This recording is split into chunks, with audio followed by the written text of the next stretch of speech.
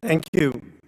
Come clean, admit your misrepresentations and ongoing inconsistencies, and stop supporting climate disinformation. Or you can sit there in front of the American public and lie under oath. Now, let me remind you of a fact that I'm sure your many lawyers have brought to your attention. In 1994, the CEOs of the 7 largest tobacco companies appeared right here before our committee. They, too, faced a choice. They chose to lie under oath, denying that nicotine was addictive. As I'm sure you realize, it didn't turn out too well for them. I hope Big Oil will not follow the same playbook as Big Tobacco. You are powerful leaders at the top of the corporate world at a turning point for our planet. Be better. Spare us the spin today. Really, we have no interest in it. Spin doesn't work under oath. We've all heard your spokespeople's talking points. Speak from the heart today. You will tell us your companies have contributed to academic research on climate science. That is true, but that is not the issue at hand. Despite your early knowledge of climate science, your companies and the trade associations you fund chose time and again to loudly raise doubts about the science and downplay the severity of the crisis. In short, the question is not, did you prevent academic research on climate science? No one says you prevented that, but did any of your executives at any point mislead the American public? You will say you've now seen the light. You will say you're for a carbon tax to have, quote, a talking point, even though the former Exxon lobbyist Keith McCoy tells us you believe, quote, it's not going to happen. You will say you're for the Paris Accords, of course. Most of you will say you're for working to reduce emissions, though notably one of you will say not the 80 to 90% of emissions that actually come from the gas you sell, just the 10% arising from your own operations. You'll tout carbon capture and storage, even though all of the carbon capture, and I want to make this point clearly, all of the captured carbon is being used to enhance oil extraction and actually increasing CO2 emissions in the world, even though there is no economically proven way to store CO2 indefinitely. Here's the problem. This hearing will show that your actions continue to be inconsistent with the climate goals you now espouse. I wish they were consistent. My goal, honestly, is not to embarrass you. It's not to have a gotcha moment. That doesn't help any of us. You actually have a moment to shine today. You could commit to changing course and taking actions that would avert a climate catastrophe. Or you could continue to deny and deceive out of a sense of institutional loyalty to your company's past. The choice is really yours. As you make it, think of the indigenous-led demonstrations last week and the 5 young activists from the Sunrise Movement who've been outside the White House on a hunger strike for 9 days and counting. They're putting their lives on the line because they know that countless thousands will suffer and die if we continue on our current path. Just today, don't think of yourselves as the CEO. Just think of yourselves as human beings. And I have this question. What will you do to end the hunger strike? What do you have to say to America's children born into a burning world? Find it in yourself today to tell the truth. It will be better for your company's futures, and it will be better for humanity's future. Thank you. And I now recognize Congressman Norman for an opening statement. Thank you, Chairwoman Maloney, and I want to thank the witnesses for their willingness to testify before the committee today. Today, committee Democrats have contrived yet another hearing to demonize the oil and gas industry.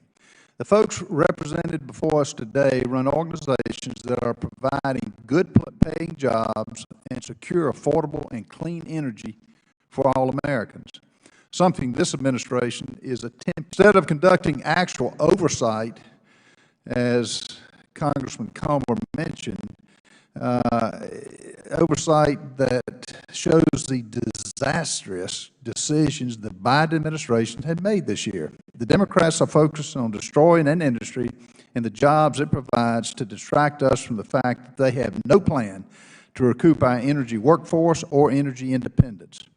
I assume that's why they canceled the Keystone Pipeline. I assume that's how they justify buying gas and oil from countries that don't like us. I assume they do not understand the effects of the Colonial Pipeline shutdown, what it had on this country. Now make more oil and make it affordable. Members of this committee need to start focusing on the issues that are impacting everyday Americans and the consequences of an overly ambitious and unrealistic climate agenda. I don't know about the rest of y'all on this committee, but the people of South Carolina did not send me to Washington to bankrupt our country. And even the phrase, "Build Back Better," needs to be changed to "bankrupt America quicker." We should have a hearing about some of the proposals by Democrats to spend hardworking American taxpayers' money on liberal pipe dreams. I would love to learn more about the proposal to spend $3.5 billion for the Green New Deal Youth Patrol aimed at helping jobless climate activists. Does anyone really believe the Youth Patrol will reduce the impacts of climate change? Will the Youth Patrol make China and India less of a polluter than they are now? China continues to pollute at record levels while the United States continues to reduce emissions. Do Democrats really believe that putting the oil and gas industry out of business will suddenly make China less of a polluter?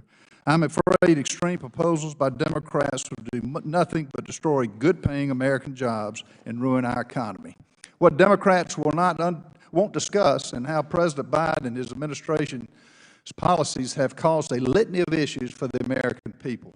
This administration's out-of-control spending is causing inflation to skyrocket. As a result, Americans are now paying more for goods and services while taking home less money in their paychecks. Everyone can see that. Look on your screen, the lights on through the storm when the sun doesn't shine. Folks, we're heading down a dangerous path with the Biden administration's policies. I fear this winter and going into 2022 will only continue to get worse. It was recently reported that the home heating costs this winter would rise as much as 54%. The Biden administration, as it has done on all the crisis it has had over the last 9 months, has no plan to confront these mounting problems, especially that affect everyone, but especially low-income Americans. The United States has abundant clean energy, natural resources. We must use these resources to advance America's interests while continuing to lead the world in emission reductions. This is a path forward, but the Democrats want to block it at every chance they get. Thank you, Madam Chairman, and I yield back. Thank you. Now I would like to introduce our witnesses. Our first witness today is Mr. Darren Woods, who is the CEO of ExxonMobil. Then we will hear from Michael Worth, who is the CEO of Chevron. Next, we will hear from David Lawler, who is the CEO of BP America. Next, we will hear from Ms. Gretchen Watkins, who is the president of Shell Oil. Next, we will hear from Mr. Mike Summers, who is the president of the American Petroleum Institute. Next, we will hear from Ms. Suzanne Clark, who is the president and CEO of the U.S. Chamber of Commerce. Next, we will hear from Neil Crabtree, a former welder. Thank you. The witnesses will be unmuted so we can swear them in. Please raise your right hands. Do you swear or affirm that the testimony you are about to give is the truth, the whole truth, and nothing but the truth. So help you God. I do. Let the record show that the witnesses answered in the affirmative. Madam Chair, Thank you, and without objection, your written statements will be made part of the record. And with that, Mr. Woods, you are now Madam Chair. recognized for your testimony. Madam Chair, Who seeks recognition? right here, I have a question. I'm curious, is there a reason why none of the witnesses traveled here to Washington today to represent their respective companies? They elected to appear remotely, and they have that right. Thank you, Madam Chair. Mr. Woods, you are now recognized.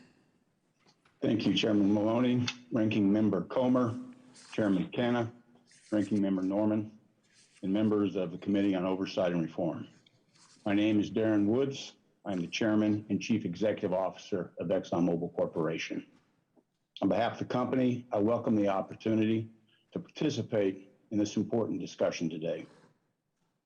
ExxonMobil provides an essential component of modern society: affordable, reliable, and abundant energy.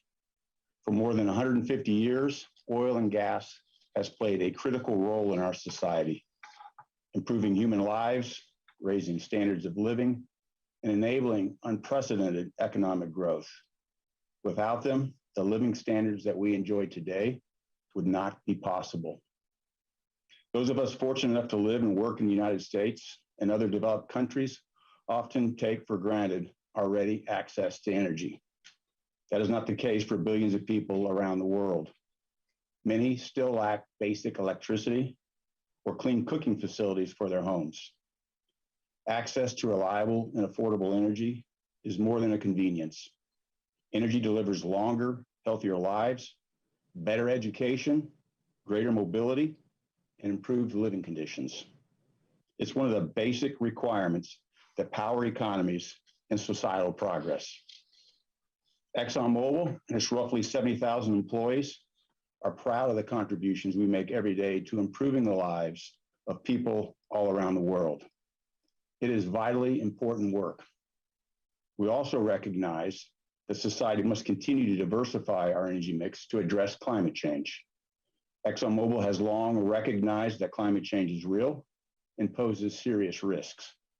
But there are no easy answers.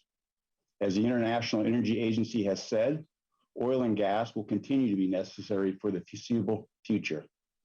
We currently do not have the adequate alternative energy sources.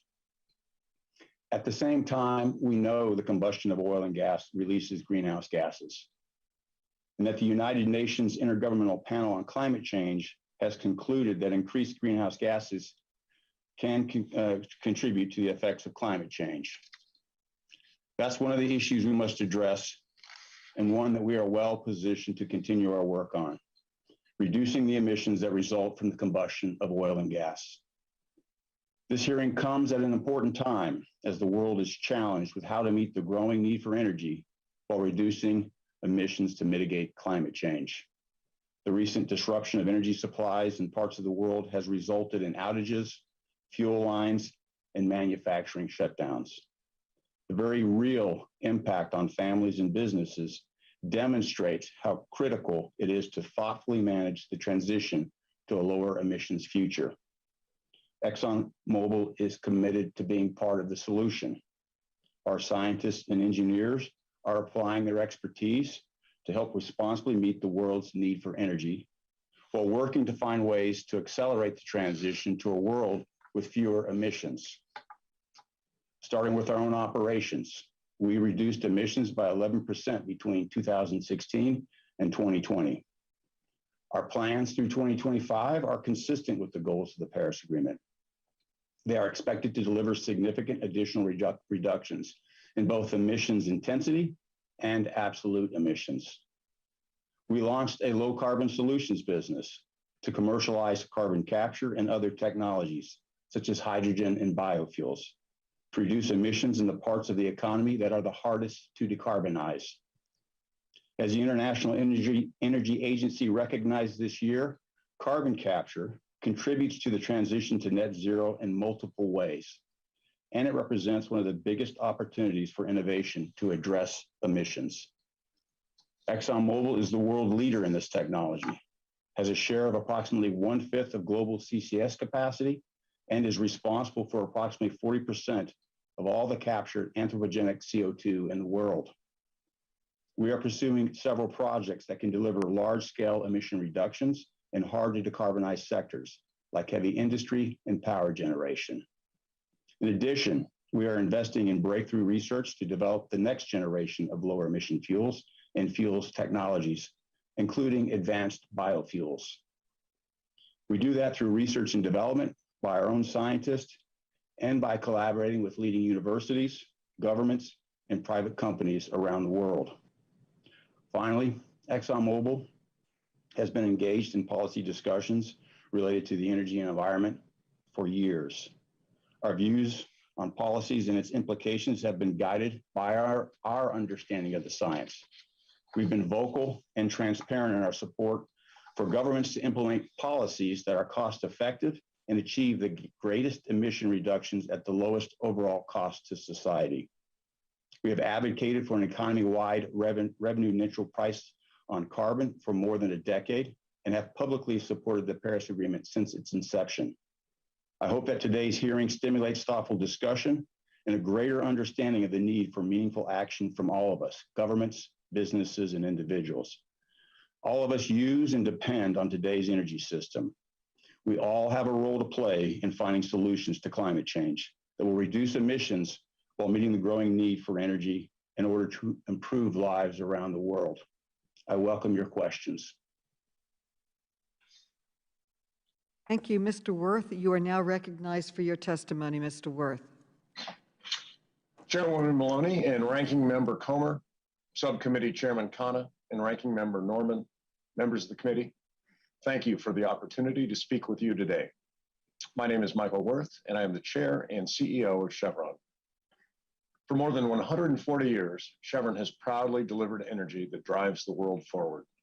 Light, heat, mobility, mechanized agriculture, modern medicine. Quite literally, the food we eat, the clothes we wear, and the standard of living we enjoy are made possible by affordable, reliable, and ever cleaner energy. In many ways, our story and that of our industry track the history of human progress. These are stories of extraordinary achievements over the past century plus, achievements that were once believed impossible. Today, we're one of the world's leading integrated energy companies. We contribute to the communities where we operate by creating jobs, sourcing from local suppliers, and giving back to the community. Just as when we were founded in 1879, we continue to believe in the power of human ingenuity to overcome obstacles and find responsible solutions for meeting the world's growing energy needs to deliver a better future for all. The issue we're here to discuss today, climate change, is one of the biggest challenges of our time. At Chevron, we've been very clear about where we stand. We accept the scientific consensus. Climate change is real, and the use of fossil fuels contributes to it. We are committed to helping address this challenge. I also want to address directly a concern expressed by some of those calling for today's hearing. While our views on climate change have developed over time, any suggestion that Chevron is engaged in an effort to spread disinformation and mislead the public on these complex issues is simply wrong. In recent years, conversations about climate have intensified. Innovation and technology have accelerated, and the energy system that underpins our global economy has continued to evolve. So has Chevron. We believe the future of energy is lower carbon, and we're committed to being a leader in making that future a reality. We set ambitious targets for our own greenhouse gas emissions. We've announced a net zero aspiration for our upstream Scope 1 and Scope 2 emissions. And we intend to invest more than $10 billion to reduce emissions and grow new energy businesses. Our strategy is straightforward. We'll continue to be a leader in efficient and lower carbon production of the traditional energy the world uses today, while growing new, lower carbon businesses that will be a bigger part of the future. I look forward to sharing the actions we're taking, and more details about those actions are included in my written testimony. We welcome a thoughtful discussion about the path ahead and how we can achieve a lower carbon energy future, while at the same time avoiding supply disruptions and preserving American leadership in energy. As part of this discussion, the undeniable reality is that oil and gas remain an important part of the energy equation. Honest, thoughtful climate policy discussions should account for that. Chevron is a proud American company.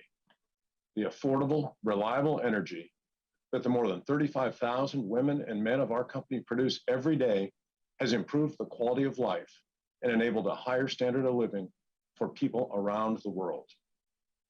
Our products fuel hospitals, schools, offices, restaurants, stores, and homes. They enable the movement of goods around the world and right to our very doorsteps.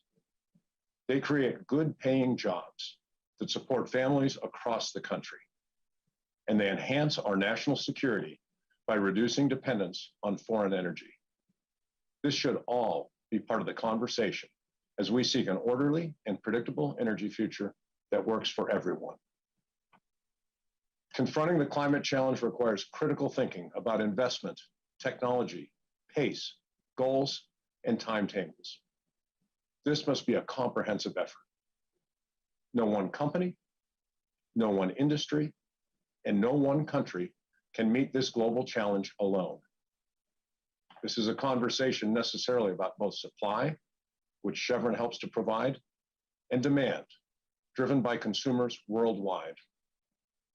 At Chevron, we believe government action in partnership with the private sector is essential to enable evolution of the energy system, and we stand ready to work with you. Thank you, and I look forward to your questions. Thank you. Mr. Lawler, you are now recognized for your testimony. Chairmanwoman Maloney, Ranking Member Comer, Chairman Khanna, Ranking Member Norman, and members of the committee. I'm Dave Lawler. Thank you for the opportunity to speak today about BP's low carbon transformation and our ambition to get to net zero by 2050 or sooner, and to help the world get there too.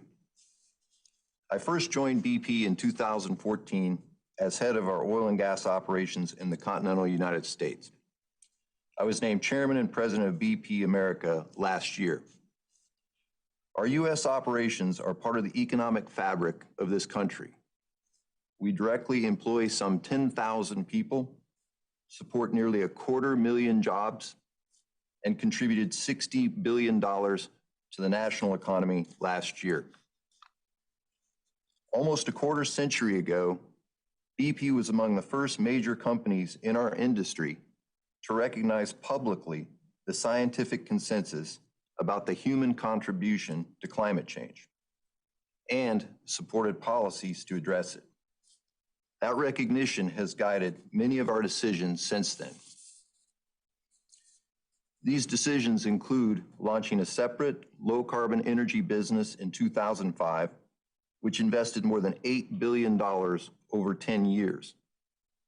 By 2007, BP publicly supported carbon pricing. When we announced our net zero ambition in February 2020, we recognized it wouldn't be easy, but we believed it was vital for both society and the success of our business. We know that the world's carbon budget is finite, and we've set clear, verifiable, short and longer term targets on our path to net zero. By 2025, we aim to grow our low carbon investments to $3 to $4 billion per year, and then to $5 billion per year in 2030. This would represent nearly a third of our projected capital expenditures. At the same time, by 2030, we expect to reduce our global oil and gas production by 40% from a 2019 baseline. Beyond capital investment and reduced production, we plan to eliminate routine flaring in our U.S. onshore operations by 2025. We also have an ambitious global methane intensity target of 0.2% based on our industry-leading measurement approach. I recognize that some may doubt how serious we are about our net zero ambition. I get it. Our progress hasn't always been a straight line, but we've learned a great deal and we view the path we're on as a business imperative. That's one reason we continue to report regularly on our progress. And we've already taken concrete steps to meet our targets. Through the first half of 2021, we more than doubled our 2019 low carbon investments to $1.1 billion, undertaking transformative offshore wind and solar energy power generation projects in the United States. This doesn't mean BP is getting out of the oil and gas business. As we transition, our oil and gas business will continue providing the energy the world needs while funding our investments in wind, solar, and other renewable energy sources. As we work to make BP a net zero company, we are trying to help the world get there too. We've redoubled our advocacy in support of policies to address climate change. We've advocated directly and with a range of partners to advance carbon pricing at the state and federal level. We're advocating for the direct regulation of methane emissions from the oil and gas industry. We aim for alignment between our positions and those of the trade associations to which we belong. We recognize that associations' positions are often a compromise of various perspectives, and we advocate within them for our views on climate change. With world leaders on the verge of an important international climate gathering in Glasgow, it's more critical than ever that governments and industry work together to find solutions to this challenge. We know we have a hard road ahead, but it's also filled with opportunities. Along the way, we welcome debate and public scrutiny, because succeeding in the energy transition is critical, both for BP and for the world. Thank you for this opportunity. I look forward to your questions. Thank you. Ms. Watkins, you're now recognized for your testimony. Chairwoman Maloney, Chairman Khanna, Ranking Member Comer, Ranking Member Norman, and members of the committee, thank you for the opportunity to be here today to discuss the urgent need for action on climate change and Shell's effort to advance society's transition to a lower carbon future. Through Shell's global Powering Progress strategy, we are working with our customers across sectors to accelerate our own progress and support the transition to net zero emissions in the United States and globally in step with society. Shell has been and remains vocal about the needed energy transition, and we continue to advocate for sound carbon policies that support the transition to renewables and lower carbon energy sources, including seeking to ensure a transition that is fair and equitable. This kind of challenge is not new to Americans. We have tackled enormous challenges before, and we can do it again. I lead Shell Oil Company, the US subsidiary of Royal Dutch Shell in the Netherlands. Shell's position on climate change has been publicly documented for nearly 3 decades. As early as 1991, our annual reports discussed concerns about climate change. Our first sustainability report in 1998 noted that human activity and the use of fossil fuels could affect the climate. Shell has issued a sustainability report every year since, and the subsequent reports have discussed climate change and the challenges that it poses. Shell has long advocated for governmental policies that will reduce fossil fuel demand, stimulate innovation in cleaner energy technologies, and reduce greenhouse gas emissions, and ensure access to reliable and affordable energy. Shell strongly advocated for the United States to remain in the Paris Climate Agreement, and later to rejoin it. Shell has a long history of advocating for carbon pricing, such as Waxman-Markey, which passed the House in 2009. Shell supports a number of provisions in the pending infrastructure legislation related to climate change, and we support climate provisions in budget reconciliation, including electric vehicle infrastructure, hydrogen production, carbon capture and storage, and a well-constructed methane fee. In 2017, Shell was the first energy business to announce an ambition for reducing net carbon intensity. And in the years since, Shell's ambitions have progressively developed. In 2020, we announced our intention to be a net zero by 2050 company in step with society. We have short, medium, and long-term intensity-based reduction targets. And today, in announcements made early this morning in Europe, we've announced our intent to reduce our Scope 1 and 2 absolute emissions by 50% by 2030 on a net basis. Shell companies have invested billions in lower carbon energy, including solar and wind, electric vehicle charging, and infrastructure. For example, we purchased a large stake in Silicon Ranch, a leading solar farm developer in Nashville, Tennessee, with more than 145 operating facilities coast to coast. And we acquired Greenlots, a California-based company that provides electric vehicle charging solutions. Meeting the demand for reliable energy while simultaneously addressing climate change is a huge undertaking and one of the defining challenges of our time. Fuel is needed to power trucks, airplanes, and ships that move people and commerce around the globe.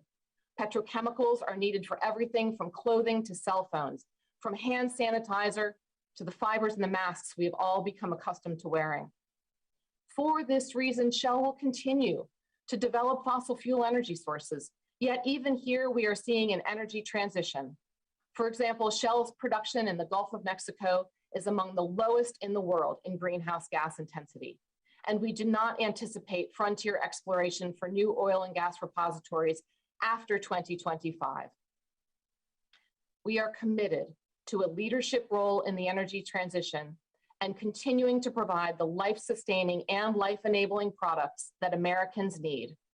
Shell is proud of its history providing energy to consumers in the United States and around the world, and we look forward to enabling a future where we all move to net zero emissions. Thank you for the opportunity to be here, and I would be happy to answer your questions. Thank you. Mr. Summers, you're now recognized for your testimony. Chairwoman Maloney, Ranking Member Comer, Chairman Khanna, Ranking Member Norman, and members of the committee. Thank you for the opportunity to testify before you today. My name is Mike Summers, and I am President and Chief Executive Officer of the American Petroleum Institute. API is the national trade association representing all segments of America's oil and natural gas industry. Our nearly 600 members, from large integrated companies to small independent operators, provide much of our nation's energy and develop safe, responsible operational standards. API's mission is to promote safety across the industry globally and to advocate for public policy in support of a strong, viable U.S. oil and natural gas sector. I would like to focus on 3 points. First, our member companies make products that enable modern life. Every day, the men and women of America's oil and natural gas industry provide the energy to maintain our quality of life, power our economy, and improve the condition of people here at home and around the globe. This industry meets Americans' needs with a strong commitment to safety, reliability, and environmental performance. And it is my high honor to work in this essential industry. Second, we meet today at a defining moment, one where energy demands are rising, and the focus on a cleaner environment has never been greater. Climate change is real, industrial activity contributes to it, and the challenges of ushering in a lower carbon future are massive and intertwined, yet fundamental. It is the opportunity of our time to address climate change while meeting the world's growing need for energy. API released a series of policy proposals, industry actions, and initiatives in our climate action framework to make a measurable difference in advancing energy, and environmental progress. This plan is centered around advancing innovation and technology to tackle this challenge. The 5 main actions are: 1, accelerating technology and innovation to reduce emissions while meeting growing energy needs. 2, further mitigating emissions from operations to advance additional environmental progress. 3, endorsing a carbon price policy by government to drive economy-wide, market-based solutions. 4, advancing cleaner fuels to provide lower carbon choices for consumers. 5, driving climate reporting to provide consistency and transparency. In the meantime, API and its members are not waiting for a government mandate to address the real and serious challenge of climate change. Our view is that innovation is the foundation of meaningful action, and as such, our industry is making significant investments in carbon capture, hydrogen, and cleaner fuels. API companies are actively reducing methane emissions from their operations through technologies and other solutions. More work remains, but one area where experts agree is that oil and natural gas will continue to be the leading energy sources for decades to come. And it is important that we take action to reduce emissions while providing that energy. In closing, API supports climate action. Governments, industries, and consumers must accelerate policy and technology solutions together. Yet legislative proposals that punitively target American industry will reverse our nation's energy leadership, harm our economy and American workers, and weaken our national security. We look forward to continuing to work with Congress and others to shape and advance effective energy and climate policy. Thank you for the opportunity to testify today, and I look forward to your questions. Thank you. Ms. Clark, you are now recognized for your testimony.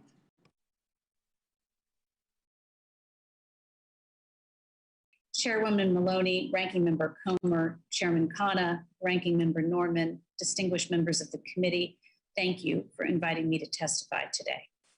Since March, I've had the privilege to serve as the President and CEO of the U.S. Chamber of Commerce, and I appreciate this opportunity to discuss our efforts to address climate change. The Chamber's position is clear. The climate is changing, and humans are contributing to these changes.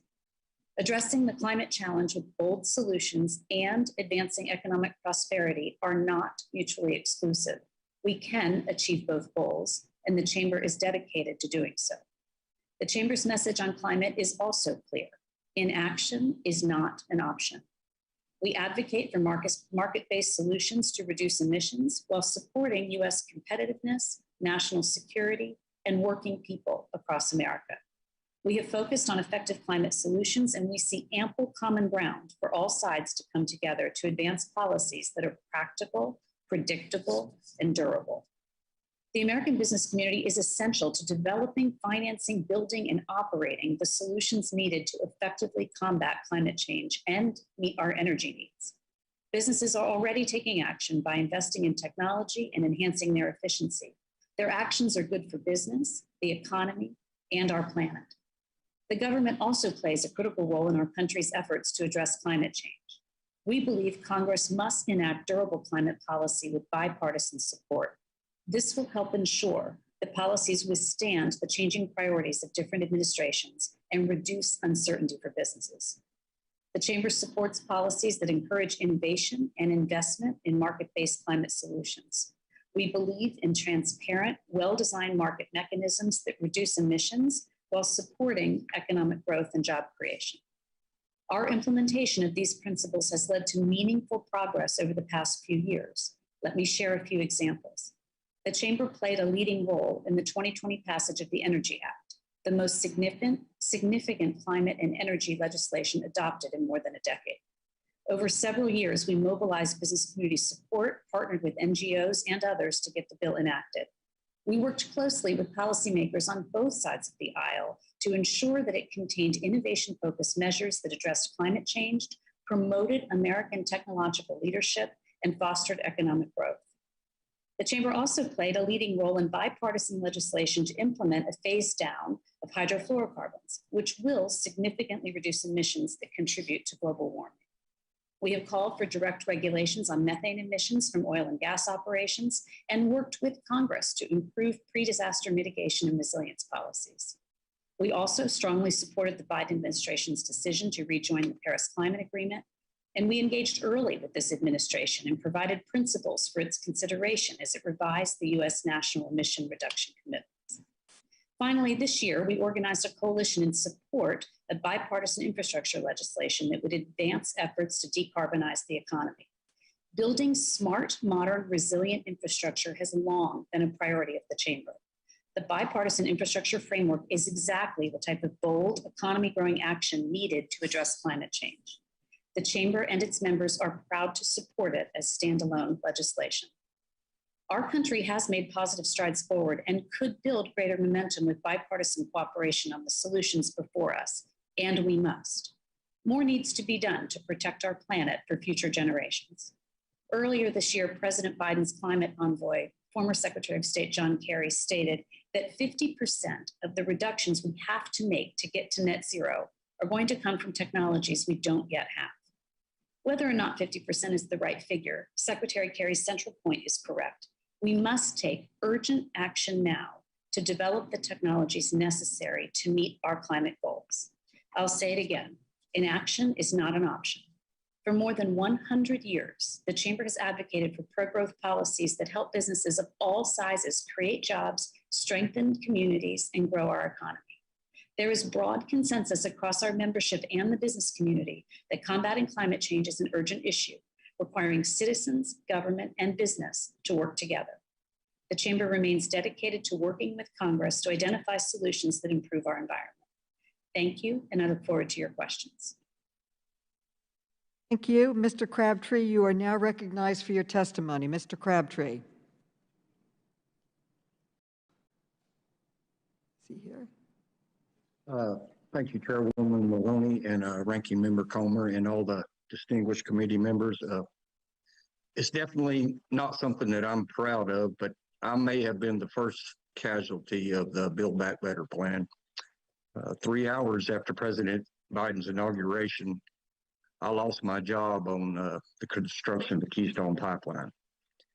Now, I realize this was only one project, but what I really feared was the consequences the decisions would have on my future. And now I see those fears being realized. Not only did I lose an opportunity for employment on the Keystone, but I'm losing employment opportunities because of energy companies seem to be hesitant to plan other needed projects that we need in this country. And all this is happening while the demand for energy is rising. The Build Back Better shouldn't mean the total neglect and destruction of our energy infrastructure as we know it. People from coast to coast are feeling the pain of rising energy prices, and there seems to be no thought given to the hundreds of thousands of workers in this industry or the millions of products that we use every single day that are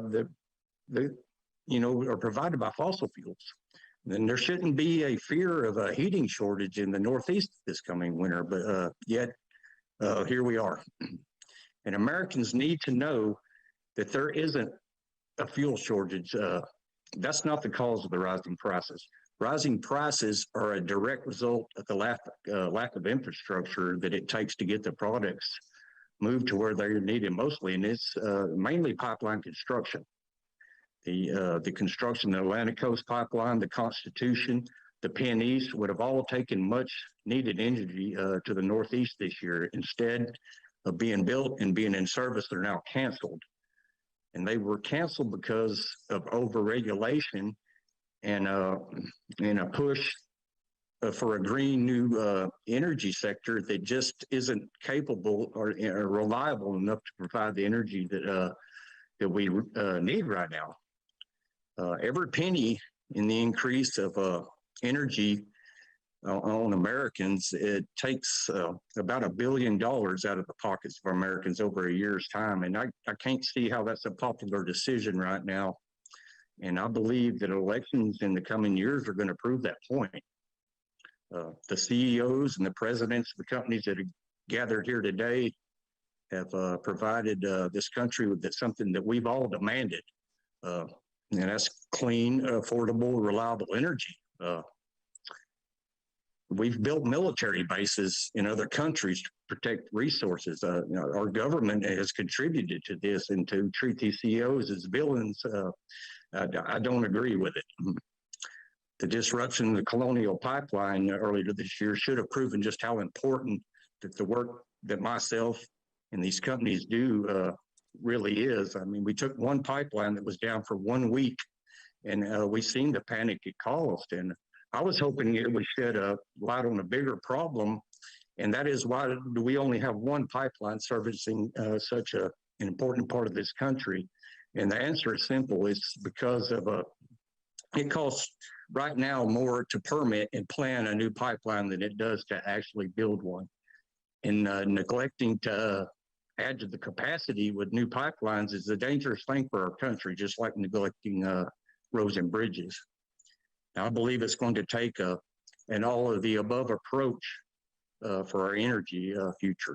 Renewables are going to play a part. They will be developed.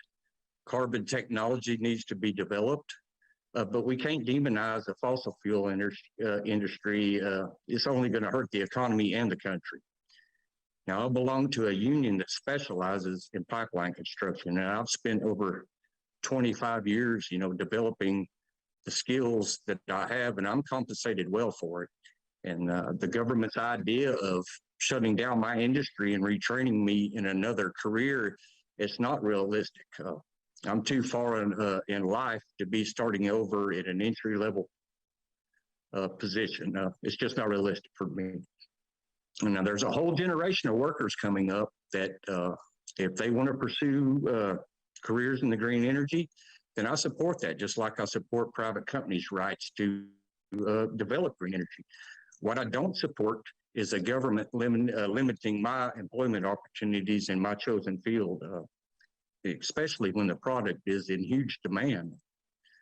To sum this up, the administration is having a direct negative impact on energy prices in this country. They're having an impact on my ability to find work right now. My crisis right now isn't the climate. My crisis is the mortgage payments I have due every month. It's the food I need to put on my table, and it's the health care I need to provide to my family. And instead of demonizing the CEOs and presidents that are here today, I would like to thank them for the opportunities they've provided me and my family and my union to work in these past few decades. And I look forward to any questions you might have. Thank you so much. Pursuant to Rule 9C, the chair authorizes an hour of extended questioning to be equally divided between the majority and the minority for this hearing. I have consulted with the ranking member, and we have agreed to divide up the hour of extended questioning in 4 15-minute blocks. First, the chair will ask questions, then the ranking member, then Mr. Khanna, and then Mr. Norman. The ranking member intends to yield a portion of his time to Mr. Brady and Mr. Graves, and without objection, both members are authorized to participate in today's hearing.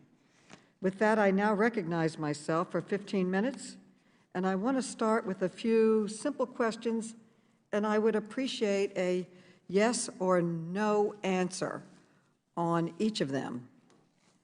Mr. Woods, CEO of Exxon, do you agree that climate change is real? Yes. Thank you. Mr. Lawler, CEO of BP America, do you agree that climate change is caused by human activities? Yes. Mr. Worth, CEO of Chevron, do you agree that burning fossil fuels is a significant cause of climate change? Chairwoman, we've been clear on where we stand, and we accept the scientific consensus that the use of fossil fuels contributes to climate change. So that I'm taking as a yes. Ms. Watkins, President of Shell, the Intergovernmental Panel on Climate Change, released a new report in August concluding that climate change is widespread, rapid, and intensifying.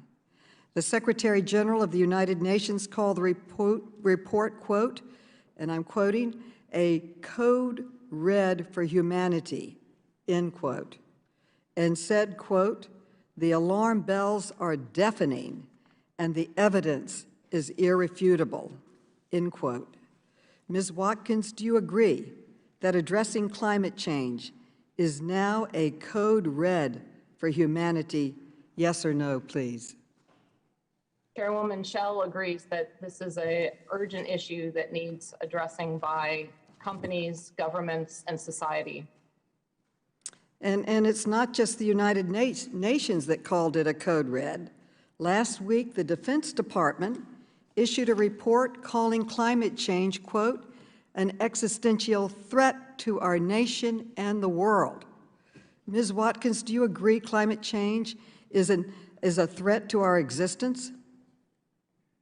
Chairwoman, I agree that climate change is one of the biggest challenges that we have in the world today, which is why at Shell we're in action on providing lower and no carbon products to our customers. We believe this is something we're all in together. We need to work in collaboration with society, with governments, with other companies and other industries. But do you agree that it's an existential threat? Yes or no? Yes. Yes or no? I agree that this is a defining challenge for our generation. Absolutely. Well, let me put it another way. Does anyone on the panel disagree with the statement from the United States and the Defense Department that climate change is an existential threat to our existence? Does anyone disagree? So the truth is clear. Climate change is real. Burning fossil fuels is the primary cause of this crisis, and it is urgent that we fix it. This is the first time each of you has told Congress this and the companies that you represent, and it is significant and important. Thank you. But it's also true that if it weren't for the actions of the big oil companies, we might have taken action to fix this problem decades ago. Mr. Woods, I want to ask you about some public statements that your predecessor, Lee Raymond, made in 1996 and 97 as the world was debating an agreement to reduce greenhouse gas emissions known as the Kyoto Protocol. Here's what Mr. Raymond said in 1996, and I quote, "Currently, the scientific evidence is inconclusive as to whether human activities are having a significant effect on the global climate," end quote. And I'd like to place his statement in the record without objection. And this was no slip of the tongue. In 1997, he gave another speech where he denounced the effects in Kyoto and said, quote, "The case for global warming is far from airtight," end quote. Mr. Woods, when Exxon's CEO made these remarks about the inconclusive nature of the scientific evidence, were they consistent with the views of Exxon's own scientists? Yes, Chairwoman, thank you for the question. Appreciate the opportunity to address that. Our understanding of the science has been aligned with the consensus of the scientific community as far back as 20 years ago when you referenced our chairman at that time's comments. And as science has evolved and developed, our understanding has evolved and developed, as has our work and position on the statement. Well, as you make your statement, I'm reminded of another hearing that we had with the tobacco industry. And we had all the executives seated in this room, and they were asked about their statements from their companies that the science was uncertain. And they said they did not believe that nicotine was addictive. Well, it came out that they lied. Tobacco, nicotine was very addictive. And now I'm hearing from you that the science that was reported publicly, where your executives were denying climate change, we know that your scientists internally were saying that it's a reality. So I was hoping that you would not be like the tobacco industry was and lie about this. And I was hoping that you would be better than the tobacco industry and that you would have come out with the truth, and I'm disappointed with the statement that you made.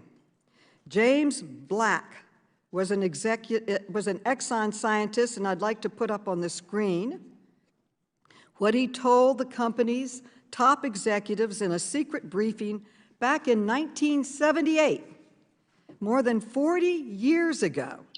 And he said, and I quote, "There is a general scientific agreement that the most likely manner in which mankind is influencing the global climate is through carbon dioxide release from the burning of fossil fuels," end quote. And Mr. Black was not the only Exxon scientist to recognize that burning fossil fuels would cause dangerous climate change. In 1982, Roger Cohen, one of Exxon's most senior scientists, wrote a private letter to Exxon's management, and I'm putting it in the record. He said there was a, quote, "scientific consensus about the impact of increased carbon dioxide on the climate," and there was, quote, unanimous agreement in the scientific community, end quote, that doubling carbon dioxide levels would lead to significant climate change. So I'm asking you, Mr. Woods, do you agree there is an inconsistency between what Mr. Raymond, the Exxon CEO, told the public and what Mr. Black and Mr. Cohen, both Exxon scientists, told top executives?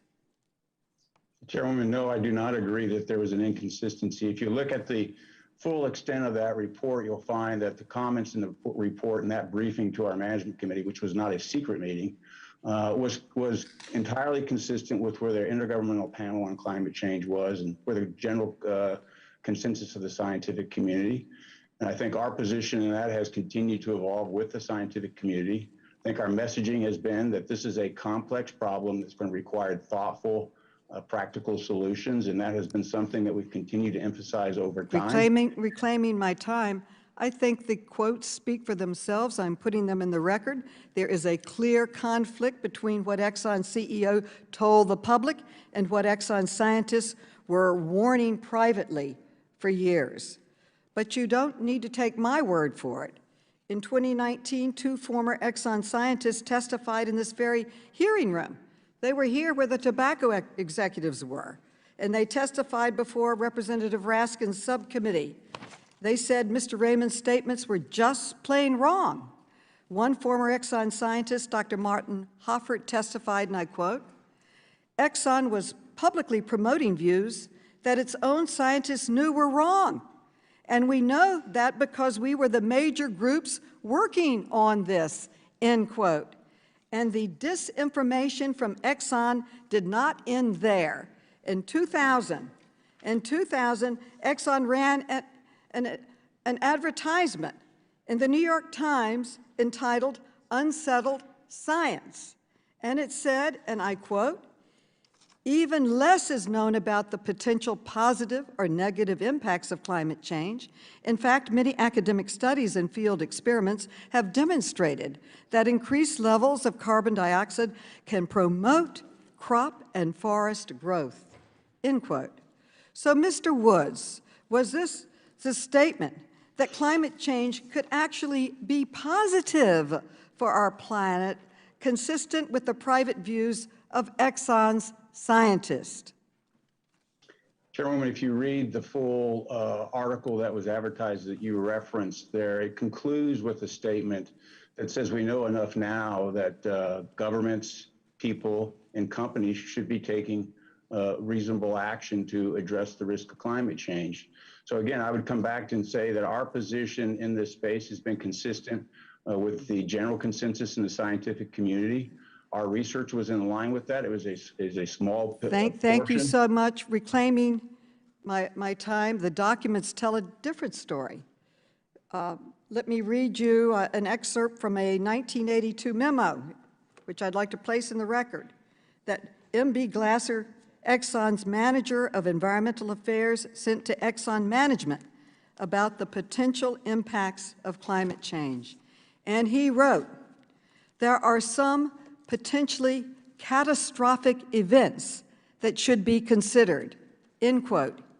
He said those events could include melting ice caps and flooding along the East Coast, including in Florida and Washington. And another private memo from 1981 issued similar warnings. Mr. Cohen, a top Exxon scientist, wrote that it was distinctly possible that climate change would, quote, "produce effects which will indeed be catastrophic, at least for a substantial fraction of the Earth's population," end quote. And that also, unanimous consent to place in the record, Mr. Woods giving these grave warnings from Exxon's own scientists over and over and over again.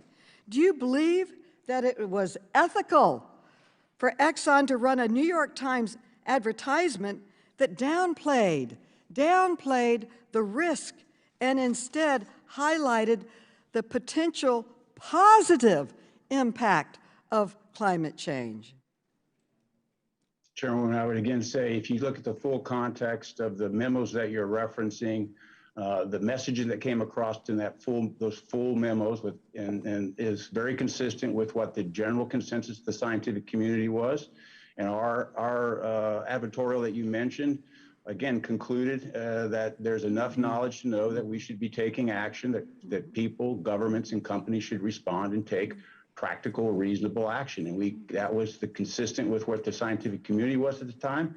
And as time has progressed, we've continued to maintain a position that has evolved with science and is today consistent with the science. Our witnesses today would like you to think that their actions that I have laid out and put in the record are ancient history, but they are not. Just this year, an Exxon senior lobbyist, Keith McCoy, was caught on a video boasting about these efforts that deceived. Let's play that clip now, please. Did we aggressively fight against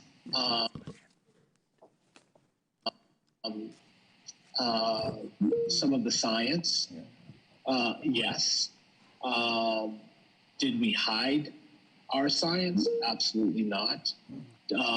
Did we join some of these shadow groups to work against some of the early efforts? Yes, that's true. But there's nothing illegal about that. You know, we were looking out for our investments. We were looking out for our And how did Exxon respond? Did they come clean about this shocking conduct? No. Mr. Woods called Mr. McCoy's comments inaccurate, and then they fired him. And they are obviously lying like the tobacco executives were. So I want to ask each of the witnesses here today, representing fossil fuel companies and trade associations, to take a simple pledge. I want each of you to affirm that your organization will no longer spend any money, either directly or indirectly, to oppose efforts to reduce emissions and address climate change. Ms. Watkins, will you take that pledge on behalf of Shell? Chairwoman Maloney, we spend a lot of money in lobbying for climate policy right now, and I can pledge. Will you take that pledge, yes or no? If you just want to filibuster, I'll take it as a no. Yes or no? Will you take that pledge that you will stop spending money with dishonest? I will pledge that we will continue to spend our money on climate advocacy, climate policy advocacy, as we have for many years now. So in the interest of time, let me ask the rest of the industry representatives on this panel, do any of you refuse to take this pledge? If you refuse to take this pledge, will you please just raise your hand? Chairwoman Maloney, what I would say is that we have stopped all reputational advertising at BP. Will you take the pledge? I know that you've taken steps in the right direction. I heard that in your testimony. Thank you. Will you take the pledge, yes or no? Well, for your specific pledge, what we're pledging to do is advocate for low carbon policies that do in fact take the company and the world to net zero. That's the pledge I'm willing to commit to. Well, I'm asking Madam Chair. if you'll stop spending money either directly or indirectly to oppose efforts to reduce emissions and address climate change. Just stop spending money. Madam Chair. That's on lies. Time. Okay, I take that you don't want to take the pledge. All right. I hope that. Madam Chair. I hope that after. We're nearly 2 minutes over. Okay, may I just close for 1 second? I hope that after 40 years of misleading the public to block climate action, our nation's oil and gas industry will finally change its behavior and join the many good corporate citizens, community leaders, scientists who are working together to save our planet and our children. I now yield to my good friend and colleague, Ranking Member Comer. Thank you, Madam Chair.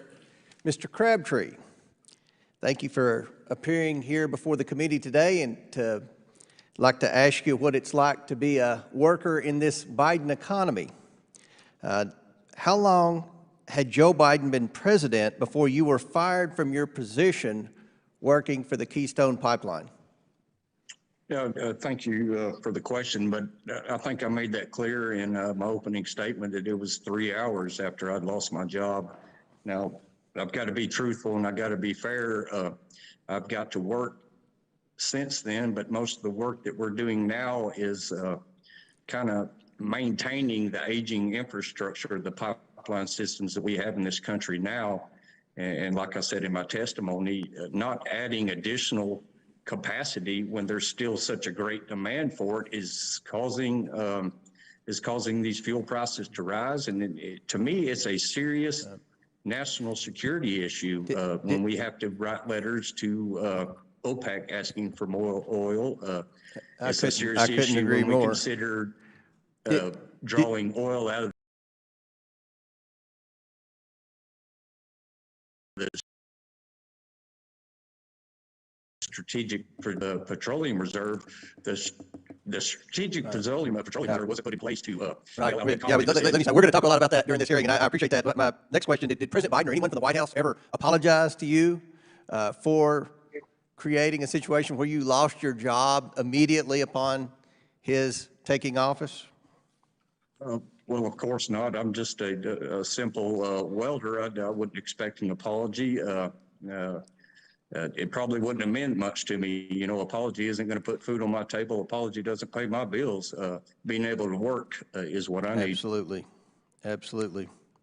Now, last week, President Biden said that gas prices won't go down until 2022, and he said during his town hall when asked what he was going to do to reduce gas prices, he didn't have an answer on that. What, in your opinion, impact does shutting down one pipeline, in this case Keystone, have on energy prices? Well, I can give you a number. Number one is transportation cost. This pipeline was going to replace the transportation. This oil has already been coming into the country. We're using it. It's coming in by rail. And when you can build a pipeline, you can cut transportation costs by nearly a third. And probably reduce your carbon footprint at the same time, right? Exactly. This was a pipeline that was going to run off of green energy. A lot of people don't know that. And number two is, market speculation. The country's seen what was happening. The very first thing that President Biden done, and when you see an attack on the industry like that, some of the prices on the markets are a lot of it's speculation. They see this attack on it, and you get people buying up contracts because they're worried about not being able to have any. Well, I tell you, I hate to see what's happened to you and so many other workers, union workers in America with the disastrous Biden energy policies. It's just been a terrible time in America to be a worker in this Biden economy. It's been a good time to be on welfare and someone who doesn't work or works from home, but a terrible time to be a worker. I want to shift gears and ask quick questions to the oil and gas CEOs. I'm going to start with Mr. Woods, and we're going to try to run down these real quick because I'm going to yield to Kevin Brady momentarily. But Mr. Woods, how long have you been CEO of Exxon? Since 2017. Mr. Woods, in your time as CEO, have you ever approved a climate disinformation campaign? I have not. Ms. Watkins, how long have you been president of Shell? For 3 years. Ms. Watkins, in your time as CEO, have you ever approved a disinformation campaign? No, I have not. Mr. Worth, how long have you been CEO of Chevron? For almost 4 years, Congressman. Mr. Worth, in your time as CEO, have you ever approved a disinformation campaign? I have never approved a disinformation campaign. Mr. Lawler, how long have you been CEO of BP America? About a year and a half. Mr. Lawler, in your time as CEO, have you ever approved a disinformation campaign? No, I have not. Well, thank you all for being here and answering my questions. We're going to have a lot of questions throughout the day. I look forward to working with the oil and gas industry to create more jobs here in America. I would now like to yield to the distinguished gentleman from Texas, Mr. Brady, the ranking member on the Committee of Ways and Means. Thank you, Ranking Member Comer, for having me this morning, to Chairwoman Maloney, and thank you to America's affordable energy leaders for joining us today. American-made energy boasts an enviable track record of hiring, training, promoting, and empowering all Americans. I've seen this firsthand, where our energy companies are providing good-paying jobs, quality health care, and secure retirement for workers from the lowest skills to the brightest researchers in the world, with remarkable opportunities for women and people of color. The success of this industry isn't just important to my state of Texas, but important to the success of our nation, where we recognize good-paying jobs and rising paychecks do so much more to lift Americans out of poverty than the promise of never-ending government checks. Today's disappointing economic report points out why good-paying energy jobs should be protected. Today's report was awful.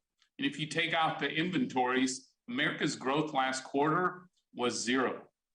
The president is a disturbing 0 for 3 in meeting quarterly projections for growth this year, even with expectations dumbed down in some cases by 80% or more. The president's best economic growth peaked last spring, and he remains nearly 1 million jobs short of his promises. He's making an alarming labor shortage worse for Main Street businesses and is demanding more government stimulus that will drive prices up higher and longer. Too many Americans have lost faith, and the president now faces serious questions about his competency to heal our economy. Part of that is due to a relentless attack on American energy workers by the administration and this Democratic Congress. A taxation and regulatory attack that could kill over 1.5 million good-paying American energy jobs over time and drive prices even higher for struggling families and Main Street businesses. Ironically, for an administration that's made climate change a central focus, these attacks damage the very industry that holds the key to addressing greenhouse gas emissions around the world in a smart way that raises the standard of living here in America and in our poorer nations as friends. The solution to climate change isn't to drive energy prices up higher for everyone and kill off American energy jobs. That's flat earth thinking. The smart solution is to make affordable energy cleaner through technology, and then exporting American technology tax and tariff-free to help the entire world solve our climate challenges. This industry has already proven it can increase production of American energy to meet our growing demand while reducing greenhouse gas emissions. This industry continues to invest more in research, innovation, and technology to make affordable energy cleaner than any other industry. Instead of vilifying them and trying to end their existence, Congress should be working with them to accelerate this technology and clear the path for sharing it with the world. Renewables do play a big role in reducing emissions, but natural gas is the real bridge to the future.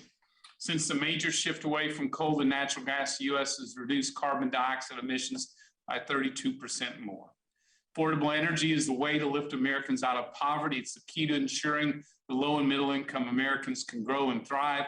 And instead of demonizing the very industry whose success has made our country independent and secure, instead of raising energy prices on those who can least afford it, let's empower America's innovators. Let's rebuild the momentum we made in unleashing LNG and crude oil exports and use that success to make America a leader in discovering new clean energy technology.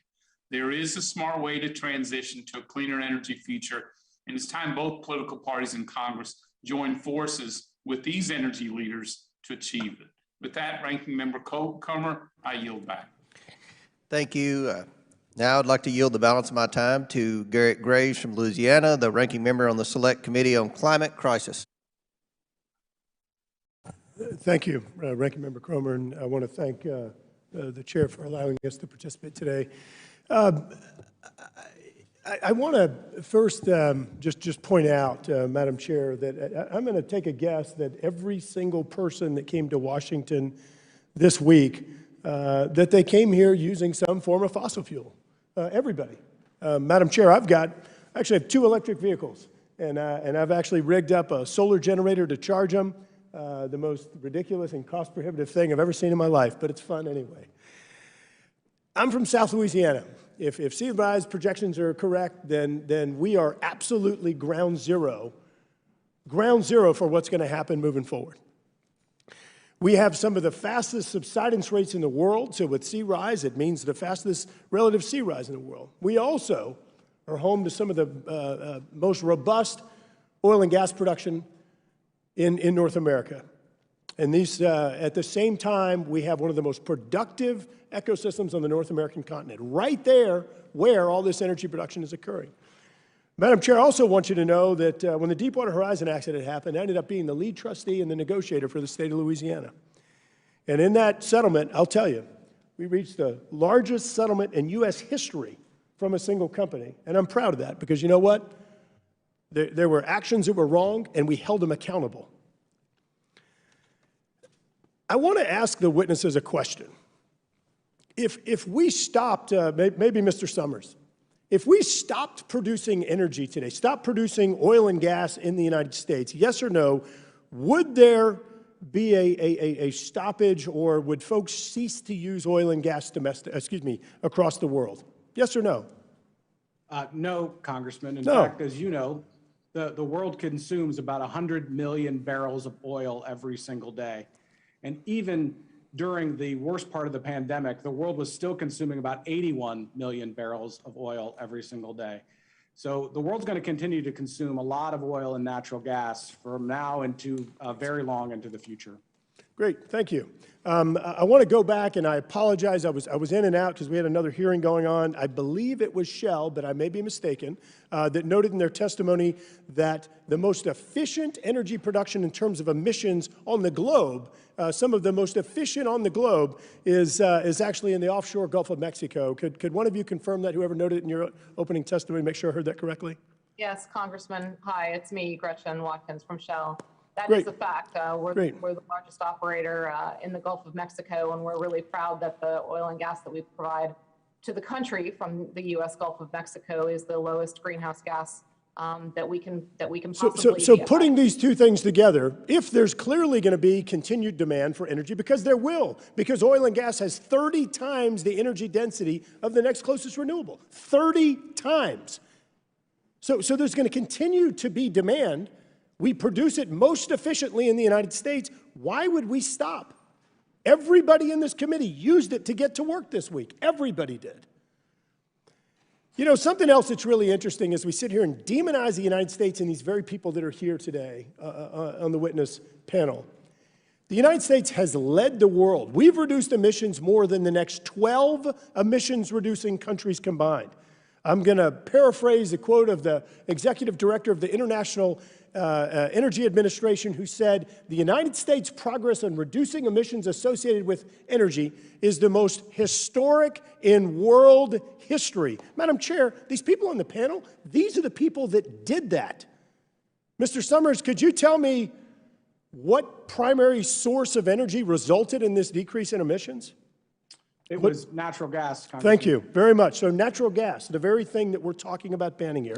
Madam Chair, I would like to read you a quote from a letter. Quote, "Today we call on you to use all your authority to take timely action to pressure OPEC and cooperating countries to increase world oil supplies." Okay? I'll say it again. Asking OPEC to increase world oil supplies. You know which awful Republican members of Congress or people asked for this? That would be Maria Cantwell, Senator Menendez, Senator Schumer, and Senator Markey. Quote, May 18, 2018. Madam Chair, and I'd like to ask that this be included in the record. Madam Chair, without objection. More recently, on August 12th of this year, a number of Democrat members of Congress effectively asked the same thing, and as I heard noted earlier today, Jake Sullivan, as well as other White House officials, asked OPEC to increase oil production. If we produce it most efficiently, what are we doing by stopping it? Why? It clearly, we're going to see a 60% increase in global demand for energy, a 60% increase. So the strategy right now, by throwing out all conventional energy production, okay, so we're going to move to solar. Guess who makes 90% of the solar panels? It's China. Guess who has 80% roughly of the rare earth and critical minerals in the world cornered? It's China, and by the way, they use slave and child labor to produce that. It simply doesn't make sense. These are the innovators.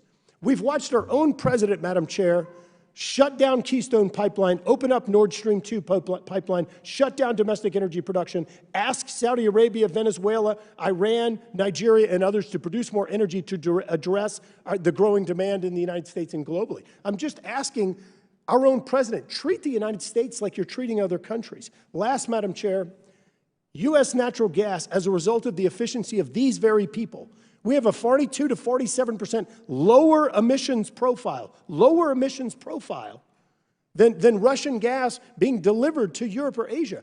This is part of the solution as we move forward, meeting this growing energy demand with solar, with wind, with wave, with geothermal, with nuclear, with oil and gas and other efficient energy streams. It's against our interest to shut these things down. We need to be focused on the innovation, carbon capture storage, carbon capture utilization, and other complementary strategies to meet this growing demand. When the Clinton administration stopped producing energy domestically, barrel for barrel, we imported more from Russia. It's a failed strategy that's not in the best interest of the United States. Yield back. The gentleman yields back. Mr. Comer, do you yield back? Yield back. Okay. I now recognize Mr. Khanna, who is the chairman of the Subcommittee on the Environment, for 15 minutes. Thank you, Madam Chair. First, let me thank the witnesses for appearing today voluntarily. I don't have any interest in being adversarial. I actually want to see if we can get some positive commitments. Let me start out where I think we'll agree. Mr. Woods, what's impressive is that in 1977, Exxon had a report that said, quote, "There is general scientific agreement that the most likely manner in which mankind is influencing the global climate change is through carbon dioxide release from the burning of fossil fuels." Mr. Woods, I assume you'd agree with that Exxon conclusion, yes? Our work was consistent with what the scientific community was saying at the time, yes. And in your role as CEO, as you told Representative Comer, you would never today endorse statements that blatantly contradict climate science, correct? Correct. And so if an organization, for example, today were to say they do not believe in the linkage between fossil fuels and warming, I assume you would say that's false, correct? I wouldn't support that statement. You would say it's false? And looking at the full context of the statement, I'd make a judgment on that, but that's... I mean, you would say it's false that there's no linkage between fossil fuels and warming, correct? I mean... The combustion of fossil fuels leads to emissions, which is linked to climate change, yes. Okay. And I assume you know that your former Exxon CEO, Lee Raymond, made exactly that statement in 2002 nearly 25 years after Exxon's report. He said, quote, he does not believe, quote, that the science establishes the linkage between fossil fuels and warming. Now, I'm glad you admitted that that statement is false, and I really don't want to dwell on the past. But in the spirit of giving you the chance to turn the page for the company, I assume you would acknowledge that Mr. Raymond's statement was a mistake and the company regrets it, correct? I think Mr. Raymond's statement was consistent with the science at the time. I don't even want to argue that, evolved. Mr. Woods. I don't even want to argue that. We could go back and forth. You said it's a false statement. You know, when I make a statement that's wrong, when most people make a statement that's wrong, they say, okay, it's a mistake, we regret it. I'm just asking you for that. I assume now that it's a false statement that the company regrets making it and would acknowledge that, right? I think the expectation would be that we'd look at that at the time it was said, and years ago that was. But forget whether it was consistent or not. Can you just acknowledge that it was a mistake to make? If someone makes a mistake, just say it was a mistake, and you regret that that statement was out there. Would you say that? I don't think it's fair to judge something 25 years ago with what we've learned since that well, time. I'm disappointed that you're not even willing to say that something is a mistake. Doesn't inspire a lot of confidence about, you know, introspection and going forward. I'm surprised, actually. I thought you would just say it's a mistake. It's not asking you much to say, hey, it's a mistake that someone's put that out. Anyway, let me move on. The United Nations 2021 Production Gap Report says, to be consistent with a 1.5 degree pathway, oil and gas production would have to decline annually by 4% and 3% respectively. The IEA's 2021 net zero roadmap calls for no new oil and gas developments. Mr. Lawler, BP has said that it supports economy-wide net zero greenhouse gas emission targets by 2050. You made a strong commitment, actually, to reduce oil and gas production by 40% by 2030. I assume you're doing this because you think it is important and part of the solution to the climate crisis. Is that correct? That's correct, Mr. Kano. What BP has aligned its strategy on is in accordance with the Paris Agreement. We have a new strategy. Just 2 years ago, just before COVID started, we put this new strategy into place. Right. I don't want to cut you off. We have limited time. And so you believe that the oil and gas production must decline each year? Is that partly why you're doing this? We think that's the best decision for right. BP, and that's our and contribution. And Ms. Watkins, Shell's energy transition strategy says we have set our net zero target, so it's fully consistent with this Paris Agreement. And you today actually announced this new thing where you're going to be having a 50% reduction on Scope 1 and 2, and you are also committed to a 1 to 2% year in total oil production decline. Is that correct? Yes, that is correct. Great, and I assume you're doing that because you also believe under the Paris agreements that it's important and that we need to have oil and gas production declining every year? Congressman, what we do believe is that hydrocarbon demand needs to reduce if we're going to get to net zero by 2050, which is why we're also providing more and more low and no carbon right, but you're committed to this 1 to 2% reduction every year, right? I mean, that's your policy, correct? It is, and let me just turn down to Mr. Worth. Chevron announced, unlike BP and Shell, that earlier this year that you plan to increase by 3.5% on a compound basis your production. Is that correct, Mr. Worth? Congressman, our forward guidance would show that we will grow lower carbon production of traditional. I'm just asking, are you going to be increasing your oil and gas production by 3.5% on an annual basis? Chairman, we will increase our oil and gas production and reduce the carbon. Okay, so you're going to be increasing the production. And Mr. Woods, you have said that you want to keep the oil and gas production flat. Is that correct? Or the We're focused on meeting the needs of society and whatever that needs. I don't need the American apple pie speech. It's a factual question. You're going to keep it flat, right? So I'm just getting it. So 40% reduction BP, 1 to 2% annual Shell, the Europeans, the American companies, Chevron's increasing, Exxon is increasing. Mr. Lawler, BP has said it supports. Will the gentleman yield for question? No, not right now. Mr. BP has said that it supports economy-wide net zero greenhouse gas emissions.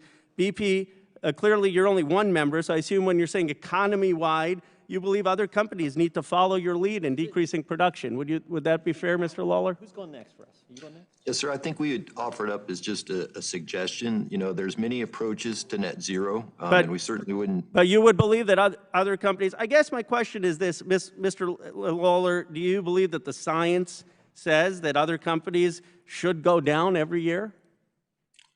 Well, I think what we would agree with is the IPCC report, the scientific consensus that action needs to be taken to lower emissions is real, it's significant, and BP is in action on that. Let me just ask a yes or no question on this, Mr. Worth. Are you embarrassed as an American company that your production is going up while the European counterparts are going down? Congressman, as we have already heard, demand for energy is going up in the world. Okay, so you're not embarrassed. And do you commit to do anything? I'm just asking an open question. It's not a gotcha question. Do you commit to do anything to matching your European counterparts to try to bring the actual demand of oil production down? Congressman, with all due respect, I'm very proud of our company and what we do. I'm proud of the companies in this industry. So no, you won't reduce the solution. You won't. And Mr. Woods, would you commit to matching your European counterparts to reducing the production of oil like both Shell and BP are doing? We're committing to lowering our emissions. No, are you committed to lowering the production as Paris Accords say, or no? It's the issue, Mr. Chairman. It's a yes or no. You could say, you could explain why you're not, but are you committing? Could you commit to lowering production or not? We're going to lower emissions, which is the source Okay, I'll of take the that issue as a that no. we're trying to address. Let me move to a new point. Ms. Watkins, you know, so far you seem like the star here. I mean, do you agree that IEA, that the electric vehicles are vital to decarbonization? I assume you do, because you said the rise of electric vehicles is vital to decarbonizing road transport. Yes, we believe that to be Great. the case. Mr. Lawler, I assume you agree with this, because you say energy use in road transport is key. It needs to be dominated by electrification. Yes, sir. We believe that EVs are significant. Yes, both of your companies, along with Exxon and Shell, support the American Petroleum Institute. And Mr. Summers, you're here. You're the head of API, and you said, quote, the government efforts to promote electric vehicles would leave everyday drivers high and dry, unfairly burden non-EV drivers, and be costly for taxpayers and consumers. In fact, you've been participating in, quote, state-by-state multi-million-dollar battles to squelch utilities' plans to build charging stations across the country. Ms. Watkins, on this panel with you is Mr. Summers, the head of API. Will you take the opportunity today to tell him that his opposition to electric vehicles is wrong, and that instead of opposing tax credits for electric vehicles, he should support them? Chairman Khanna, we're a member of the API for a number of reasons. Yeah, I know, and I respect that. Can you just tell him to stop the electric vehicle advertising? If you say that today, he'll stop. You give him $10 million a year. We have a number of conversations, of course, ongoing conversations. Could you just tell him that today? Just tell him, please stop the electric vehicle advertising. It'll help us in Congress. Just tell him to stop.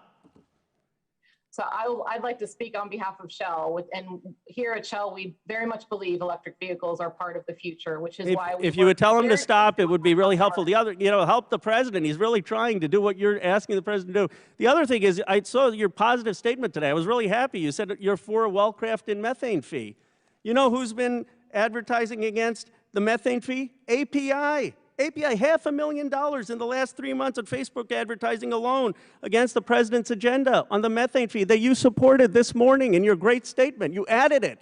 Your staff crafted a statement and you said, no, we want to have well-crafted methane. Can you please tell API to stop the advertising on the methane fee, against the methane fee?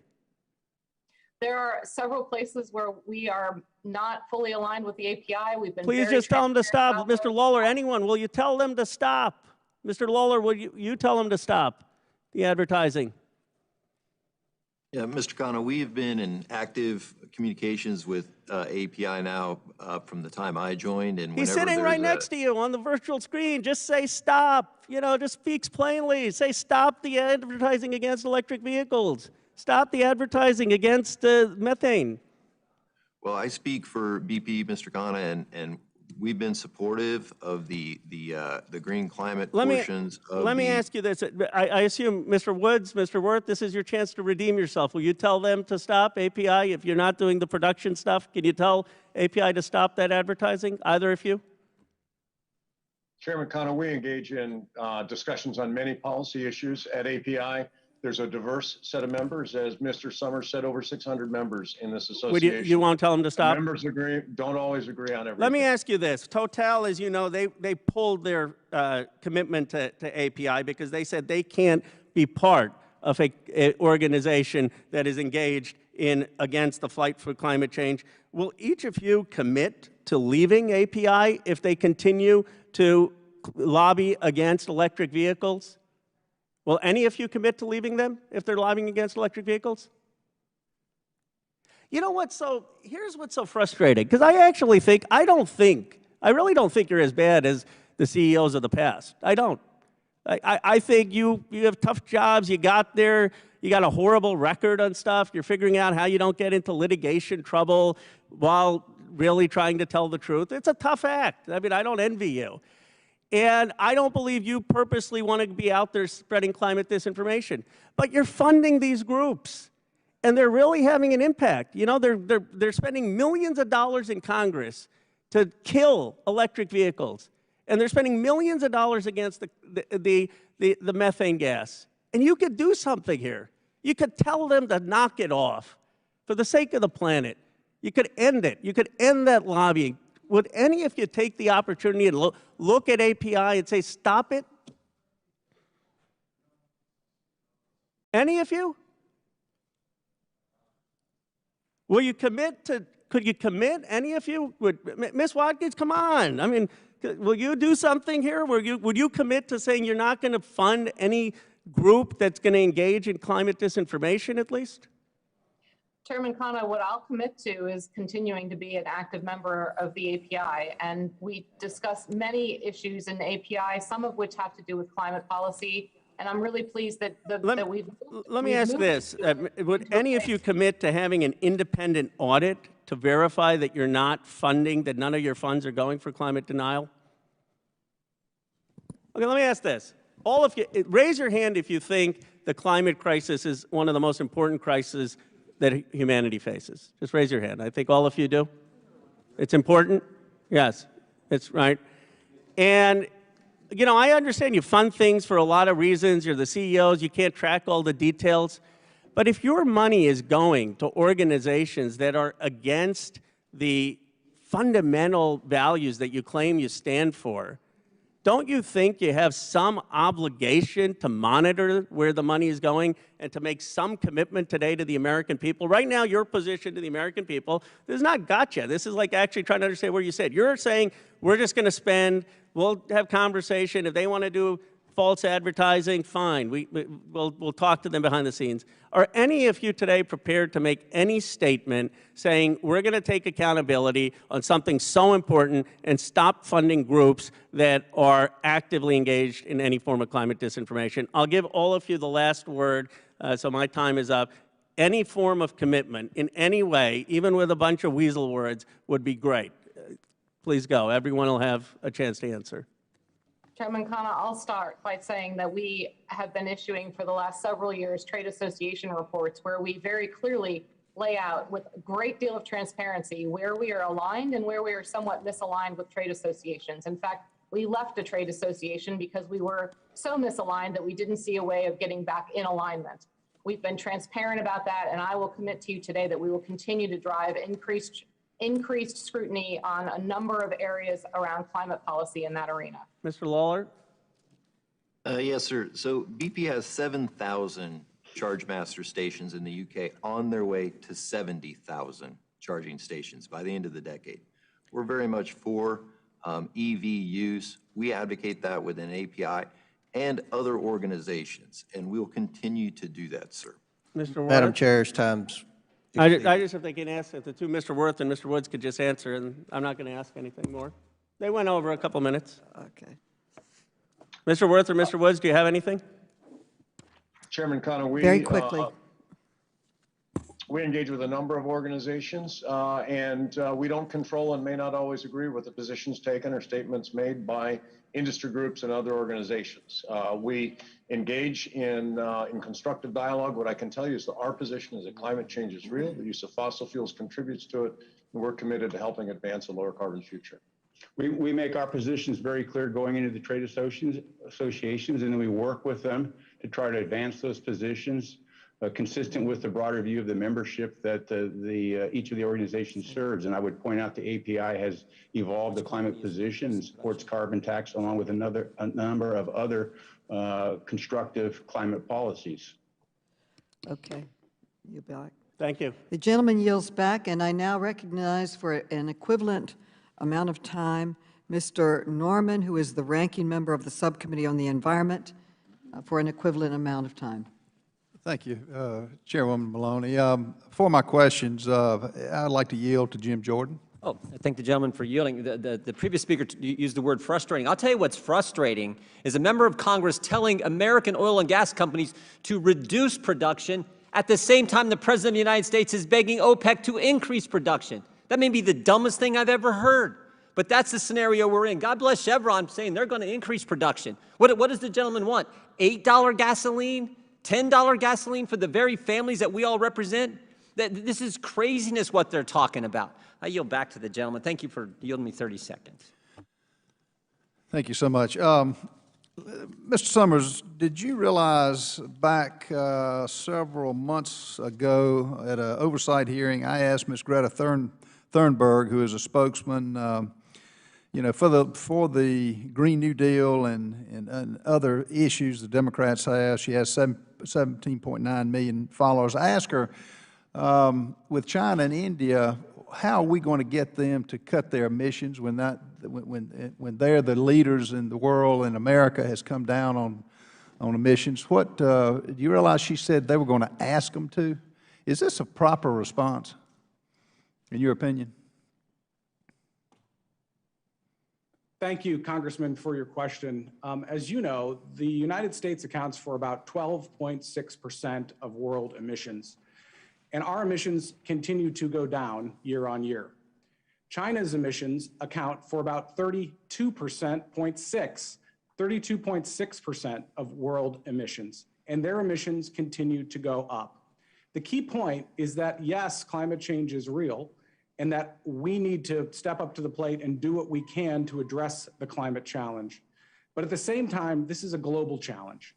This isn't a challenge that can be taken on just by one company or by one country. We need a global solution to the climate challenge. But this industry has not waited for others to step up to the plate to deal with that challenge. In fact, earlier this year, the American Petroleum Institute put forward a very forward-looking position on climate change and API's climate action framework. And the interesting thing about that framework, Congressman, is that it's not just about what we're asking the government to do, but what the industry is committing to do to reduce climate change over time. And we're proud of that forward-looking agenda. But as you point out, this is a global challenge, and the world's going to continue to demand oil and gas for the future. The question I think lawmakers have to answer is whether the world's going to get that oil and gas from the United States, where it is produced cleaner, better, and safer, or whether they're going to get that oil and gas from countries that are hostile to American interests. I think the answer is clear from our perspective. And this administration is content to get our natural gas and oil, as Mr. Jordan said, and paying ungodly amounts in the future if we can get gas from countries that don't like us. Does that make sense to you? Congressman, thank you again for your question. Does that make sense? No, sir. No, and nor does Greta Thunberg's answer, which was a Pollyannish answer saying, yes, we will ask them to be nice. It does not make sense. Mr. Summers, isn't it true that most of the raw materials and manufacturing capacity for renewables necessary to execute Biden's zero emissions goal comes from China? That is the case, Congressman. And does China's ability to manufacture renewables cheaply have anything to do with the fact that their factories are powered by oil and gas, or that their economy runs on 84% fossil fuels? Congressman,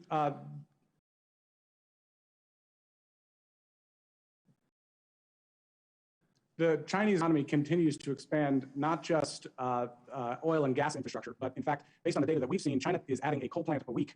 Their emissions continue to go up while American emissions continue to go down, mainly because the United States has made a fuel switch from coal as the primary source of power to natural gas. And that is because natural gas prices have gotten lower as a consequence of the technological and innovative revolution that occurred in this country over the course of the last decade. We're able to find more of this energy here at home. And as a consequence of that, we've been actually able to reduce emissions even while our production is going up. In fact, no country in the world has reduced emissions more than the United States. And it's because of the American oil and gas industry. And China is not being held to the same emission standards that we are. Yet the Biden administration and the questions you've had don't even address this. They are content to buy from countries that don't like us and let Americans suffer as they pay for not just gas, but every other commodity that they're trying to buy now. I now yield to Congresswoman Fox.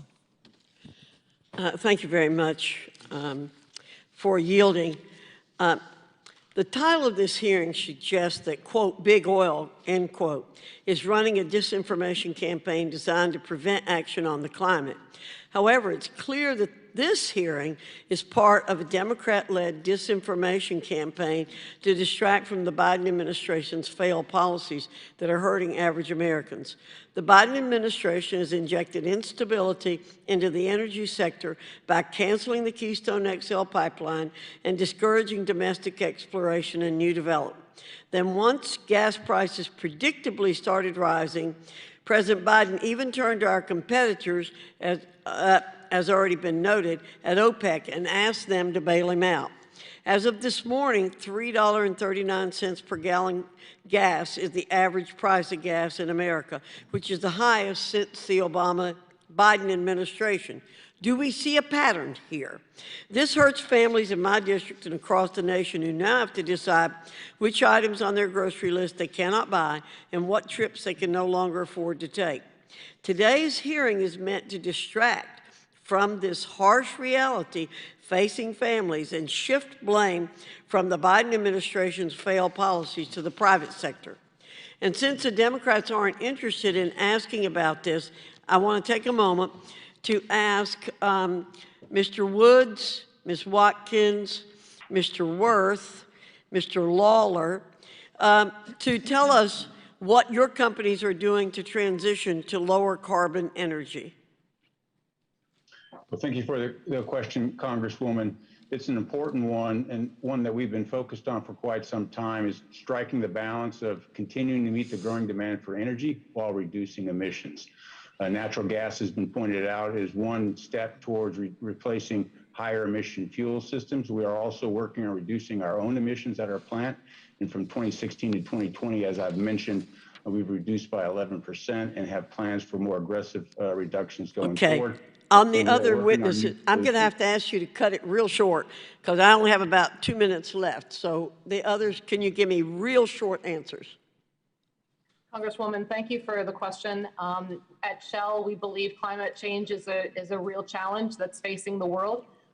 We plan to continue to play a role in that, both by continuing to produce low greenhouse gas hydrocarbons here in the U.S., but over time, those will go down and increasing, hopefully, the demand from our customers in collaboration with governments for low and no carbon fuels, like electricity generated by solar or wind, or like hydrogen.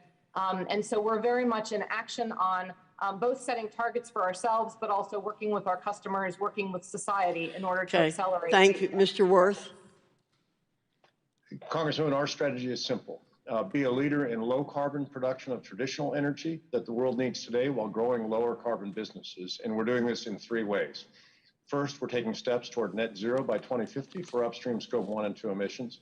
Second, we're taking steps to address scope 3 emissions by growing lower carbon business lines and establishing a new metric for the full value chain of our business. And third, we've committed to invest more than $10 billion on lower carbon and carbon reduction projects. Thank you. Unfortunately, Mr. Lawler, I have almost run out of time, and I need to ask a question of Mr. Summers, so I wonder if you could submit your answer in writing. Mr. Summers, despite some of the rhetoric from your critics, it's clear from the things you've said and others have said that meaningful steps to reduce emissions from operations have already been done. Could you describe any other effort in about 30 seconds that are underway and some of the planned industry initiatives that haven't been mentioned? Congresswoman, thank you, and great to be with you today. First of all, the API Climate Action Framework, which can be found at api.org/climate, is our forward-leaning agenda to address the challenge of climate change. In addition to that, since 2017, the American Petroleum Institute has had a program called the Environmental Partnership, which is all about how we reduce methane emissions within our own operations. This program has had measurable success, and we're continuing to reduce methane operations within the oil and gas industry. We're proud of all of that work, and we look forward to expanding that work over time. Thank you, Mr. Summers. I yield back to the gentleman from South Carolina. Thank you, Ms. Fox. I now yield 5 minutes to Congressman Heiss.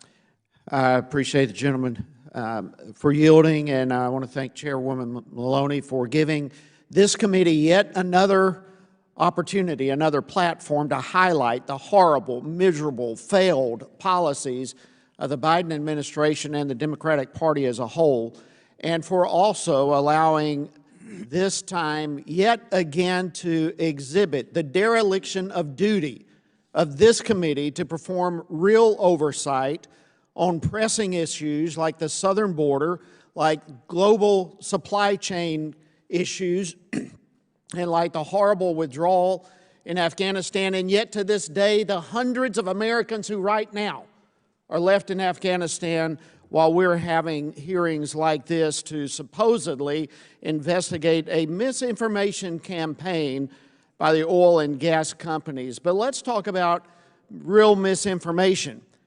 As it relates to climate change, Democrats and their friends in the media have morphed what is considered a worst-case climate scenario into what today is considered a most likely and sure to happen tomorrow kind of scenario.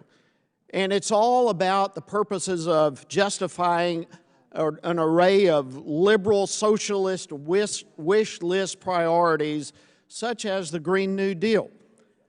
Unfortunately, Democrats have shamelessly scared and frightened an entire generation of children into fearing that the entire end of the world is just upon us. One of our colleagues said we only have 11 years left to save the planet. Are you kidding me? Shamelessly creating fear in society and a whole new generation. And yet the Green New Deal, which our colleague from New York, her own chief of staff admitted that the Green New Deal was not even about the environment, that it was more of a how do you change the entire economy kind of thing. It promises family sustainable wages. It promises medical and family leave, paid vacation, retirement security. It says nothing about the environment as a whole. Democrats have become masters of accusing others of the very thing they themselves are guilty of. And in this case, misinformation. Misinformation meant to scare the public and ignore realities. Realities like the truth that the United States has been reducing carbon emissions while China's emissions have been going through the roof. China now produces twice the carbon emissions as the United States and a quarter of all greenhouse gas emissions globally. China, here's a country who detests freedom, detests democracy, detests human rights. They would love nothing more than for the United States to be crippled in our economy through these rosy-sounding, nevertheless horrible policies being presented and crammed down the throats of the American people by the Democratic Party. And what has the Biden administration done about it all? Well, ask Mr. Crabtree today and 11,000 others who have lost their jobs because of the horrible policy decisions of this administration. And by the way, union jobs, good-paying union jobs, which our Democrats love to crow about, and yet Now these individuals have lost their jobs. The Biden administration had no problem killing the Keystone Pipeline, but at the same time, no problem willing to establish Nord Stream 2. So here we go. Let's give Putin and the Russians everything they need, including economic and political leverage over Europe. What kind of Russian collusion was involved in that kind of deal, I wonder? Yet the Biden administration cannot escape the fact that the U.S. economy still relies on oil and gas for basic necessities, and yet their plan is, let's decrease our own energy independence while increasing reliance upon some of the world's most unstable countries. And yet now these companies that we're talking to today who are being villainized are at the same time being begged by the Biden administration to help the reducing energy prices. The hypocrisy is insane. My time has expired, and with that, I'll yield back to the gentleman from South Carolina. Thank you. Our time's expired, Ms. Gentleman yields back. The gentlewoman from the District of Columbia, Ms. Norton, is recognized for 5 minutes. Thank you, Ms. Maloney, Chairwoman Maloney, for this important hearing with fossil fuel companies. There's ample evidence that the fossil fuel industry has worked to deceive the public and sow doubt about climate science, and that's been going on for decades. But the tactics they are employing are not new. They are a mirror image of tactics used by tobacco companies decades ago. In 2019, Sharon Eubanks, a former Justice Department prosecutor, testified before this committee's Civil Rights and Civil Liberties Subcommittee that similar to big tobacco, oil companies have, quote, and here I'm quoting, denied that there was a consensus, and at the same time, their internal documents show they knew there was a consensus. Mr. Woods, are you familiar with a scientist by the name of Frederick Seitz? Yes or no? No. All right, Dr. Seitz was a prominent scientist, even heading the National Academy of Science in the 1960s. According to the Union of Concerned Scientists in the 1990s and 2000s, Dr. Seitz advised a number of Exxon Mobil funded groups on scientific research. At the same time, he published several articles questioning science, climate science, including a 1995 Wall Street Journal piece arguing against a report issued by the UN's Intergovernmental Panel on Climate Change. In 1998, he led a petition calling for the United States to leave the Kyoto Protocol. Dr. Seitz claimed in a letter with the petition that, and here again I'm quoting, increased atmospheric carbon dioxide is environmentally helpful. Mr. Woods, were you aware that before he began publicly questioning climate science, Dr. Seitz had a role advising tobacco companies on their medical research? No, I'm not familiar with Dr. Seitz, so I don't have any of that context. In the 1970s and 80s, Dr. Seitz advised the R.J. Reynolds tobacco company, helping oversee millions of dollars in research funding. He later explained that the tobacco companies, quote, didn't want us looking at the health effects of cigarette smoking. Big oil tries to distinguish itself from big tobacco, but the fact is the disinformation campaign used for decades by the fossil fuel industry mirrors big tobacco itself in its playbook. Inject uncertainty into the public discourse, undermine the science, all while continuing to rake in economic benefits. Ultimately, the tobacco industry was held accountable for its deception, but big oil has so far escaped accountability for its long-standing climate denial.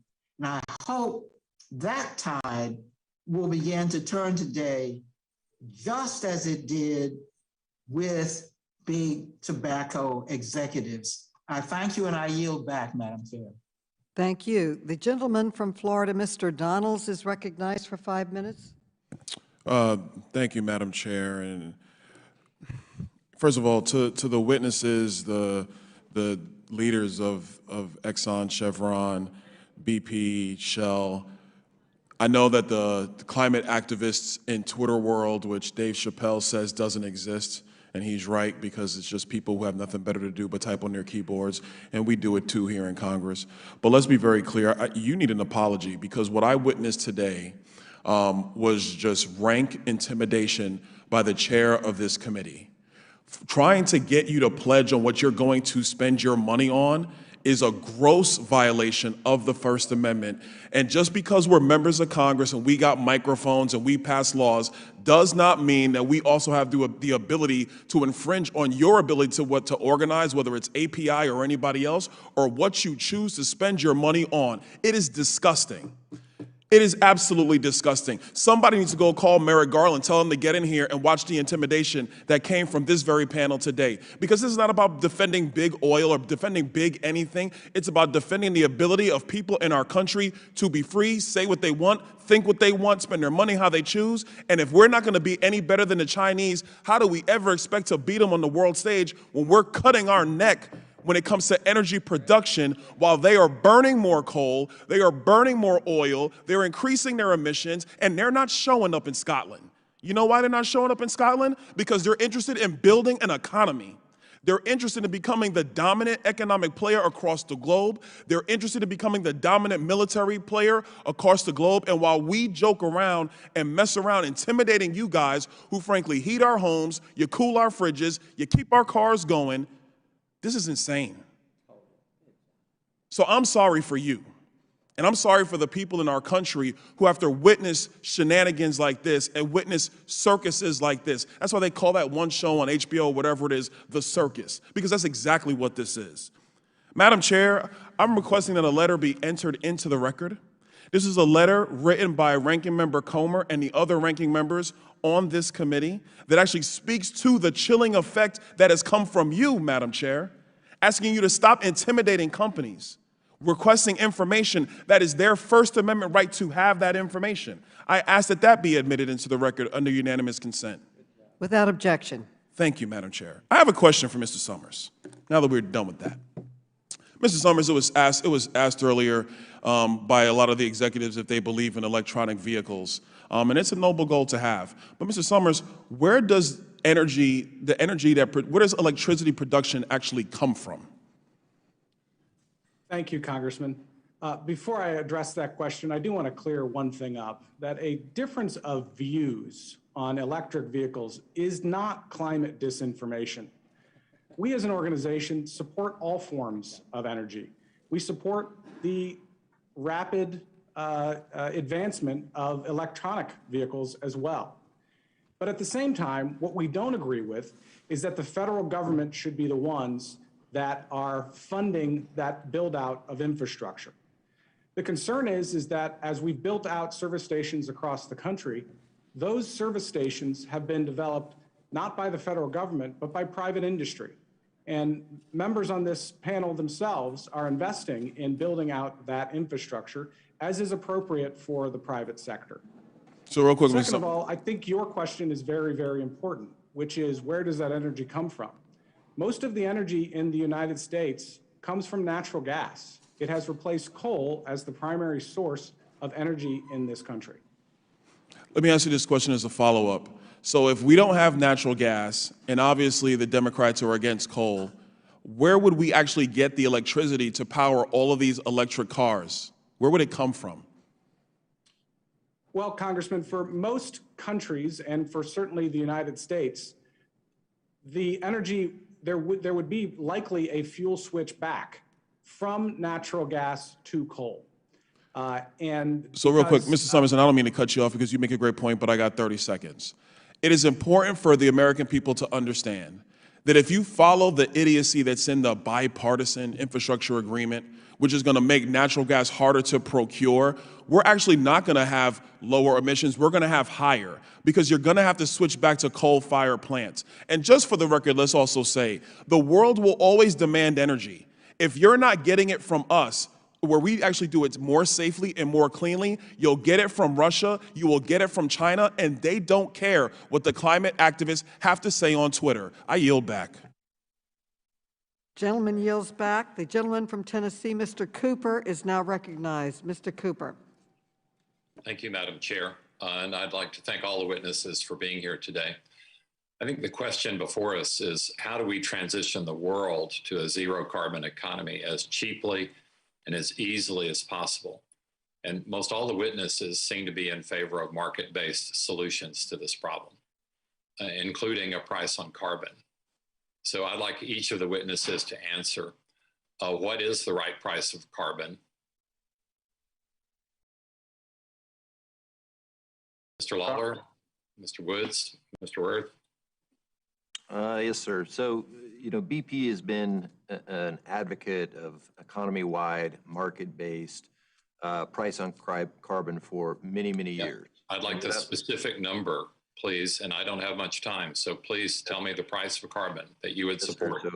So I don't have a specific price today to answer your question, but we do think it's the most efficient way to Mr. Woods?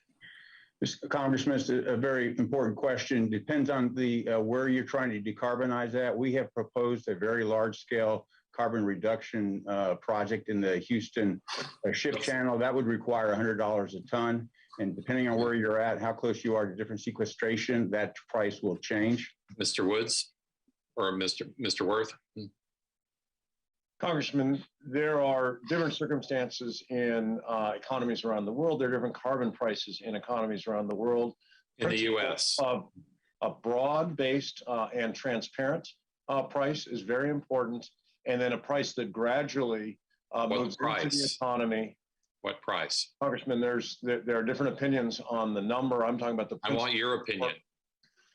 Congressman, the cost of mitigating emissions is very different in different sectors of our economy, and eventually to get to the kinds of reductions that we aspire to, it will be a very high price over time. The price of carbon, what should it be? Yes, we can't say a specific price right now. We would need to put this in place. It's a market-based carbon price. It would need to be a very even playing field, and depending on what we're trying to decarbonize, the price will float with the market. Well, the sooner we can reach a fair price on carbon, and I know it would fluctuate, the sooner we can achieve that market-based reform that you say that you're for. Another part of market-based reforms are whether you're truly a market-based entity or not. And I was wondering if we could agree on the amount of government subsidies that you receive every year. I think at the low estimate, it's about $20 billion a year. But the IMF estimates that US oil companies receive some $650 billion in direct and indirect subsidies every year. So can the four key oil executives agree on the amount by which they are subsidized, at least in the United States, by the US taxpayer? Is it 20 billion or is it 650 billion? Crickets.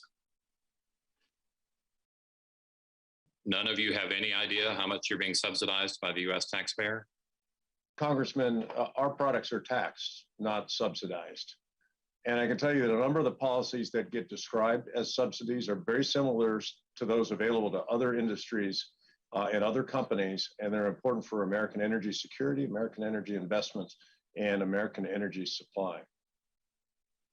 Well, when the tobacco companies were on the hot seat years ago, the first step that Congress took was to remove the subsidies for tobacco growing. That was the first step. And I think it's very important that we arrive at the degree of subsidies that are involved. I know that you are taxed, but you also have special provisions that only apply to oil and gas companies and don't apply to other firms. In aggregate, how much are those subsidies? because those by definition would not be market-based. Those are government policies that benefit your companies instead of other types of activities.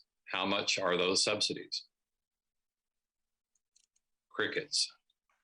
Congressman, I can't answer your question directly, but I would offer, though, that a healthy oil and gas industry is very important to the transition. I agree. I agree. So, I'm wanting to find answers to market-based solutions, which you say that you're for.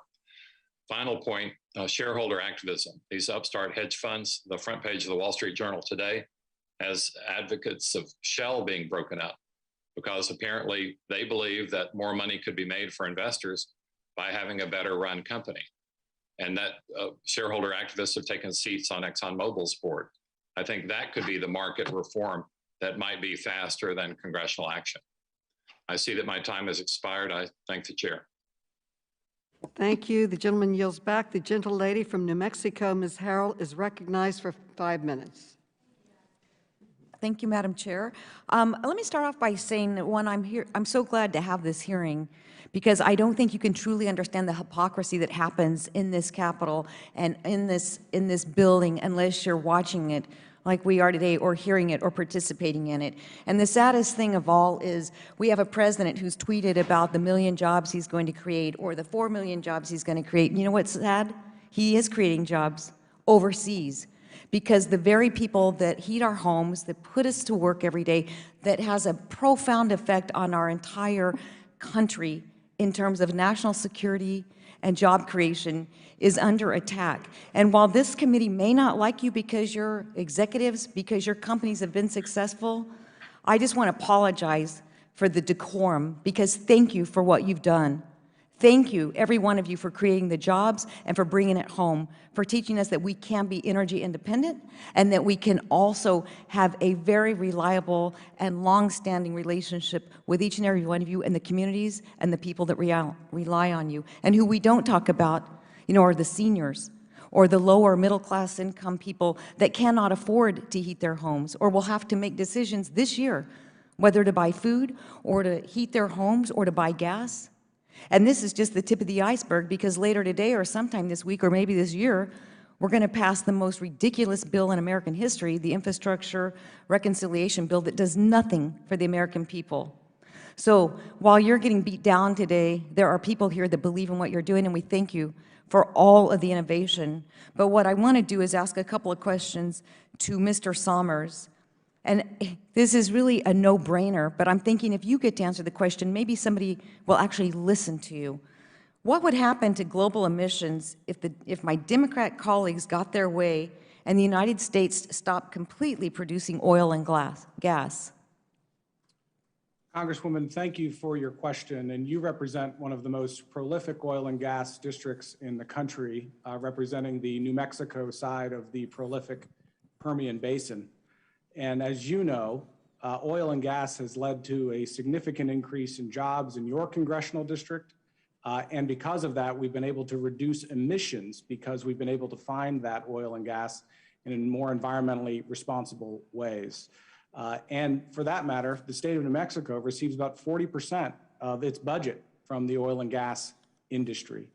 To answer your specific question, if the United States stopped using oil and gas, it is likely that the switch there would be a reverse switch from the use of natural gas in our electricity generation to the use of coal. In this industry, we need to remember what we at API called the energy trilemma.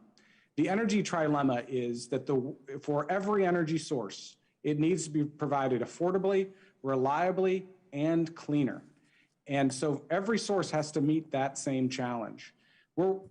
Within the oil and gas industry, we're working towards meeting that challenge every single day. There is a reason why U.S. emissions have continued to go down. 65% of the decline in emission in the last decade is a consequence of that fuel switch from coal to natural gas. We do not want to reverse that progress. Right, but we're doing everything we can in this committee and on Capitol Hill to do just that, which I don't think people understand. This isn't about just starting the car every day. This is about so many of our day-to-day projects touched by petroleum. In fact, I would just submit to saying anybody who's gotten a vaccination or is going to get one. Thank you to the oil and gas industry, because I would bet that almost every single one of the syringes has been touched by a petroleum product. But we don't want to give a hands up or a pat on the back to the industry, because we'd rather set you down in here and tear you down and make the public think that you're all bad, you're rich, and you don't care about anybody. We know better than that. And this is truly personal for me, because you just said it. You know, 40% of my state budget comes from this industry. Communities in my state, in my district, are completely made up of the men and women that serve, whether directly or indirectly, in jobs related to the industry. And while we sit here and think that we've got a better way, if it's all green and it's all good, then why are we subsidizing green new everything? Why are we pushing out the only industry that is reliable, affordable, and that we desperately need in our nation to remain a global standing when it comes to energy dominance, when it comes to national security? I just want to thank all of you for being here today.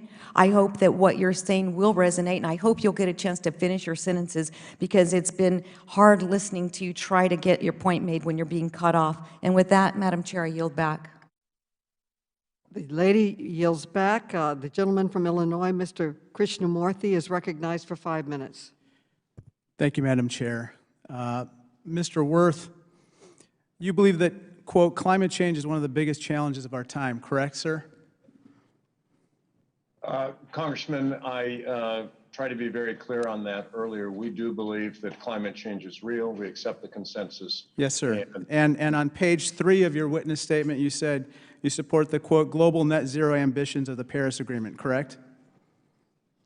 That is on page 3 of my statement, Congressman. In fact, on your October 11th press release, Chevron announced that it's targeted 2050 for having net zero emissions associated with the upstream operations of the company, correct?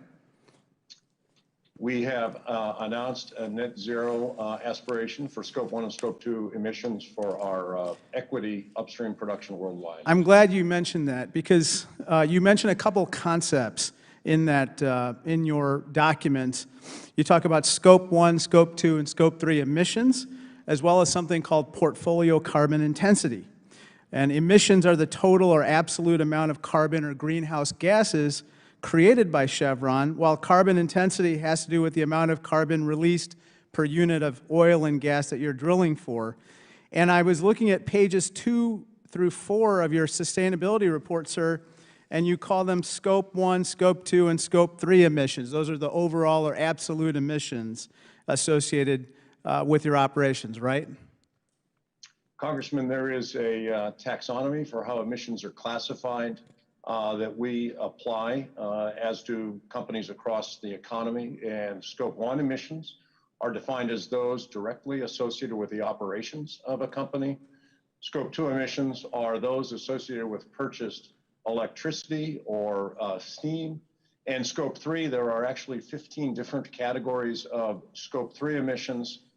In the case of our company and our industry, type 11 of Scope 3 has to do with the use of products. Use of products, correct. Now, Mr. Worth, according to page 42 of Chevron's proxy statement, you received $29 million in compensation for 2020, correct? That is what is reported. And it appears that you received $33 million in compensation in 2019 as well. I'm looking at your compensation calculation on page 49 of the proxy statement, and it talks about how your comp relied on oil, gas flaring, and methane intensity reductions, but none of your compensation whatsoever relied on a reduction in Scope 1, Scope 2, or Scope 3 emissions, correct? It's not there. It's nowhere on that page. Congressman, it is in the fourth category, which relates to health, safety, and environment, and there is a line in there that relates to achieving our greenhouse gas targets. No, there's something called greenhouse gas management, but it is related to intensity. I have the page right here.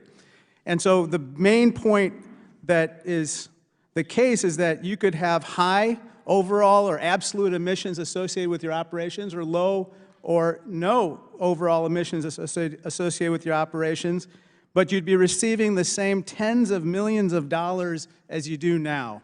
And that's a fundamental problem with your compensation system at Chevron, that you're not incentivized to reduce your carbon footprint.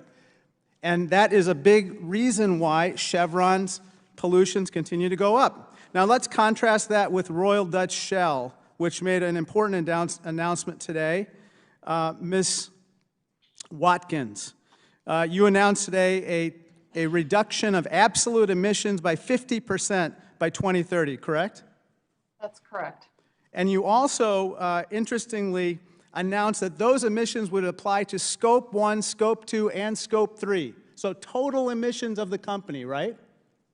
So our 2030 target we announced today is for Scope 1 and 2. Our net zero emissions by 2050 includes Scope 3. So by 2050, net zero across all three scopes, whereas as we know with Chevron, it's only Scope 1 and Scope 2, so not all the emissions. Now, Ms. Watkins, in a time of rising energy demand, why is it that you would say you're going to decline your oil production? Why would you give up the opportunity to supply that additional demand? We believe that there's an opportunity, it's part of our Powering Progress strategy, to accelerate the demand for clean energy, which is why we're working very closely with our customers. And in fact, we're working with industrial segments, sectors like the aviation industry, like heavy transport, like the marine industry, in order to accelerate the demand for clean energy products, because this isn't something we can do on our own. This is going to take a full collaborative effort between us, between society, and between the government. Thank you. I yield back. The gentleman yields back. The gentleman from Ohio, Mr. Jordan, is recognized. Thank you, Madam Chair. Mr. Crabtree, when did, excuse me, when did you lose your job? Thank you, Congressman. About 3 hours after the presidential inauguration this year. January 20th, 2021, you lost your job. That's right?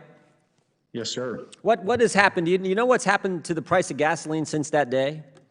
I think everybody knows the answer to that question, Congressman. It's going nowhere but up, just like we tried to warn. It's increased dramatically, hasn't it? Over $1 a gallon. Yes, sir. You know what's happened to the company that was overseeing the Russian Nord Stream 2 gas pipeline? Do you know what happened to them? I believe they were allowed to finish construction. I know that for a fact. Yeah, the sanctions against them were waived. They were allowed to complete construction of that pipeline. At the same time, yours was closed down and you lost your job. You know what's happened to American energy independence since the day you were fired? Well, the words OPEC seem to be coming back in the media more these days, and I didn't hear that for a lot of years, so we've lost it. Yeah, that's what's happened. Mr. Summers, are CO2 emissions in the United States lower today than they were 20 years ago? They are, Congressman. Significantly lower, is that right? They are significantly lower. In fact, CO2 emissions from the power sector in particular are at the lowest level since 1978. And that's because, you know, things like cap and trade passed and regulations from the government caused you to lower them. Isn't that true? Congressman, actually, that is because of the innovation that has occurred in the American oil and gas industry. Exactly. Cap and trade didn't pass. It's not because of regulations from government. You guys did that on your own because it's just the right thing to do and it's good business, right? That's right, Congressman. As I mentioned before, every energy source has to meet that energy trilemma: affordable, reliable, and cleaner. And that's what this industry has delivered. 10 months ago, was the United States of America energy independent, Mr. Summers? What I would say, Congressman, is that the United States was North American energy independent and well on our way to American energy independence. We were exporting a lot too, weren't we? We were. Unfortunately, over the course of the last few months, we're actually importing oil into the United States for the first time in a while. Yeah, that was my next question. So in 10 months' time, we went from being energy independent to now we're importing oil, and we had the spectacle of the President of the United States begging OPEC to increase production. Is that accurate? Well, Congressman, the U.S. was a net petroleum exporter for the first time since 1958 in the year 2020. And, you know, we were very proud of being the world's largest producer of oil and natural gas as a consequence of the innovation and the technological revolution that has occurred in the American oil and gas industry. Yeah, I mean, I can't say it better than our colleague from Florida who spoke a few minutes ago, but in 10 months' time, we have literally went from energy independence to the President of the United States begging OPEC to increase production to now we're having to import some of our energy needs. We've went from $2 gas to $3, $4, $5. I was in California a week and a half ago, $5 gas, I saw it there, which costs families hundreds of dollars a month in transportation cost. I mean, I think Mr. Crabtree, I think in his testimony said he still hasn't found a job. So not only did he lose his job because of the crazy energy policies of this government, he's now paying all kinds of more, his family's paying more for their transportation costs and other energy needs. And what do Democrats do today? They come in and badger companies, tell them to further reduce, in some cases, production of oil and gas, which is only going to exacerbate the problem. I mean, it's literally maybe the craziest thing I've ever heard, but that's where they're at. I don't think the American people are with them, though, and that's the good news. So I want to thank those companies who are actually increasing production. Mr. Summers, I want to thank you for your testimony today. Mr. Crabtree, you deserve better, and hopefully with some changes that I think are coming, because I don't think the American people are going to tolerate this. Hopefully you'll be employed real soon, and we'll get these energy prices back where the families of this great country deserve to have them. With that, I yield back. The gentleman yields back. The gentleman from Maryland, Mr. Raskin, is recognized for 5 minutes. Thank you, Madam Chair. Madam Chair, Donald Trump's party of denialism is engaged in campaigns of propaganda and disinformation about climate change, which he said was a Chinese hoax, COVID-19, which he said would disappear by Easter of last year, the 2020 presidential election, which he continues to claim that he won despite the fact that Joe Biden beat him by more than 7 million votes, 306 to 232 in the Electoral College, and of course the violent January 6th insurrection, which he says really took place on November 3rd, and adding for good measure that the pro-Trump rioters greeted our police officers with hugs and kisses, which is presumably how more than 140 of them ended up injured with broken noses, necks, vertebrae, arms, legs, and so on. Trump's party has turned the denial of facts, science, and history into standard operating procedure, and we see the ideological machinery of lies working overtime today. But as astronomer Neil deGrasse Tyson has observed, the great thing about science is that it's true whether or not you believe in it. So they don't believe in science, facts, or the U.S. Constitution. They don't believe in our elections anymore. They've positioned themselves outside of the constitutional order, attacking our constitutional order. But we believe in science and facts and the Constitution. Now, the Lancet report on the health effects of climate change told us last week that this is a civilizational emergency right now, not in the future, today. Rising temperatures, says the Washington Post, have led to higher rates of heat illness, causing farm workers to collapse in the fields and elderly people to die in their apartments. Insects carrying tropical diseases have multiplied and spread towards the poles. The amount of plant pollen in the air is increasing, worsening asthma and other respiratory conditions. And on, record drought, record flooding, record forest fires, record hurricanes of increasing frequency and velocity. We cannot afford any more propaganda campaigns by corporations subsidized by the government against public policies designed to save humanity. The First Amendment does not protect fraudulent commercial speech, despite everything you heard today. You can go back and check out McIntyre versus Ohio Elections Commission, stating clearly that the government may and does punish fraud directly. Check out the Central Hudson case, declaring that if commercial speech is fraudulent, it is no longer protected by the First Amendment and it may be regulated by the government. Mr. Lawler, do you accept that the First Amendment does not accept fraudulent commercial speech? Sir, I just wouldn't say that I'm an expert on that particular topic.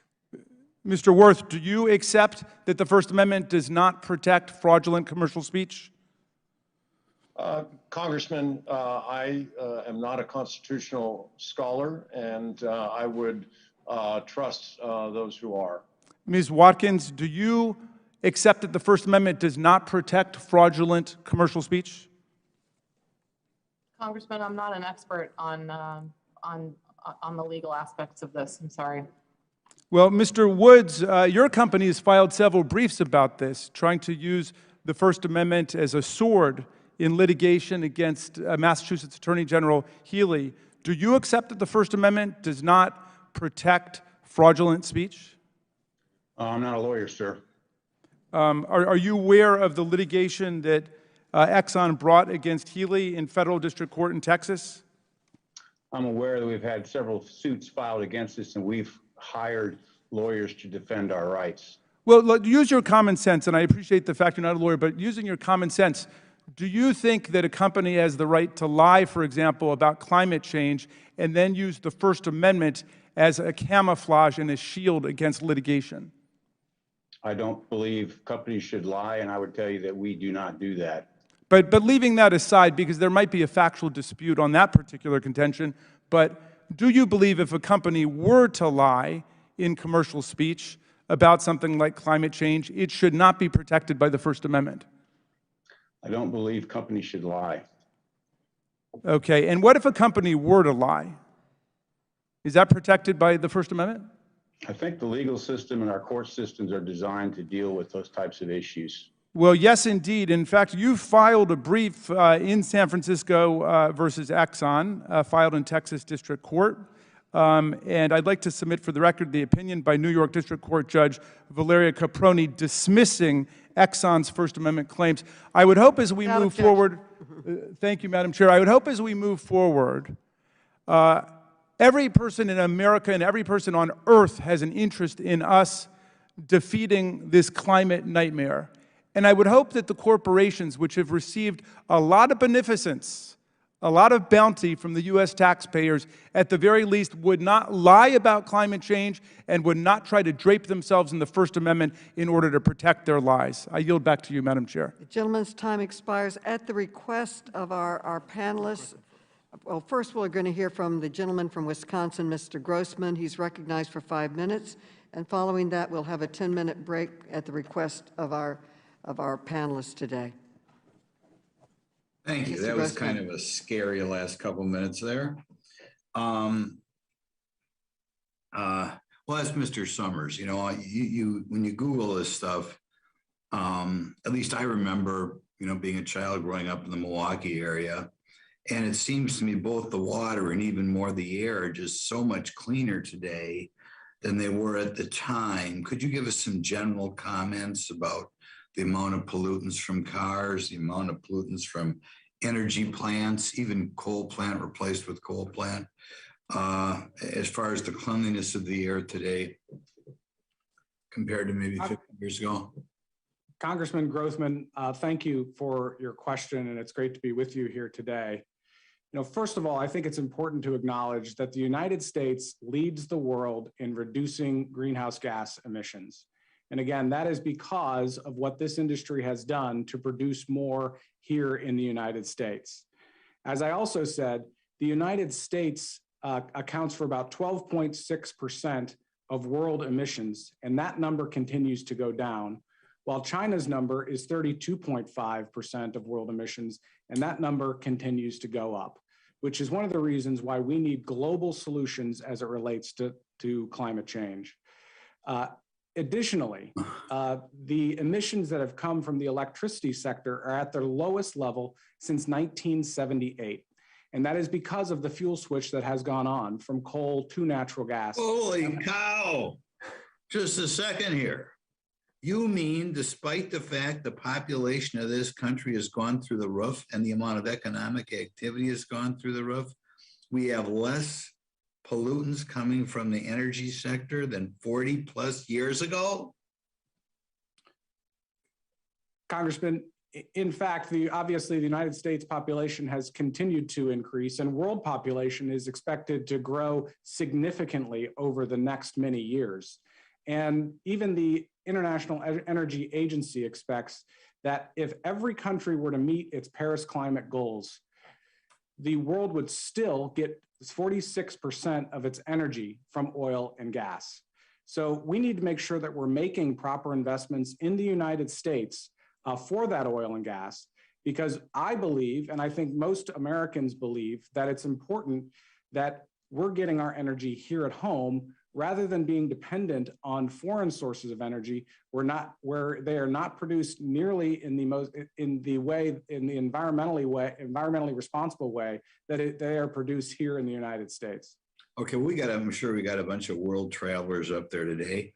I'm looking here on my phone. It shows that Los Angeles, which I always thought was, kind of a polluting city, has just a fraction of the amount of pollutants that we find in Shanghai, for example.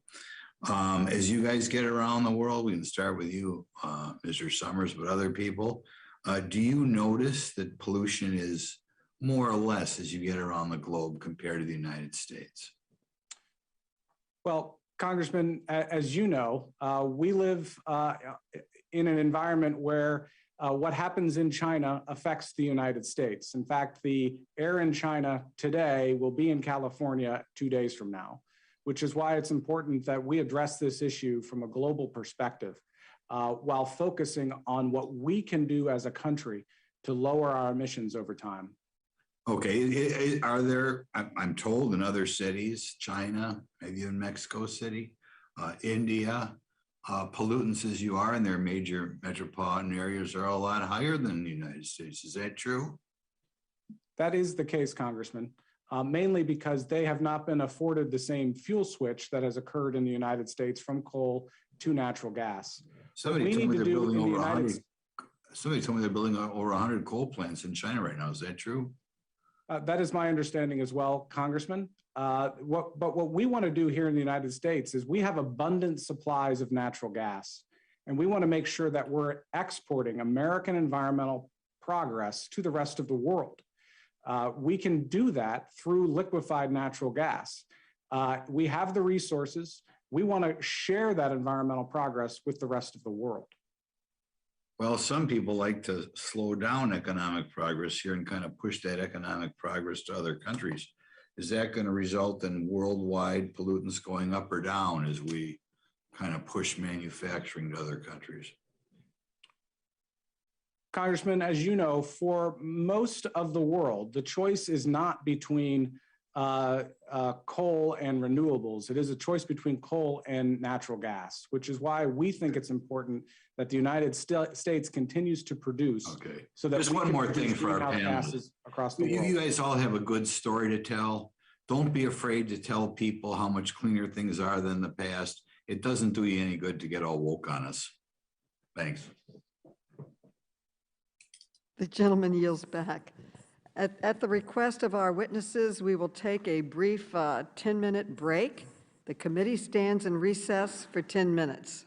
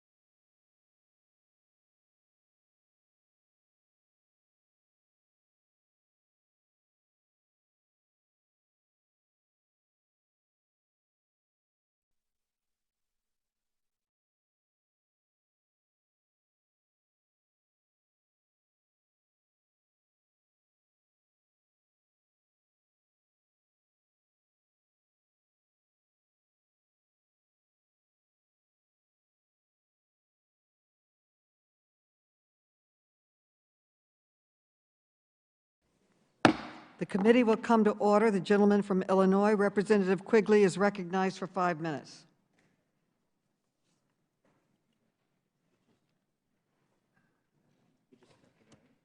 Mr. Quigley? Give me another one.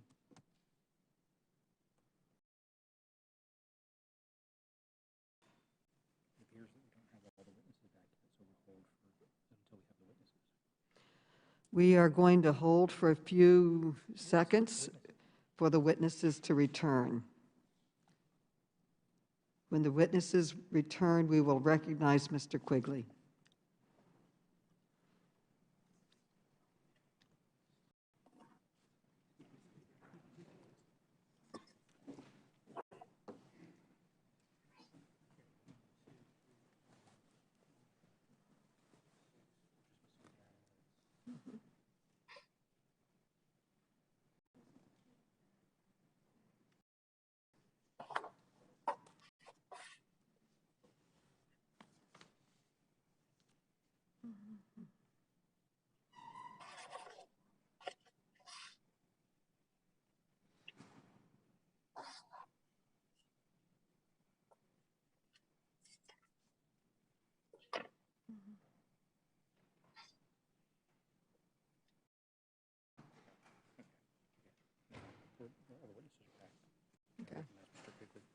All the witnesses have returned.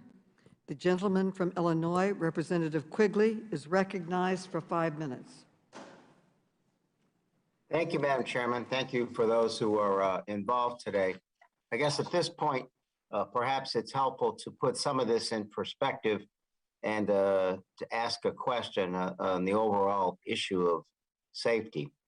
I serve on the House Select Committee on Intelligence, and we're often briefed on climate change as a threat to our national security.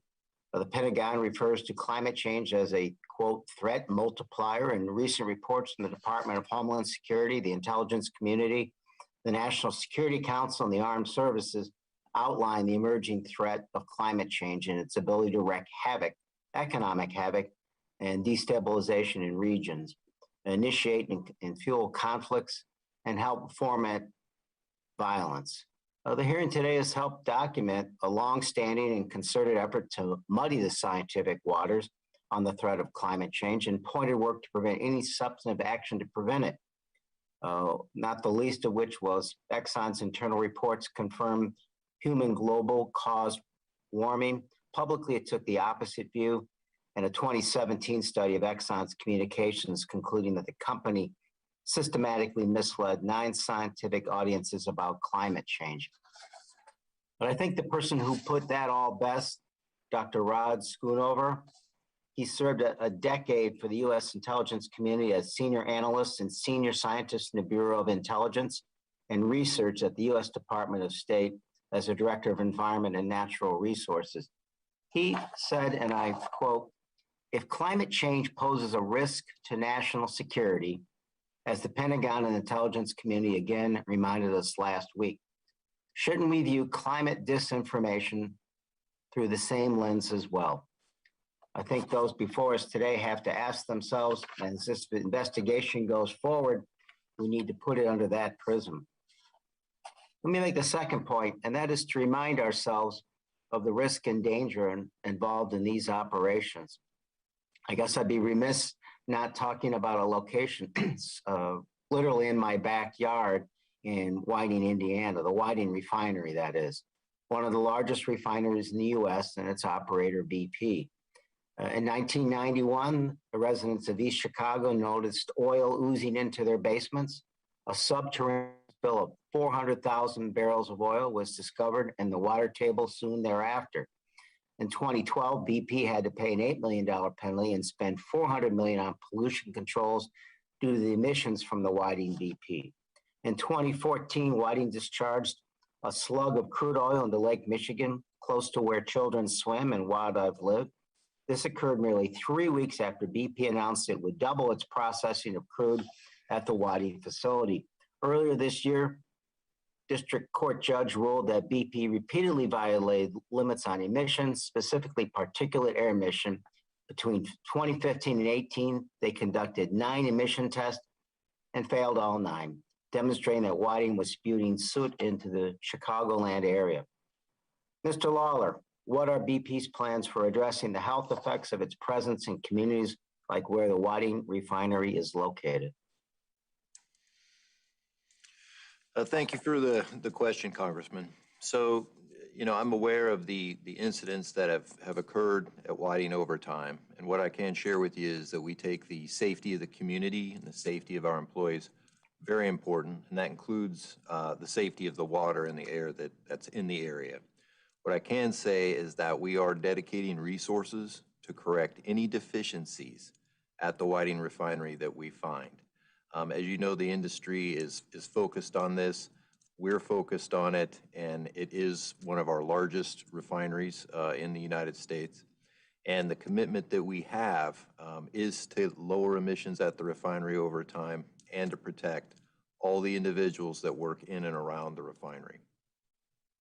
You know, I think given the limited time we have, what makes sense is if you could submit to the committee the improvements that you deem necessary, where you are in the timeline to make those improvements, and when you expect those to be completed, if you would commit to that, please. Yes, we will follow up with the actions that we're taking. Thank you. I yield back. The gentleman yields back. The gentleman from Texas, Mr. Cloud, is recognized for 5 minutes. Thank you, Chairwoman. Before my 5 minutes, I ask unanimous consent to submit a few articles for the record. Without objection. These articles: with a pen stroke, President Joe Biden cancels the Keystone XL pipeline project. Biden lifts U.S. sanctions on major Russian pipeline. While Western nations kill energy, China builds coal plants by the dozen. China is planning to build 43 new coal-fired power plants. Russia projects oil output near post-Soviet highs in 2022. Europe has become a hostage to Russia over energy, analysts warn. Europe warns its gas prices surge will drive up food costs. Biden asks OPEC to up oil production while limiting U.S. energy production. Qatar Petroleum signs a 15-year LNG supply deal with China. Qatar Petroleum boosts LNG production. Qatar places a $760 million order with China for liquid gas ships. Energy costs are stoking inflation. Just look at U.S. gas prices. Home heating sticker shock. The cost of natural gas is up by 180%. Food prices poised to surge with fertilizer prices at the highest in years. Thank you.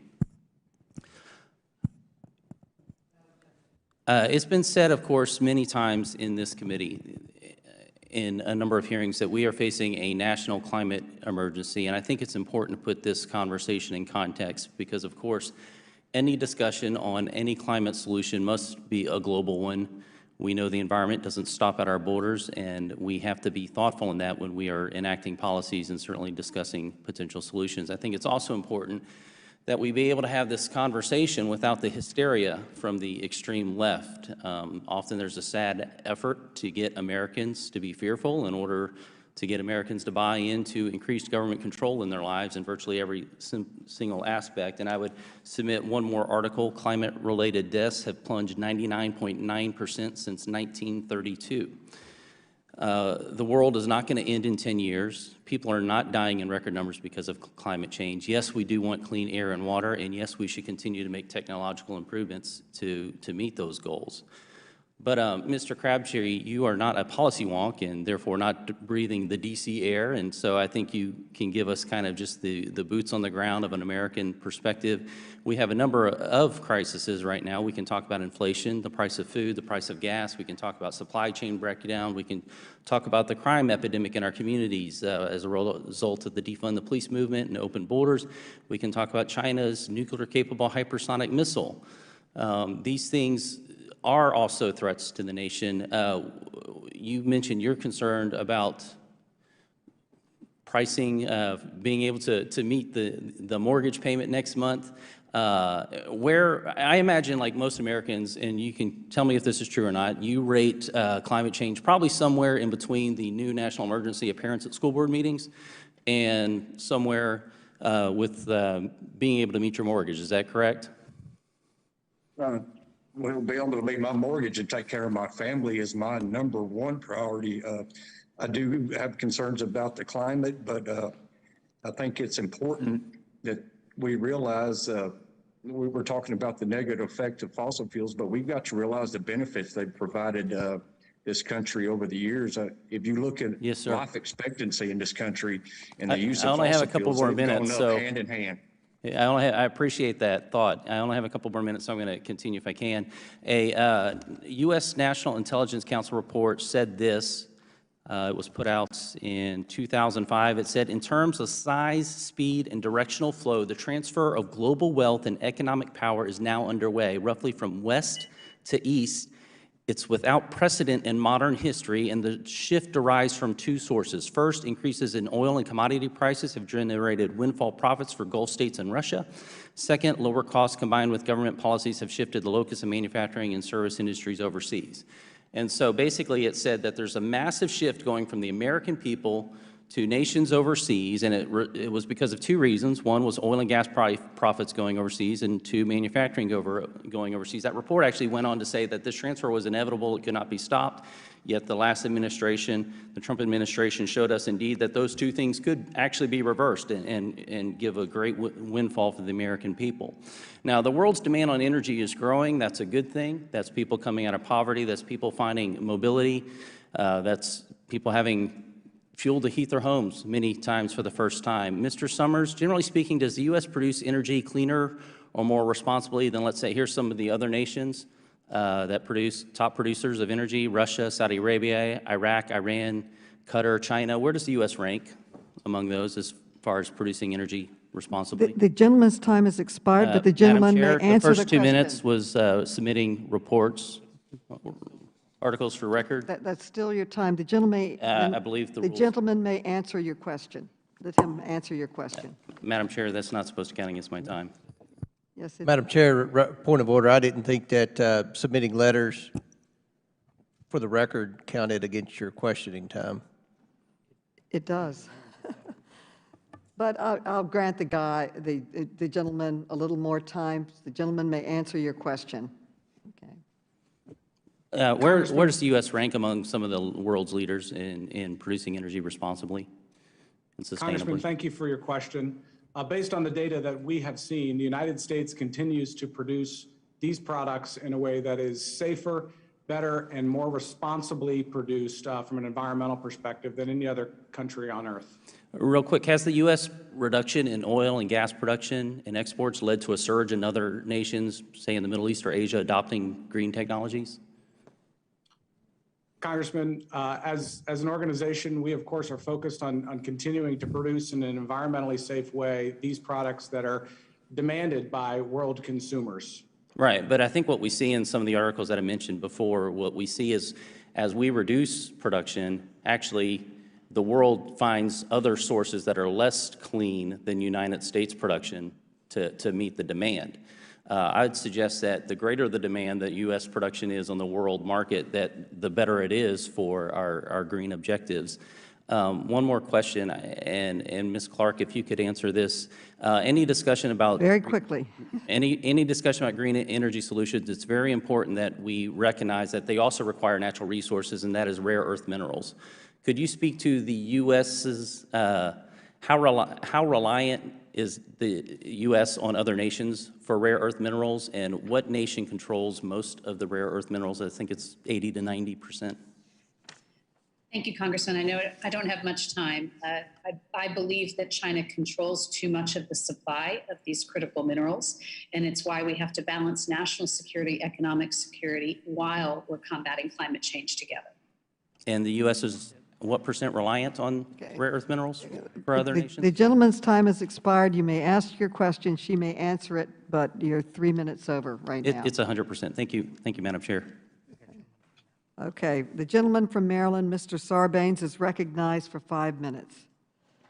Thanks very much, Madam Chair. The fossil fuel executives that are appearing before us today claim that their companies support reaching the goals of the Paris Agreement, a watershed international environmental treaty, as we know. But the committee looked into the lobbying disclosures filed by your companies and found that your rhetoric of support for the Paris Agreement doesn't match reality when it comes to your lobbying. We know what it looks like when your industry really cares about a federal initiative and your companies want to see it succeed. So let me start with you, Mr. Wirth. Your company claims that the Paris Agreement is among your highest priorities. The first sentence of Chevron's climate policy page says, quote, Chevron supports the Paris Agreement, end quote. I noticed that you also touted Chevron's support for the Paris Agreement in your written testimony to this committee. Since the start of negotiations on the Paris Agreement in 2015, Chevron has reported 986 total instances of federal lobbying. Mr. Wirth, do you know how many times Chevron reported lobbying on the Paris Agreement?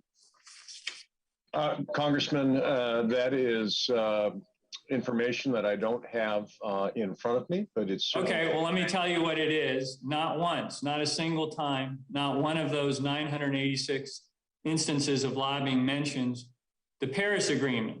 Now I want to compare that to an issue that we know your company really cares about, corporate tax breaks. Mr. Wirth, do you know how many lobbying reports your company filed that included lobbying on tax issues?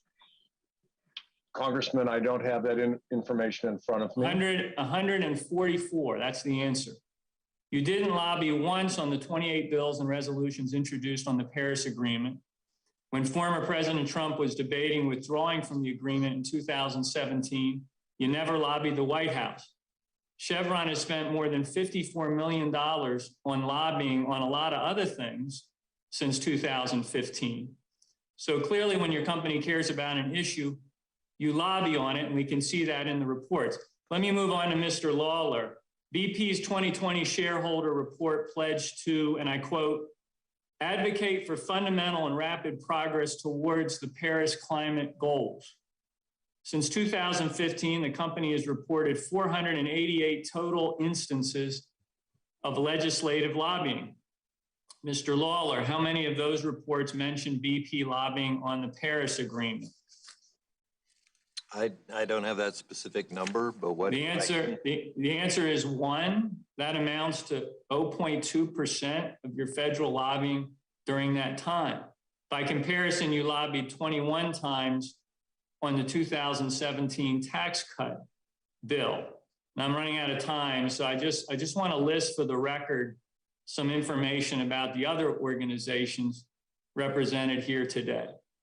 Since 2015, API has filed 153 lobbying reports aimed at cutting taxes for oil and gas companies, but just 1 lobbying report on the Paris Agreement. Exxon has spent $67 million on lobbying since 2015. These are astronomical sums, by the way, just as an aside. Of the 1,543 instances of legislative lobbying that Exxon reported, only 1 mentioned the Paris Agreement. But Exxon lobbied on tax legislation 344 times.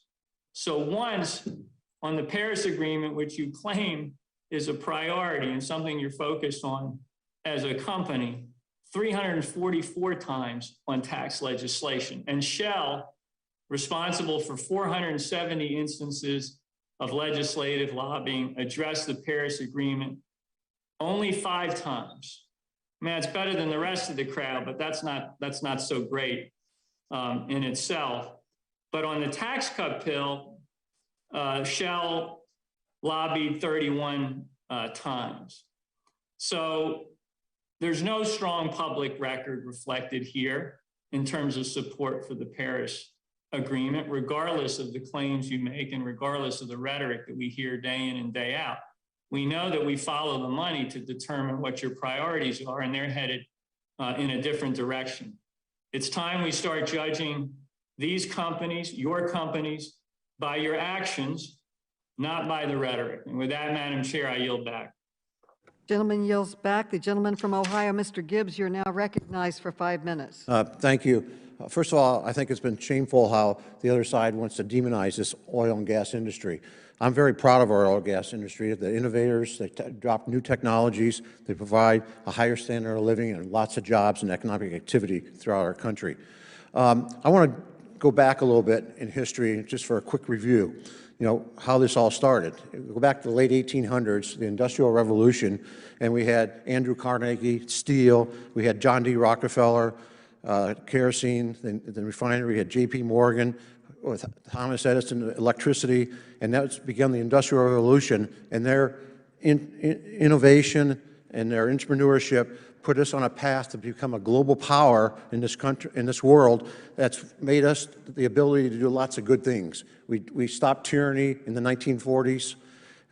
We've helped countries around the world improve their standard of living and quality of life, and just recently we brought the world of COVID vaccines. So this is an exceptional country, and a part of it, has played a big play in that, is our great companies. And I just revert back to John D. Rockefeller. He started with kerosene, and one of the byproducts was interesting is gasoline, and the invention of the internal combustion engine, they figured out what they could do, and Henry Ford and all that took off. But then they had to break up those monopolies, and that probably was a good thing.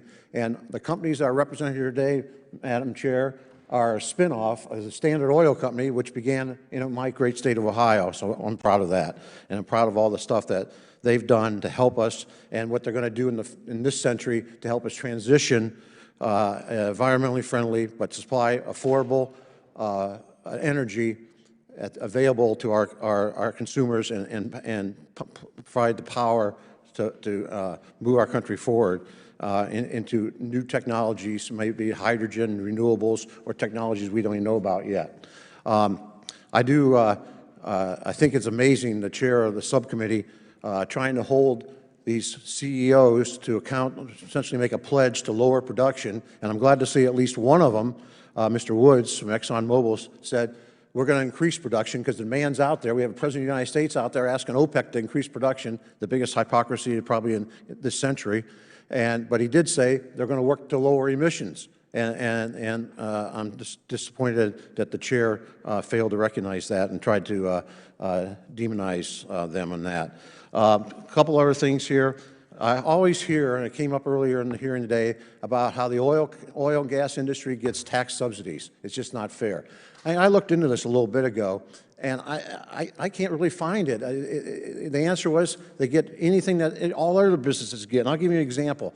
I know some of the anti-oil and gas people out there saying that if you go out and drill a hole, you know, drill a well, and those legitimate expenses for the drilling costs and to pay the employees shouldn't be tax deductible. They call that a subsidy. I don't think that's any different than when I go out in my businesses and do things and I have business expenses, you expense that. And I believe that is the case, and that there's no real subsidies that go into the oil and gas industry. At least nobody's told me a real legitimate one. Mr. Summers, like I just said, the oil and gas industry, you know, we've gone from $60 oil to just last year to $85 oil, and you see the price of gas. What's the status right now with our oil rigs, our exploration in this country? What's happened in the last 10 months? Mr. Summers. Congressman, thank you very much for your question. And as you know, the state of Ohio, our home state, has a very robust oil and natural gas industry and an incredible history of development. And in fact, it is because of that development in your state that we've got to the point where we're producing natural gas that we can share with the rest of the world to meet environmental challenges, not just here at home, but in the rest of the world. U.S. petroleum demand in the United States reached a record high in the month of September. Unfortunately, supply has not been able to keep pace.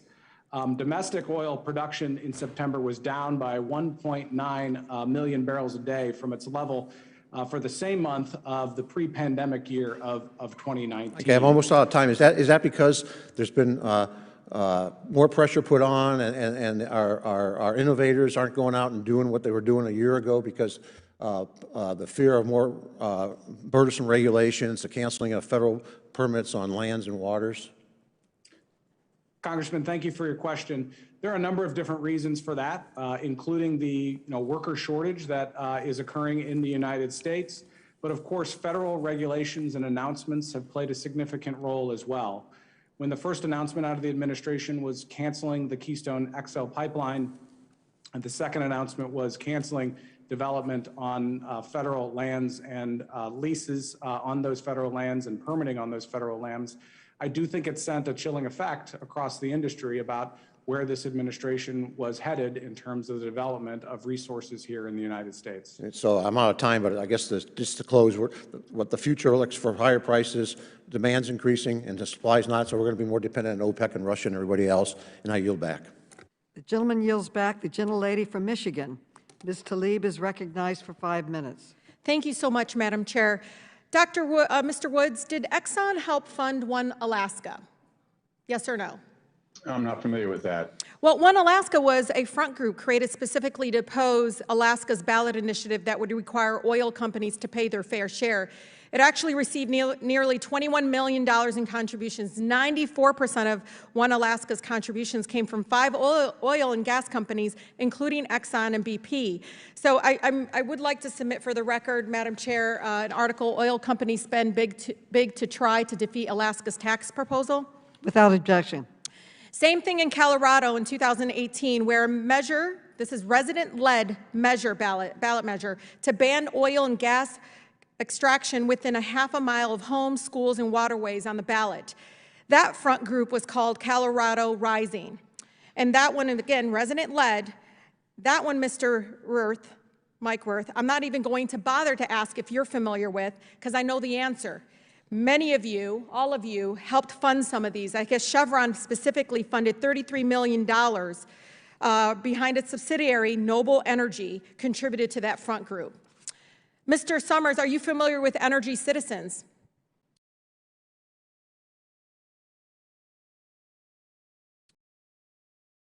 I am familiar with Energy Citizens, Congresswoman. I'm glad you are. It's a front group to American Petroleum Institute. Uses it to flood Facebook with hundreds of ads opposing climate provisions in the Build Back Better Act. There, you all spent about, nearly $500,000 in misleading ads since August. Of course, when you look at these ads, y'all, the public, when you look at these ads, they don't say the name Exxon, BP, Chevron anywhere. Y'all hide and you deceive the public. So oil and gas companies can go claiming that they are pro-environment while opposing sensible pro-environment measures in secret. Lies, plain and simple. Madam Chair, in Michigan, and I'd like to submit for the record as well, Michigan utilities front groups begin misleading and campaigns ahead of a vote on energy legislation for the record. Without objection.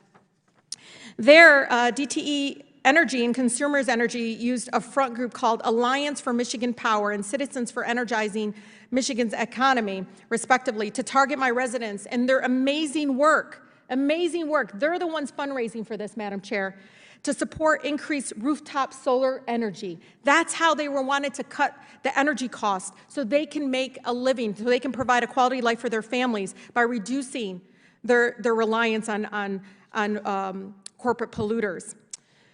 Mike Wirth, when are you going to cut the check?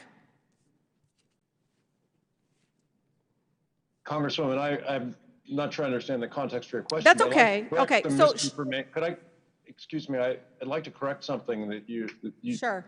been provided with some inaccurate information. Mm-hmm. Noble Energy was not a subsidiary of Chevron in 2000. Okay, you can submit it for the record, sir. So Chevron, you can submit it to the committee. Chevron has about 70 serious cases of environmental and community abuses in 31 countries worldwide, owing over $50 billion in judgments and settlements.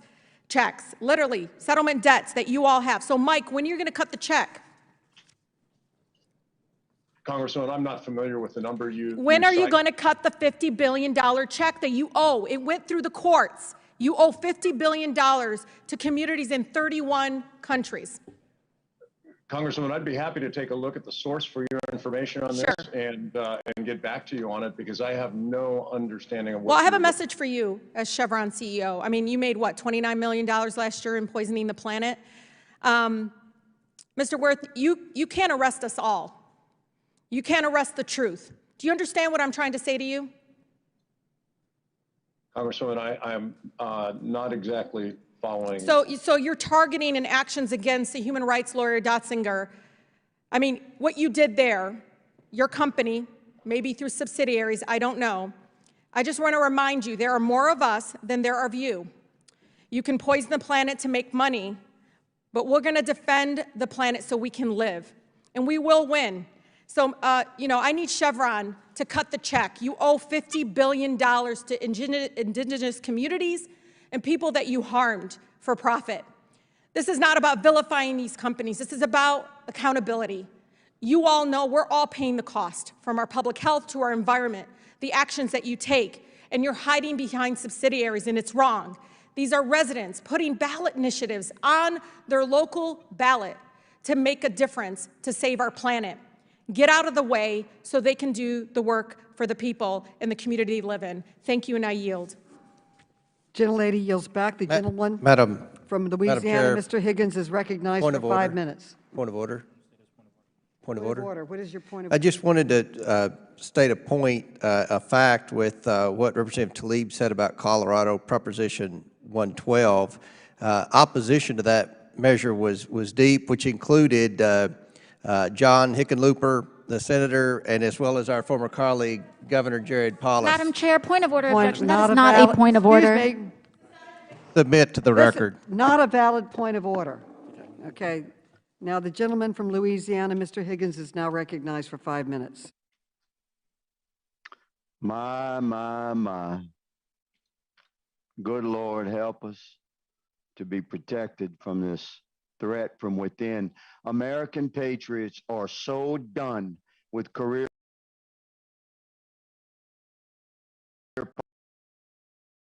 politicians and Democrat Party socialist insanity. We are nauseated by the continuous attacks on working Americans and American industry. This entire debacle of a hearing today has been reflective of the exact reasons why my colleagues across the aisle will lose their majority status very soon. We have a smashed economy. We've witnessed a disgraceful retreat from Taliban terrorists overseas, abandoning Americans. We have a disintegrated southern border. We have unbelievable inflation. We have medical oppression. We have parents, American parents, being threatened by our own DOJ for having the audacity to exercise their First Amendment rights to assemble and redress grievance. We have the companies brought before us today, American men and women, for a public beating by the Democrats on this committee. They've done incredible work to actually lower emissions. These companies have worked with scientists and engineers, not politicians, to reduce methane by 70% between 2011 and 2019. They've used innovation to clean up their industry on their own. Their facilities and plants are incredibly clean and safe. It's abhorrent that my colleagues across the aisle have called a so-called hearing today to demonize American industry whose products make modern life possible. Petroleum products are in everything, the clothes on our back, the wiring in our computers ourselves, our phones, all the equipment used by our military, all medical supplies and equipment, paint, curtains, fabrics and appliances in our homes, fishing rods, lures, tents used by sportsmen, everything, all sports products. It's insane what my colleagues across the aisle are putting these good American men and women through and attacking American workers as our country dissolves around us. You push patriots too far. You've gone a bridge too far. We won't take it anymore. Mr. Woods, Ms. Watkins, Mr. Worth, and Mr. Lawler, I'm about to ask you about a pledge. Our chairwoman asked you for a pledge. I think it was an absurd request, but I'm going to ask you about a pledge. Mr. Woods, do you pledge today to endeavor to continue leading the world in emissions reductions and providing abundant, affordable energy through innovations? I'll say again so you can think about it. Do you pledge today to endeavor to continue leading the world in emissions reductions and providing abundant, affordable energy through innovations? We try to do that today, and we will continue to try to do that going into the future. Thank you, Mr. Woods. Ms. Watkins, same question. Do you pledge today for Shell to endeavor to continue leading the world in emissions reductions and providing abundant, affordable energy through innovations? Congressman, yes, and I would add clean energy to that. Thank you, ma'am. Mr. Worth, for Chevron, do you pledge today to continue to endeavor leading the world in emissions reductions through providing abundant, affordable energy and with innovation? Yes, I do. Thank you, sir. Mr. Lawler, for BP America, do you pledge today to endeavor to continue leading the world in emissions reductions and providing abundant, affordable energy for the world through innovations? Thank you, Congressman. We will continue, and I pledge to lower emissions over time. We're trying to help the world reach net zero, and we'll continue to provide the energy that the world needs, and increasingly green, and we have a number of projects in motion today that will support those objectives. Thank you, good sir, for your answer. Madam Chair, I happily yield the balance of my time so that we can get through this horrendous display of partisan attack upon American workers and American industry. I yield. The gentleman yields back. The gentlelady from California, Ms. Porter, Ms. Katie Porter, is recognized for 5 minutes. Thank you, Madam Chair. We've heard a lot about future plans for investment in renewable energy today. Ms. Watkins, Shell's 2020 annual report called for between $19 and $22 billion in near-term spending. I'm representing that with this container of M&Ms. Each M&M represents about $50 million in spending. Ms. Watkins, how much has Shell said it will spend in the near term on oil, gas, and chemical operations? I think you just said we're going to be spending between $18 and $20 billion this year. That's near term on total spending. How much on oil, gas, and chemical operations? We're going to be spending. Well, according to your annual report, you said you're going to spend 16 to 17 billion for oil, gas, and chemical, with another $3 billion for marketing. How much is Shell spending to spend on renewable energy? This year we'll be spending between $2 and $3 billion. $2 and $3 billion on renewables and energy solutions. In your testimony, you said, quote, meeting the demand for reliable energy while simultaneously addressing climate change is a huge undertaking and one of the defining challenges of our time. Shell has made these promises before. Shell pledged to spend $6 billion between 2017 and 2020 on renewable energy. How much of that did Shell actually spend? The answer is about half. Ms. Watkins, does this look like a huge undertaking to you? Congresswoman, what I can tell you is that there needs to be both a demand and a supply of clean energy, which is why we're working very closely with our customers so that that demand increases over time, and we are Ms. ready Watkins, to supply. To me, this does not look like an adequate response to one of the defining challenges of our time. This is greenwashing. Shell is trying to fool people into thinking that it's addressing the climate crisis, when what it's actually doing is to continue to put money into fossil fuels. Mr. Summers, do you recognize the following statement? Banning federal leasing and development on federal lands and waters would derail decades of U.S. energy progress. I do, Congresswoman. That's your statement. How many of the Department of Interior's approved and ready to drill permits are currently unused? Congresswoman, it takes a long time to develop these leases that I appreciate that, Mr. Summers. I'm just asking how many permits are unused? Congresswoman, I think there's a fundamental misunderstanding as to how these Reclaiming my time, Mr. Summers, there are 7,700 permits unused. How many acres of public land are already leased by fossil fuel companies and not even used yet, just available for drilling whenever you decide? Congresswoman, again, I think you have a fundamental misunderstanding as to how this process works and the time and resources. Reclaiming my time. The answer is 13.9 million acres. To visualize how much land that is, if each grain of rice were 1 acre, that would be 400 and 79 pounds of rice. The American Petroleum Institute even opposed pausing more leasing on our lands. They even sued to stop it because apparently this acreage wasn't enough.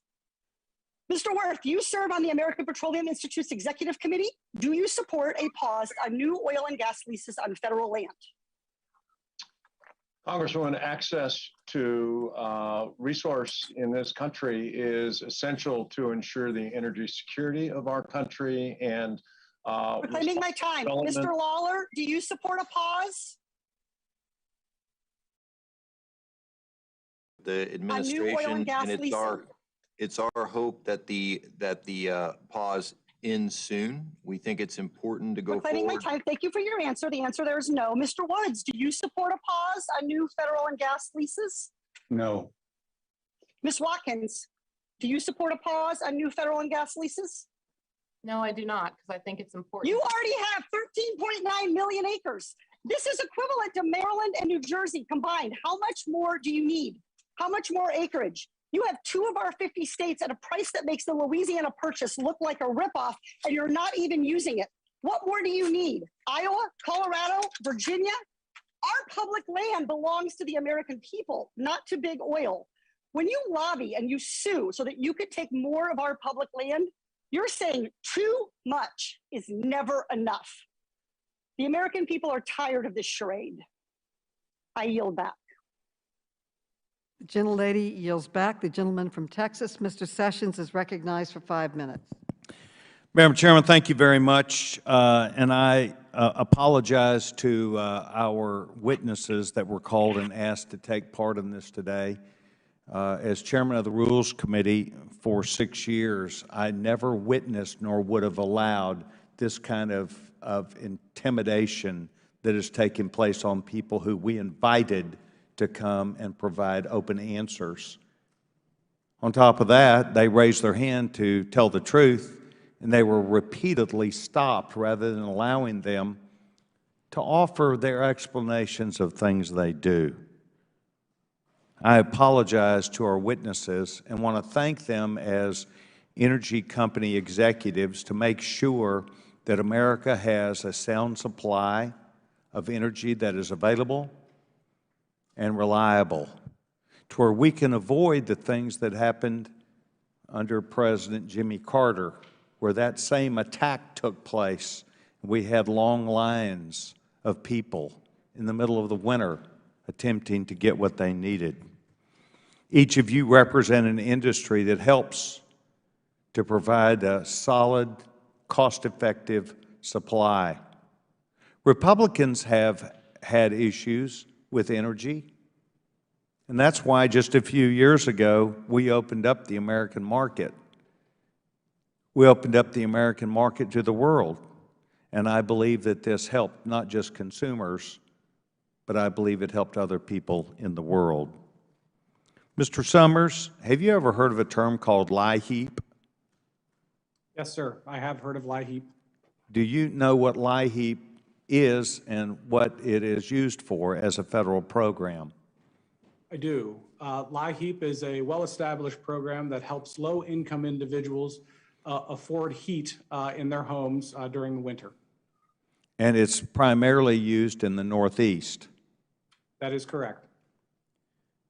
Can you tell me what the product is that is dumped in to ensure this energy would be available in the Northeast?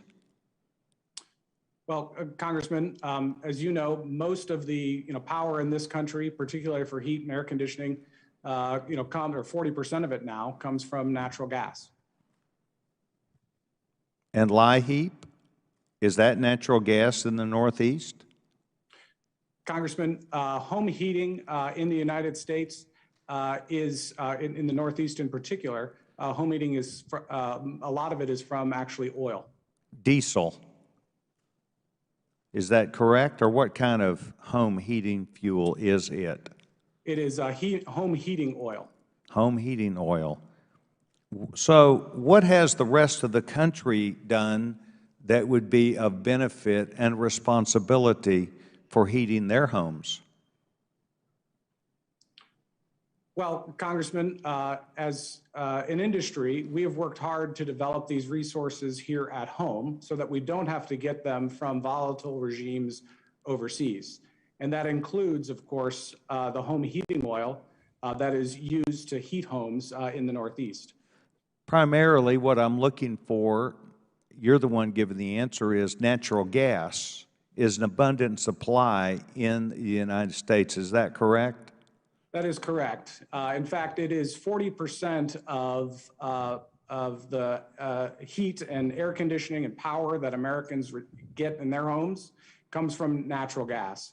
And there has been a significant fuel switch that has occurred over the course of the last many years as a consequence of the natural gas and oil revolution here in the United States, where we've been able to produce more here in the United States, and we have not had to import those products from overseas. Using the term clean energy, how clean is natural gas compared to home heating fuel? Natural gas is, well, 50% more clean than what it has replaced, coal. And that has been, a real boon to the American environment and has allowed us to cut emissions over time to generational lows. Mr. Summers, have you ever heard of this committee or another committee holding a hearing about LIHEAP and how dirty that is as compared to natural, clean, natural gas? I'm not familiar with such a hearing, sir. You would think that that would be part of the agenda, is to make their own territory cleaner in the winter.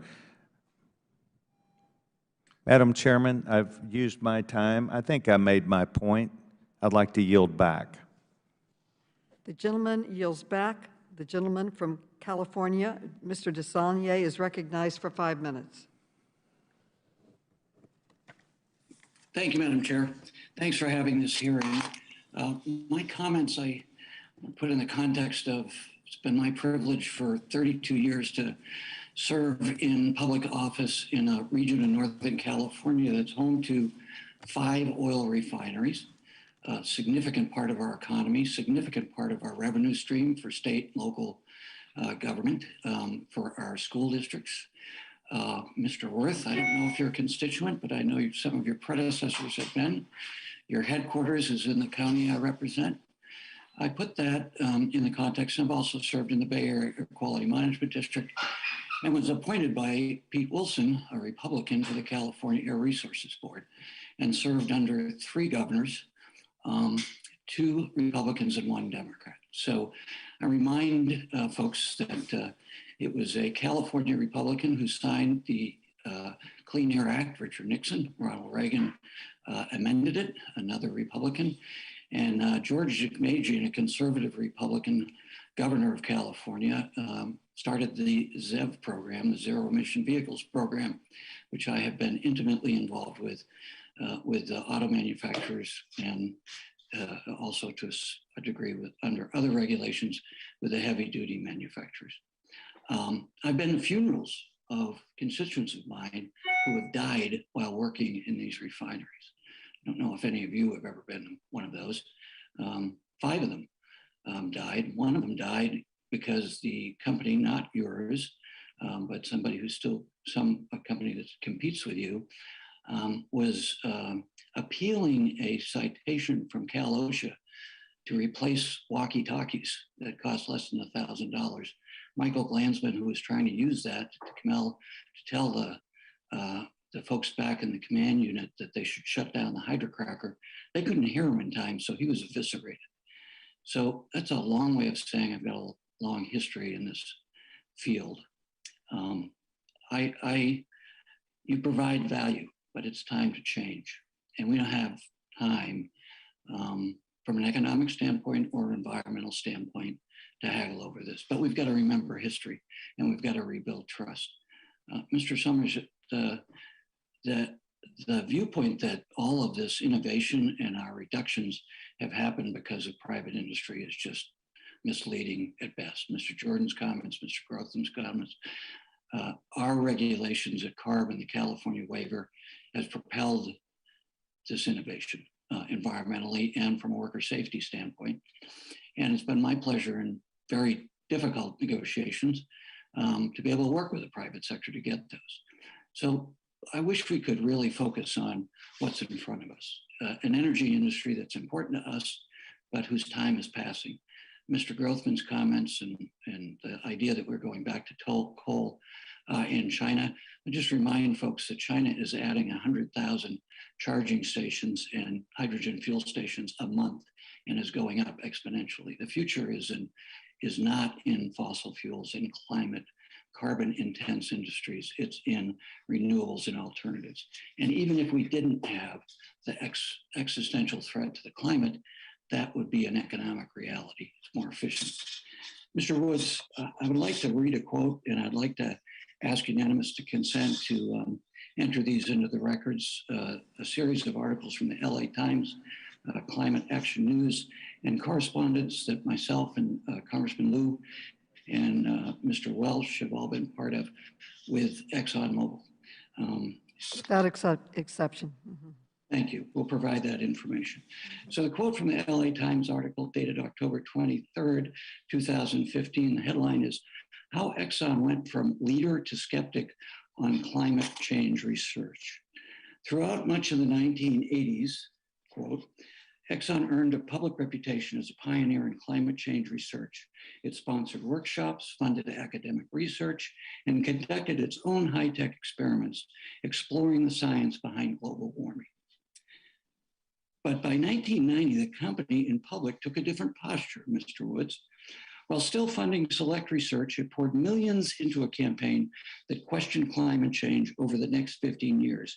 It took out prominent ads in the Washington Post, the Wall Street Journal, and the New York Times, contending that climate change science was murky and uncertain, and it argued regulations aimed at curbing global warming were ill-considered and premature. How did one of the world's largest oil companies, a leader in climate research, become one of its biggest skeptics? One of your employees, the manager of science and technology department, actually told the board in 1989 of the consequences of denial. Mr. Woods, would you work? In 2015, Mr. Welch, Mr. Liu, and I met in Mr. Liu's office with your representative, and we asked for a timeline and a response from you on these allegations. It's now 2021.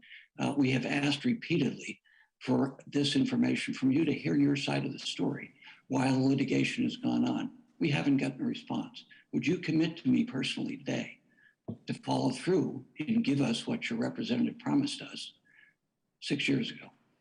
The gentleman's time has expired, but the gentleman may answer the question. Congressman, I'm not aware of the request that you referenced, but we will follow up with you. I'll commit to follow up with you. Well, it's a real comment that you're unaware of it. Thank you, Madam Chair. The gentleman yields back. The gentleman from Pennsylvania, Mr. Keller, is recognized for 5 minutes. Thank you to the many witnesses for being here today. The U.S. Energy Information Administration published the winter fuels outlook for the upcoming months, and their forecast is grim.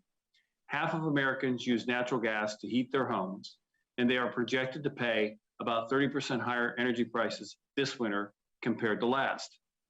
Depending on weather and demand, Americans could be paying almost, some estimates, 55 to 60% more to heat their homes and businesses than they were last year. Those that will be most affected by these outrageous energy prices will be low-income wage earners and those on fixed incomes, like our senior citizens. I would ask unanimous consent to include the report into the record.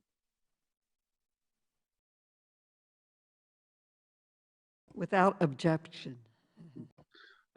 Mr. Crabtree, as a welder, what was your experience when you learned and when the Keystone Pipeline was shut down?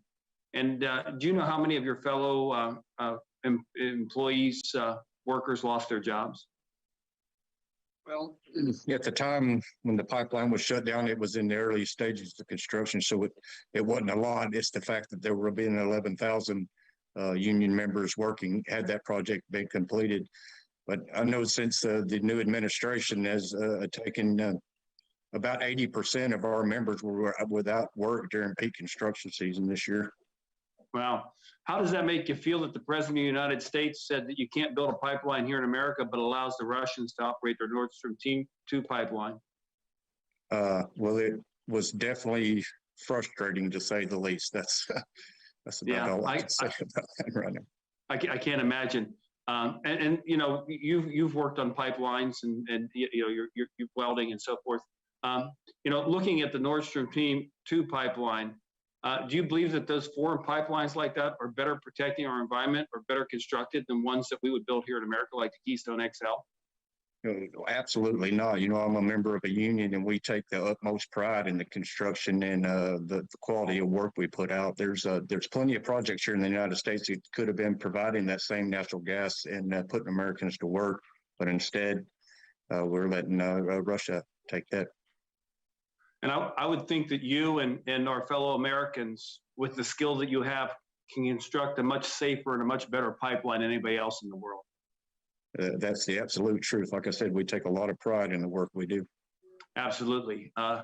There's no question that vital conservation efforts should be an American priority. It should also not be controversial to say that an all of the above domestic energy approach is good for our country. We cannot turn a blind eye to the realities of energy demand and the inability of renewables alone to heat our homes or fuel our vehicles and power our lives. The United States is already producing energy more cleanly and more efficiently than nations like Russia or China. Would any of the witnesses like to speak on the ways in which American-made energy is already innovating without far-fetched government mandates?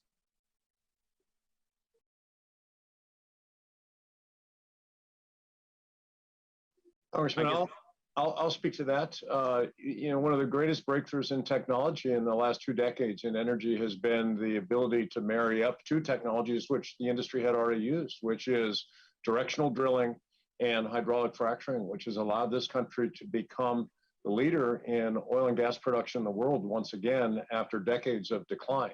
And so that's what's enabled the reductions in emissions that have been cited earlier today, greater than a dozen countries combined around the world. It's what's reduced criteria pollutants in our economy and in our cities. And it's just one of many examples of the innovation that goes on by the incredibly talented women and men in this industry across all the companies represented here today, and many, many others who are also part of a great American treasure, which is our energy economy. Thank you. I appreciate that.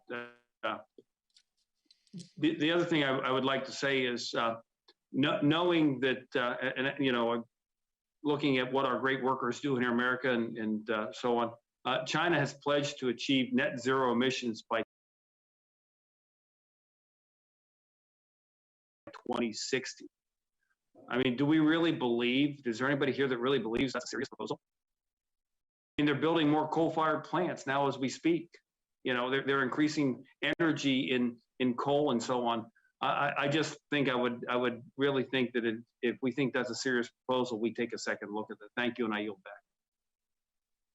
The gentleman yields back. The gentlelady from New York, Ms. Ocasio-Cortez, is recognized for 5 minutes. Thank you so much, Madam Chair. And, you know, it's not lost on me that we are having a hearing today surrounding fossil fuel misinformation and disinformation campaigns on the same day that we are scheduled to vote on legislation that has been deeply influenced by the lobbying efforts of the fossil fuel industry.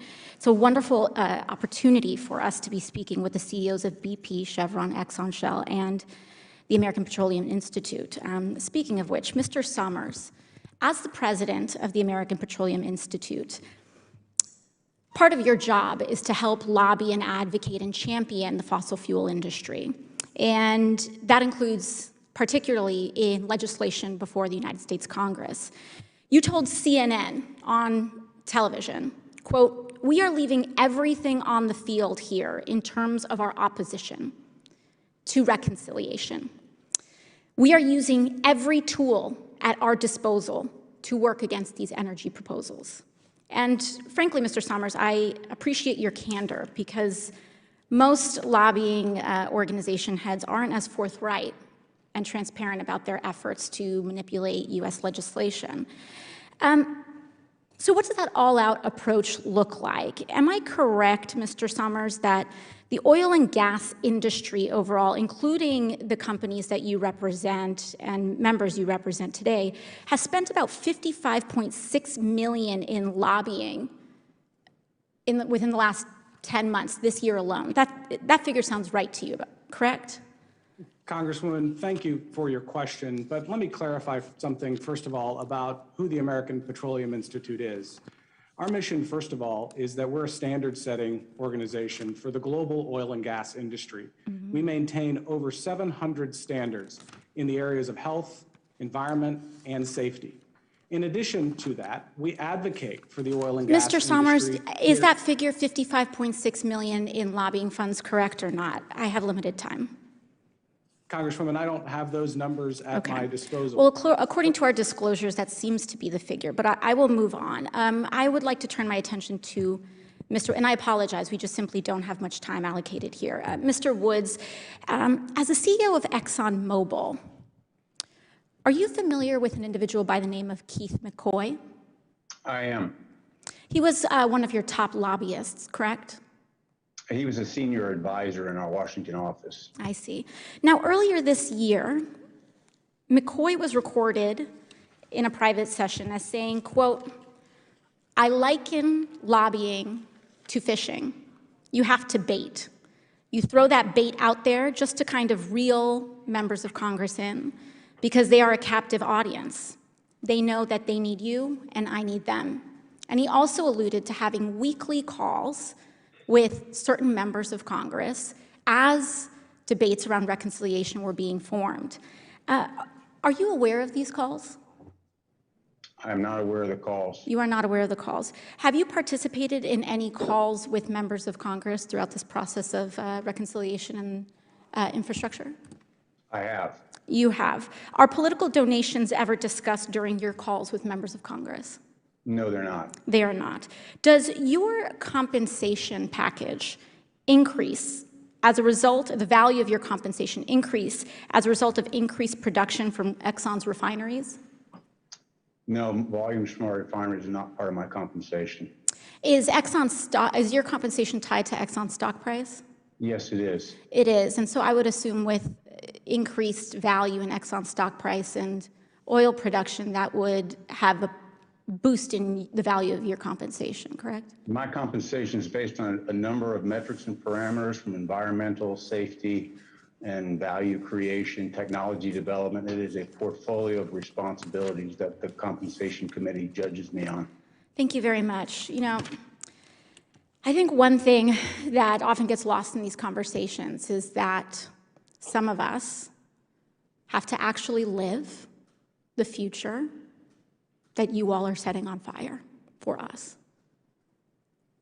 By 2028, crop yields are already projected to begin to fail, with famine beginning to hit the world's most vulnerable populations. By 2038, current U.S. drought, fire, and extreme heat trends could potentially make whole regions of the United States unlivable if we continue the trends that lobbyists are trying to have us pursue. And we have a tipping point by 2036. We do not have the privilege or the luxury of lobbyist spin. And it is incredibly important that we don't reach net zero or in some imaginary future, but that we actually cut through to carbon emissions reductions here in the United States and globally. I submit back to the chair. The gentleman from Texas, Mr. Fallon, is now recognized for 5 minutes.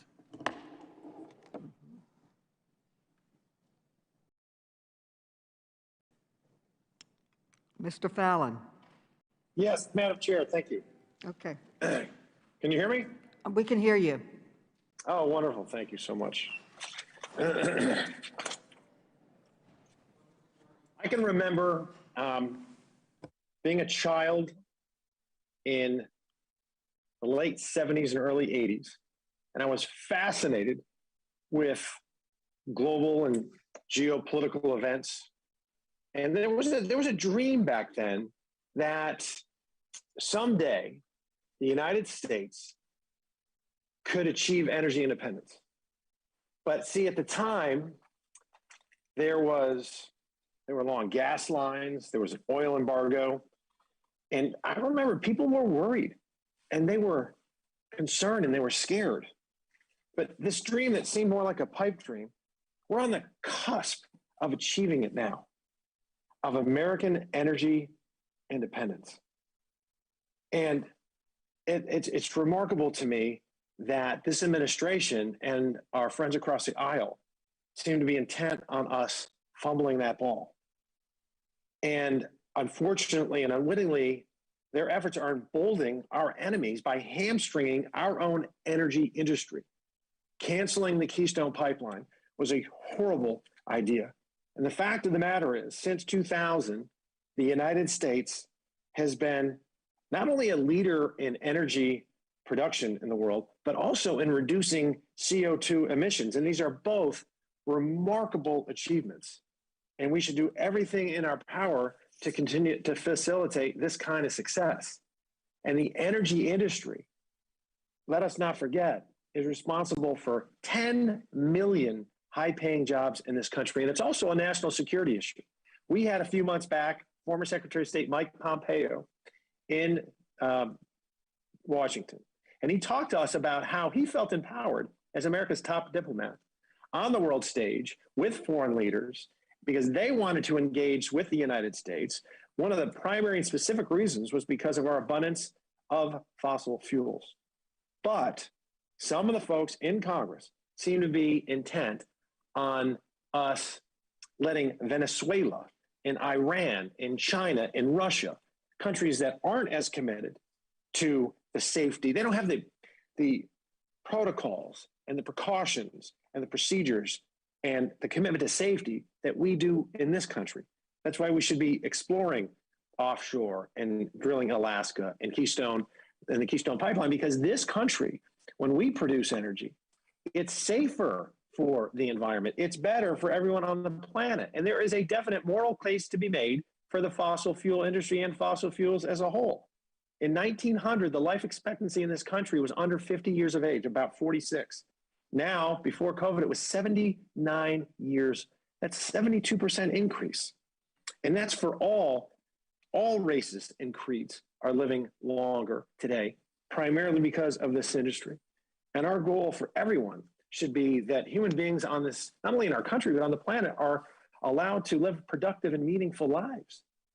And if we want cleaner energy, we should unleash the expertise of the energy industry, because they have shown and they've proven themselves to be innovators. And we had a committee hearing demonizing the oil industry a few months back. And one of the witnesses then were saying about, we're going to be judged in history. In fact, one of our colleagues just said that, made some rather hyperbolic comments about how the future is being set on fire.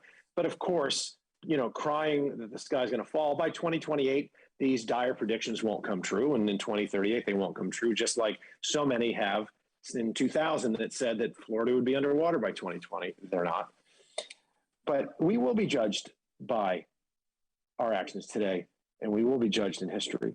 Just like so many of our folks in the Democratic majority that are going on wild, multi-trillion-dollar deficit spending binges, that they're saddling our future generations, our children, my sons, with a crushing debt and forcing them into an inevitable and untenable financial crisis. So if we want more abundant and inexpensive and cleaner energy, which we all should do, these witnesses here should be the ones that we are supporting and applauding and not demonizing. Madam Chair, thank you, and I yield back. Thank you. The gentleman from Vermont, Mr. Welch, is recognized for 5 minutes. Thank you very much. The issue here is credibility. The oil companies, when they began producing oil, discovering oil, did not know about climate change. But they were the first to learn about it, and then learning about it, concealed it and denied it. Mr. Wood, on June 6th of 1978, one of your excellent scientists, James Black, in the Product Research Division, circulated a presentation he had given to the Management Committee on the greenhouse effect. There's general scientific agreement that the most likely manner in which mankind is influencing the global climate is through carbon dioxide release from the burning of fossil fuels. That's a quote. In your leadership of Exxon, are you aware of what action was taken by the board after that report to it about the greenhouse effect was presented? My understanding, Congressman, is that that report summarized the work of the broader scientific community, and the full reading of that report is consistent with the broader community. And well, let me go on. There's others here. As you know, I don't have that much time. In December 18 of 1980, Exxon employee Henry Shaw sent an internal memo saying, quote, an increase in the global average temperature of 3 degrees centigrade and uneven global distribution of increased rainfall, in addition to some particularly dramatic questions that might cause series of global problems, such as melting of ice caps. Did Exxon, to your knowledge, share that information, really crucial information, with the public at that time? I wasn't working for the company at that time. So you're not aware that that information was made available. My understanding in November 12th. We had no unique knowledge. We were basically. Well, let me just go through this, because these are records from your own company. All right, these are not fake news. This is internal documents. Exxon's in November 12th, 1982, MB Glazer Management of Environmental Affairs Program sent a memo to the Exxon management on the CO2 greenhouse effect, saying CO2 release is the most likely source of inadvertent climate modification. And the prevailing opinion attributes CO2 increase to fossil fuel combustion. And finally, it said that mitigation of the greenhouse effect would require major reductions in fossil fuel combustion. Did you disclose that to your shareholders? Something that would be relevant to the value of your your assets? My understanding of those reports were a synthesis of publicly available information. No, I didn't ask that. I asked, did you disclose that to your shareholders in your report? That's my question. My understanding is it was summarized. It's a summarized. No, seriously. I'm not asking what it is. I'm asking whether that information was disclosed in your shareholder reports. I'm not familiar with my reports back at that. All right. 30 years ago. In February 22, 1989, Duane Levine presented a report to the board of directors. He stated, quote, data confirm that greenhouse gases are increasing in the atmosphere and fossil fuels contribute most of the CO2. To your knowledge, did Exxon disclose that to its shareholders? We made all of our research publicly available, Congressman. Was that, okay. I don't mean to be difficult, because it's a simple question. Did you disclose it to shareholders? Yes, no, or I don't know. We made that research publicly available. Well, consistent with the broader in May 6 of 1996,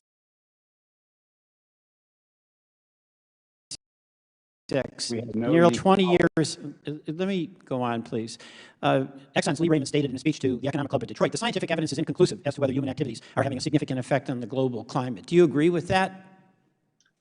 Congressman, our position taken at back in that time, as my understanding, was consistent with the general state of the scientific discussion. So you don't agree with Mr. Tillerson?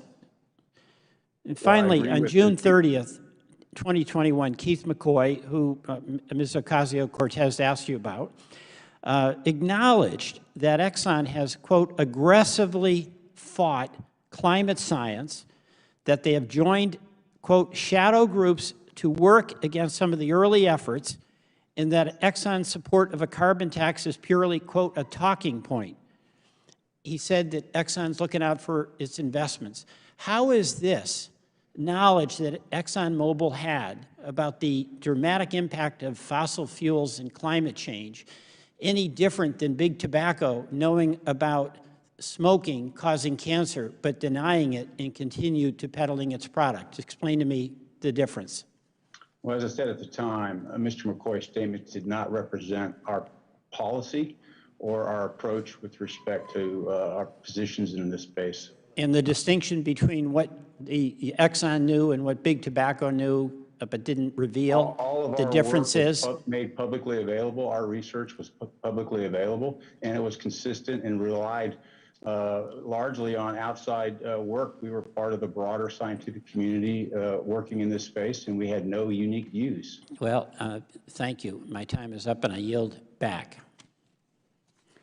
The gentleman yields back. The gentleman from Georgia, Mr. Clyde, is recognized for 5 minutes. Thank you, Madam Chair. I've noticed a trend going on here of holding hearings, such as you did with H.R. 3755, the Abortion on Demand Bill, and the Equal Rights Amendment. As with that trend, I've begun to pick up on another trend that we're setting, and unfortunately, this one is more disturbing. The new trend is that this committee continues to use, or rather should I say continues to abuse, its power to conduct oversight into the private activities of private citizens and private companies, which ultimately results in nothing more than one big public shaming campaign. In my 10 months here on this committee, I have been made aware that my Democrat colleagues have leveraged both letters and subpoena threats to either compel private entities to appear before the committee or to hand over privileged and, mind you, protected materials for the committee staff to ransack. In this congressional session alone, we've seen this committee engage in this manner with cyber ninjas, the National Football League, the Sackler family, and now we're seeing them do it to the companies before us today. This committee used to be called the Committee on Oversight and Government Reform. It is now just called the Committee on Oversight and Reform.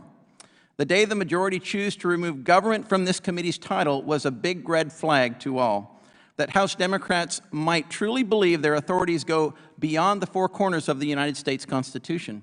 This committee should focus its oversight activities and investigation on government operations, not inject itself into private operations. To our witnesses, I want all of you to know that I support an all-in approach to ensure our nation is energy independent.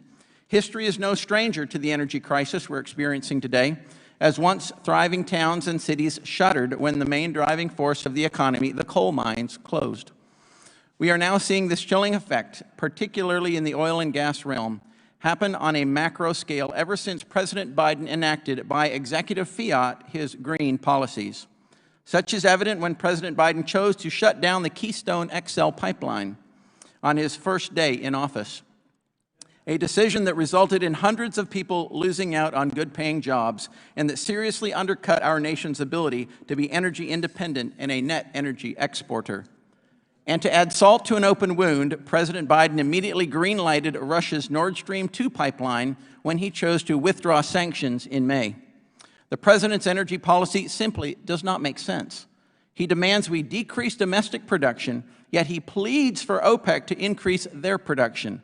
OPEC refused, and this disparity in supply became the cause of skyrocketing gas prices Americans are seeing at the pump. Hardworking people and families are paying the price for these terrible energy policies, and seniors and families on fixed incomes especially are at risk of losing their homes and are being forced to choose between heating their homes or putting food on the table. And that's even before President Biden's proposed heating tax found in his absurd big government socialism spending bill called budget reconciliation. It's shameful, but again, you all have not been called here today to help us conduct oversight of the Biden administration's policies. No, you've been called here so my colleagues on the other side of the aisle can drag you through the mud. My first question is for Mr. Summers of the Petroleum Institute. Given the energy crisis, Mr. Summers, of countries in the EU and Asia, what they are currently experiencing, that many may argue that that is a direct result of pressures to prematurely divest from reliable fossil fuel development. How can the United States avoid a similar fate as the EU and Asia is experiencing, sir? Congressman, thank you for your question. I do think that there is a flashing warning sign in Europe right now as energy prices continue to go up. It is mainly a consequence of a lack of supply. And they're going to continue to need more energy as their economy grows. Another major concern that Europe should have is that one of the reasons why natural gas prices in particular have gone up is because Russia has decided not to export natural gas to the EU during this critical time. It is, I think, a real warning for American consumers in the world that if you don't create your own supply at home, you're dependent on supplies from regimes that aren't necessarily, don't necessarily have your interests at heart. And I think the Europeans and other parts of the world are finding out the importance of creating supply to ensure that we have access to affordable and reliable energy for decades and decades to come here in this country.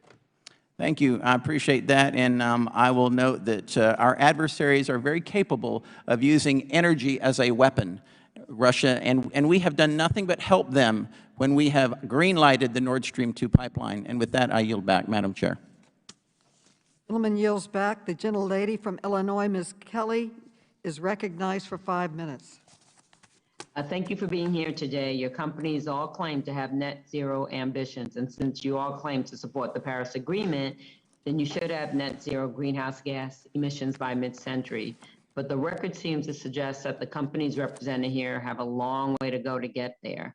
Ms. Watkins, in its February 2021 energy transition strategy, Shell said, and I quote, aligned with the more ambitious goals of the Paris Agreement to limit the average global temperature to 1.5 degrees Celsius above pre-industrial levels. Is that correct? That is the ambition of the Paris Agreement. Yes, that is correct. Thank you. Shell said it aims to become a net zero energy business by 2050 and has set goals to cut the carbon content of its products by 20% by 2030 to phase out carbon emissions by 2050. Is that correct? Net zero by 2050 is correct, yeah, and we just announced today a goal to cut our scope 1 and 2 emissions by half by 2030. And why does the independent analysis find that Shell's net zero pledge fails to meet the Paris Agreement goals? I'm sorry, Congresswoman, I'm not familiar with the independent analysis that you're talking about, but what I can say is that the company I work for is absolutely committed to these goals that we've put out there. My compensation is directly linked to that, and we look forward to continuing to accelerate the energy transition in collaboration with folks like yourself, the government, with our customers, with segments of the industry. This is something that we can't do alone as one company. It really needs to be done in collaboration with society and with the government. Okay. Yeah, from what I was reading, it says Shell's strategy only decreases oil production by 1 to 2% annually through 2030, while it increases gas production 4% over the same time period. And according to the 2021 United Nations Production Gap Report, the world must decrease oil production by 4% and gas production by 3% annually between 2020 and 2030 to limit warming to 1.5 degrees Celsius. And over a 10-year period, this would equate to a 50% increase in gas production for Shell compared to the nearly 30% decline we need to reach the goals scientists say are necessary to limit the most dangerous impacts of climate change. And then earlier this year, Shell appealed an order by a Dutch court to cut emissions by 45% by 2030. And so can you tell me, does Shell plan to comply with the court order to cut emissions by 45% by 2030? You can just say yes or no. Congresswoman, one of the reasons we put out the goal we put out today is because we see an opportunity to accelerate our Powering Progress strategy. And so cutting our scope 1 and 2 emissions by half by 2030 is a new target. I'm very proud of my company for being aggressive. So is that a yes or no? I'm just asking you yes or no because I don't have a lot of time, that's all. We are in the process of appealing the Dutch court order. And so while we are in action to get to net zero by 2050, and we have many targets between now and then to hit, we are appealing the court order because we don't think the courts is the right place to decide this. So it sounds like even though Shell's transition strategy calls for cutting emissions by 2030, the company is resisting efforts to get there? And is that because Shell's transition strategy to reduce the intensity of its carbon output from oil production relies in part on Shell increasing its gas productions? Is that correct? Congresswoman, I would say that I have a different way of putting that. We are not resisting. In fact, we are embracing the opportunity to transition faster, which is why we're working to increase the demand for low and no carbon fuels. So that's actually how I would characterize it, as embracing the energy transition. So you can't characterize it as a yes or no then, because experts warn this plan will backslide further to mere operational efficiency rather than reducing the overall climate burden of your products. So again, yes or no, will Shell commit to reducing gas production as part of its emissions reduction plans? Ms. Watkins. Congresswoman, we've committed to a number of things, and we believe natural gas plays a key role as a transition fuel in order to continue to lower emissions for the country. And so we are committed to providing that cleaner burning fuel for the world. So we're committed to natural gas over time, but we're also very much committed to continuing to work with our customers to look at no carbon fuels such as wind and solar. We're building wind turbines off the coast of New Jersey and Massachusetts, and we'll continue to look for opportunities to do that, but the demand needs to be there. That's good to hear that you're looking, but a lot of things you're saying are not supported by evidence. So it shows that it's time for Congress to act, and we can begin by passing the Build Back Better Act to combat climate change and spur the development of renewables. And I yield back. I know my time's up. Thank you. Thank you. The gentleman from Arizona, Mr. Biggs, is recognized for 5 minutes. Thank you, Madam Chair. I've been in and out of this hearing, but I heard the opening statements and listened to a good deal of the questioning of this morning. And I will tell you that if there's one thing that I hope those leading these very important energy companies and the Petroleum Institute understand is that you've kind of got yourself here, you've seen the attitude, you've heard the attitude from the folks to the left in this committee. It's because of your appeasement. That's what it is. So when you get asked this morning about, aren't you embarrassed? That's really kind of an irrational question to ask CEOs about their company policy. To ask and to vilify you and basically say, will you repudiate your membership in a manufacturing institute, to then say and repeatedly ask the question and to badger you. That's because you've been appeasing. I'm not saying that you shouldn't do your best to reduce carbon emissions and run a clean company. I'm saying that you've been brought here so they could beat the crap out of you. That's what this is all about. And they're doing it for a political reason. And that's the shame of it all. This is a hearing where the Democrats attack American workers and the private sector. The President and his allies in Congress have consistently advocated for policies that have led to higher energy prices and increased inflation. In fact, though, you've got Ron Klain retweeting this. He's the chief of staff at the White House saying, most of the economic problems we're facing, inflation, et cetera, are high-class problems. Well, even the New York Times has said this year's Thanksgiving feast will wallop the wallet, and that's a result of Biden's policies, and part of those policies are to put the screws on the energy industry.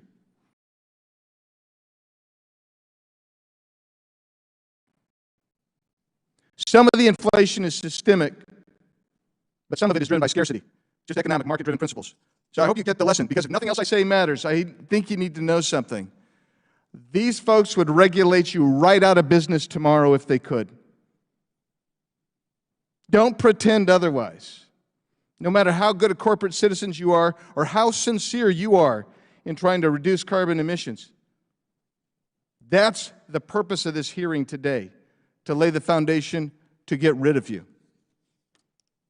And at the same time, you see the hypocrisy or inconsistency of this administration. Here's one dated today, this very morning. You've got Amos Hochstein, the U.S. State Department Senior Advisor for Energy Security, saying energy producers, particularly OPEC, should be increasing its output. Here's one from 2 weeks ago. U.S. worried energy supply is not meeting demand. That is where we're headed in the future. What you do is important. Never forget it's important. At the same time, you got the Biden administration issuing new oil and gas leases for drilling on federal land, canceling the Keystone Pipeline within hours of taking office, and then removing sanctions on Russia's Nord Stream 2 pipeline, increasing Europe's dependence on Russian oil. We hear this from Mikhail Kruchikin, an energy analyst at the consultancy Rus Energy, saying, quote, "We decided we'll let them freeze a good bit this winter, and then they'll become more talkative and won't insist on quickly abandoning gas. The stakes are very high." This is a high-stakes game. The Russians get it. You get it. My colleagues across the aisle don't get it. Congressional Democrats' proposals for fixing the problem they caused are worse than President Biden's. Their tax and spend budget reconciliation bill will increase energy prices and cripple the American economy. With gas prices at a 7-year high, Democrats in Congress are considering enacting a carbon tax to pay for their socialist policies. They love to tout their support of the Green New Deal, claiming that it is the only way to fight climate change. However, it excludes nuclear energy, despite the fact that nuclear energy is carbon-free, low-cost, and is a reliable energy source.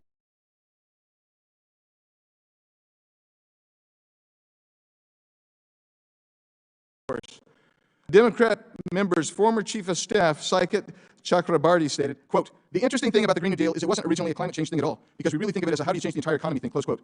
He told the truth. Occasionally going to get that out. I urge you, continue being good corporate citizens, but understand appeasement will lead to the demise of your industry and your company, which will result in thousands and hundreds of thousands of people losing work and living in poverty, in an impoverished state. And Madam Chair, I have a number of articles I would like to submit for the record. Without objection. I have one called "Oil Eases with U.S. Urging Producers to Ramp Up Supplies," dated today's date. I have one dated from Reuters, dated October 7th, "U.S. Worried Energy Supply Not Meeting Demand, Top Biden Advisor Says." Then I have additional ones. Let's see here. We got, "As Europe faces a cold winter, Putin seizes on the leverage from Russia's gas output," from the New York Times, dated yesterday. The gentleman's time has expired. We will submit all the articles you would like into the record. Thank you, Madam Chair. I appreciate it. The gentleman from Illinois, Mr. Davis, is recognized for 5 minutes. Thank you, Madam Chairman, for holding this hearing. And let me thank all of our witnesses for being here and being with us today. Mr. Woods, I'd like to ask you a few questions about your company's position on carbon pricing. Exxon's lobbying website states, and I quote, "Without exception, the company's lobbying efforts are aligned with its publicly available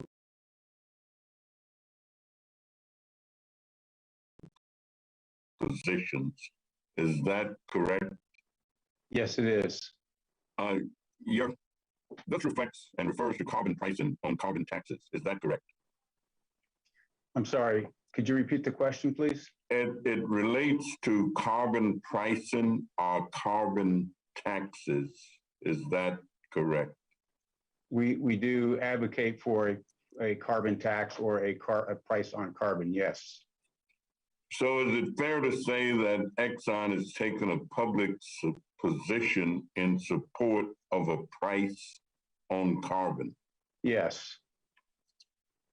I ask because committee staff reviewed Exxon's lobbying reports along with those of other companies. And the committee's analysis found that since 2011, Exxon and its lobbyists have filed 344 reports involving lobbying on tax legislation or tax policy. Does this figure sound about right to you? I don't have those numbers available to me. All right.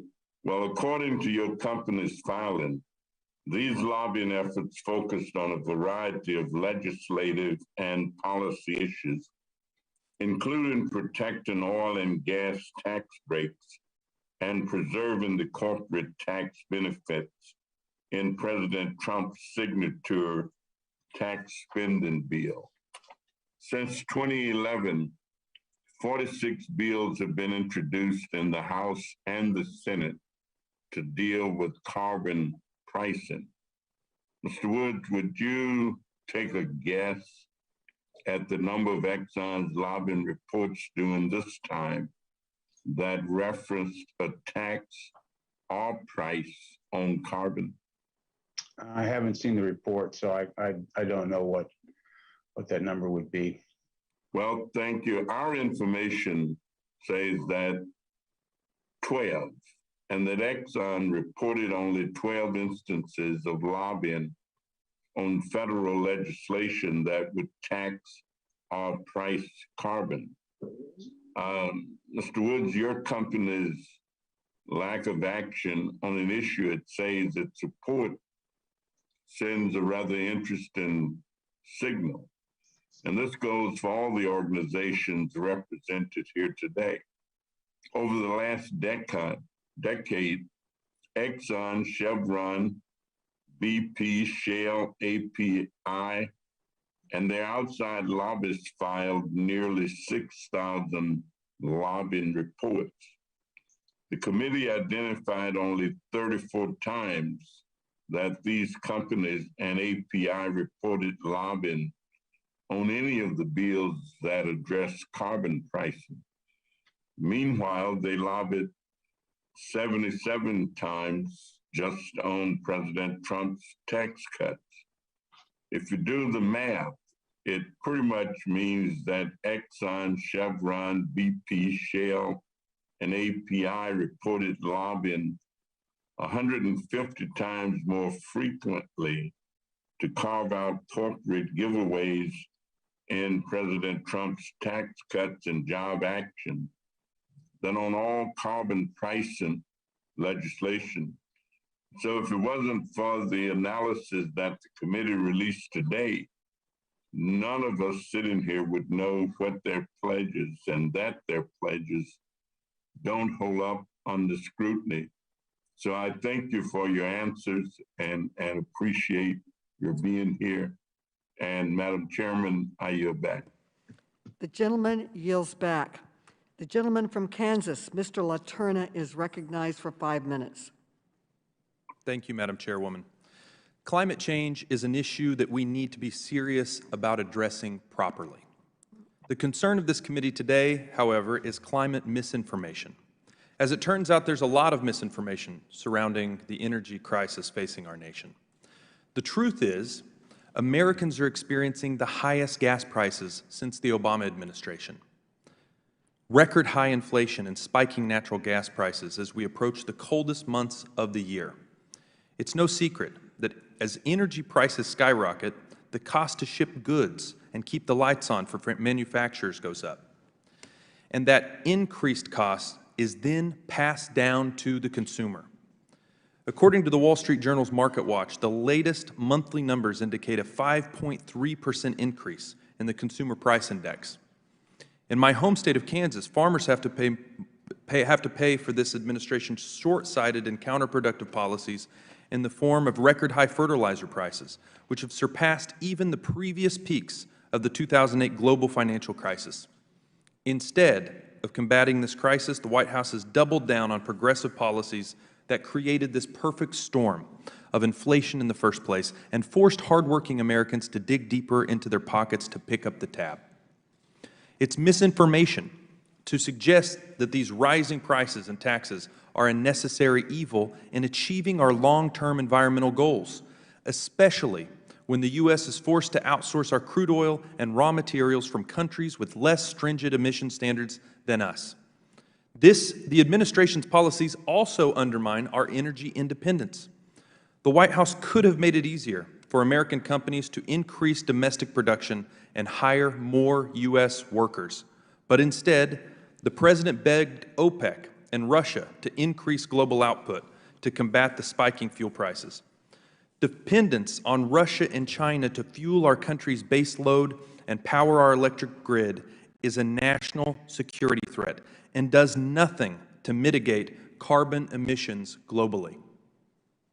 Some of my colleagues seem to think it's impossible to have both affordable, bountiful, and innovative energy while also having clean air and water. That is simply not true.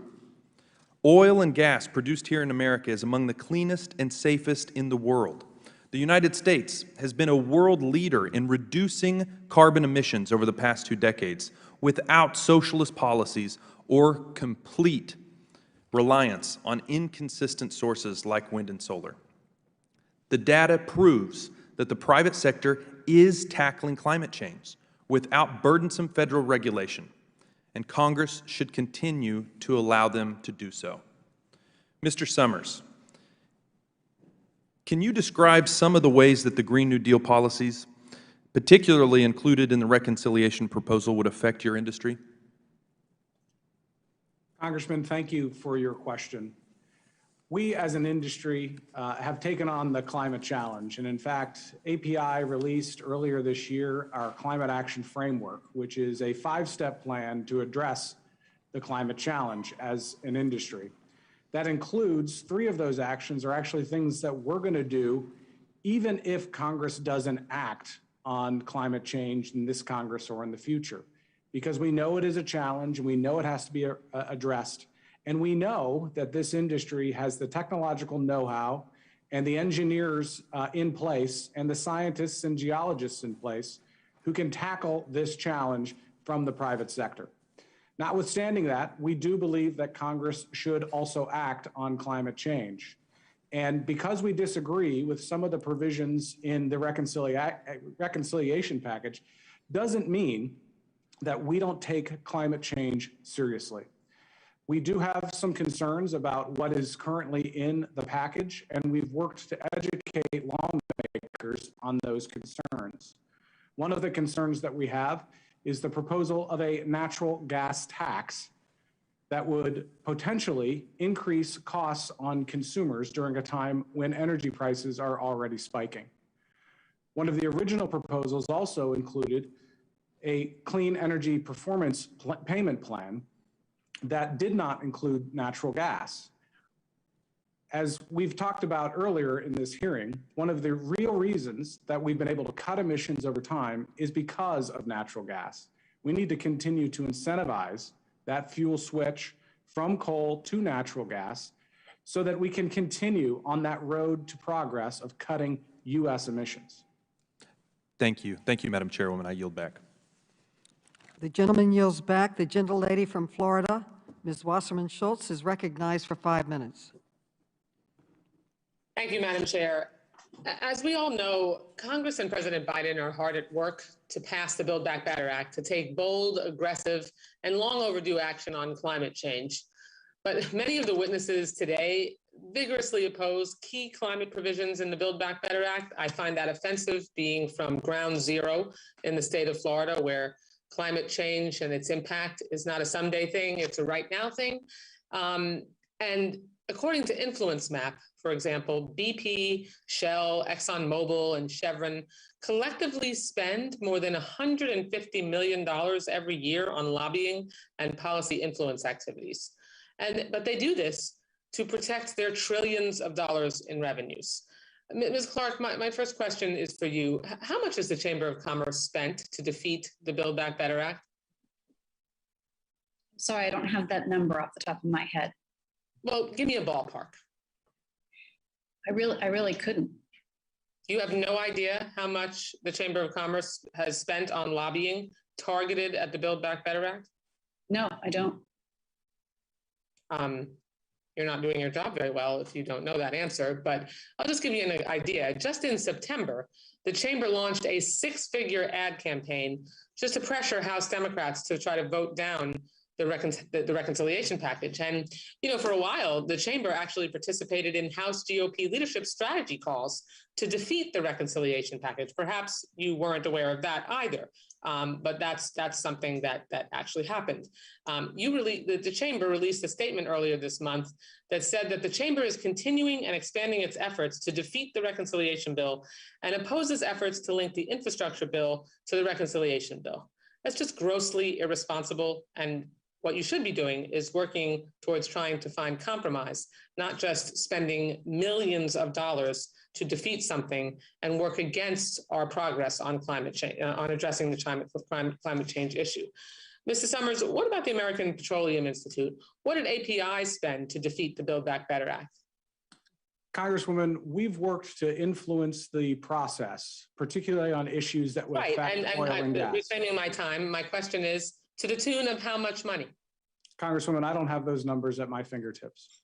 Yeah, I assumed you would answer that. You would answer that way. But let me just illuminate things for folks listening to this. API used its front group, Energy Citizens, to flood Facebook with hundreds of ads in 140 congressional districts aimed at in opposition to the reconciliation package. Here's a bewildering example of hypocrisy. The Build Back Better Act contains provisions to tackle, for example, methane pollution from oil and natural gas production, which API claims to support the reduction of methane emissions. Yet API and its front group, Energy Citizens, have carried out a 7-figure TV and internet ad campaign to defeat the Build Back Better methane emissions fee. Mr. Summers, how do you reconcile your group's claims to support reducing methane emissions with your opposition to Build Back Better provisions that address methane emissions? Thank you for your question, Congresswoman. In fact, the American Petroleum Institute supports the federal regulation of methane for both new and existing sources. We expect the new regulation to come out soon from the Biden administration, and we've been working with them on making sure that that regulation makes sense and that it's reducing methane emissions over time. Reclaiming my time. This industry, I'm sorry, reclaiming my time, except you're opposing the reduction policies on methane emissions in the Build Back Better Act, which is the proposal of the Biden administration. So you're either lying about your support for reducing methane emissions, or you're working against yourself, which makes no sense and certainly isn't money well spent by your institution. Respectfully, Summers, Congresswoman. No, the time is mine. Thank you. Mr. Woods, your company is a member of API, for example, and API actively lobbies to crush good climate policies, as I've just illuminated. Your own former senior director of federal relations admitted you use groups like API to take the tough questions and be a, quote, whipping boy during congressional hearings. How can you tell us with a straight face that you're part of the solution to climate change when you're part of the lobbying effort to stifle policies to fight climate change? Well, as I said shortly after that interview was released, that that characterization offered up was incorrect and did not reflect the position that our company's taken or the philosophy that we take. Yeah, Mr. Woods, you can say what you want about climate change, but words matter, actions matter more. And this hearing illustrates the problems we face. Industry players talk out of both sides of their mouths. Big oil may talk about climate change and emission reductions and put shiny, polished, green-colored ads on TV, telling Americans they're part of the solution. But when President Biden and congressional Democrats try to advance solutions to actually fight the climate crisis, the fossil fuel industry reaches into its deep pockets to kill these common sense solutions. You're no better than big tobacco in the 90s. I yield back the balance of my time. The gentlelady yields back. The gentleman from Georgia, Mr. Johnson, is recognized for 5 minutes. Thank you, Madam Chair, for holding this hearing.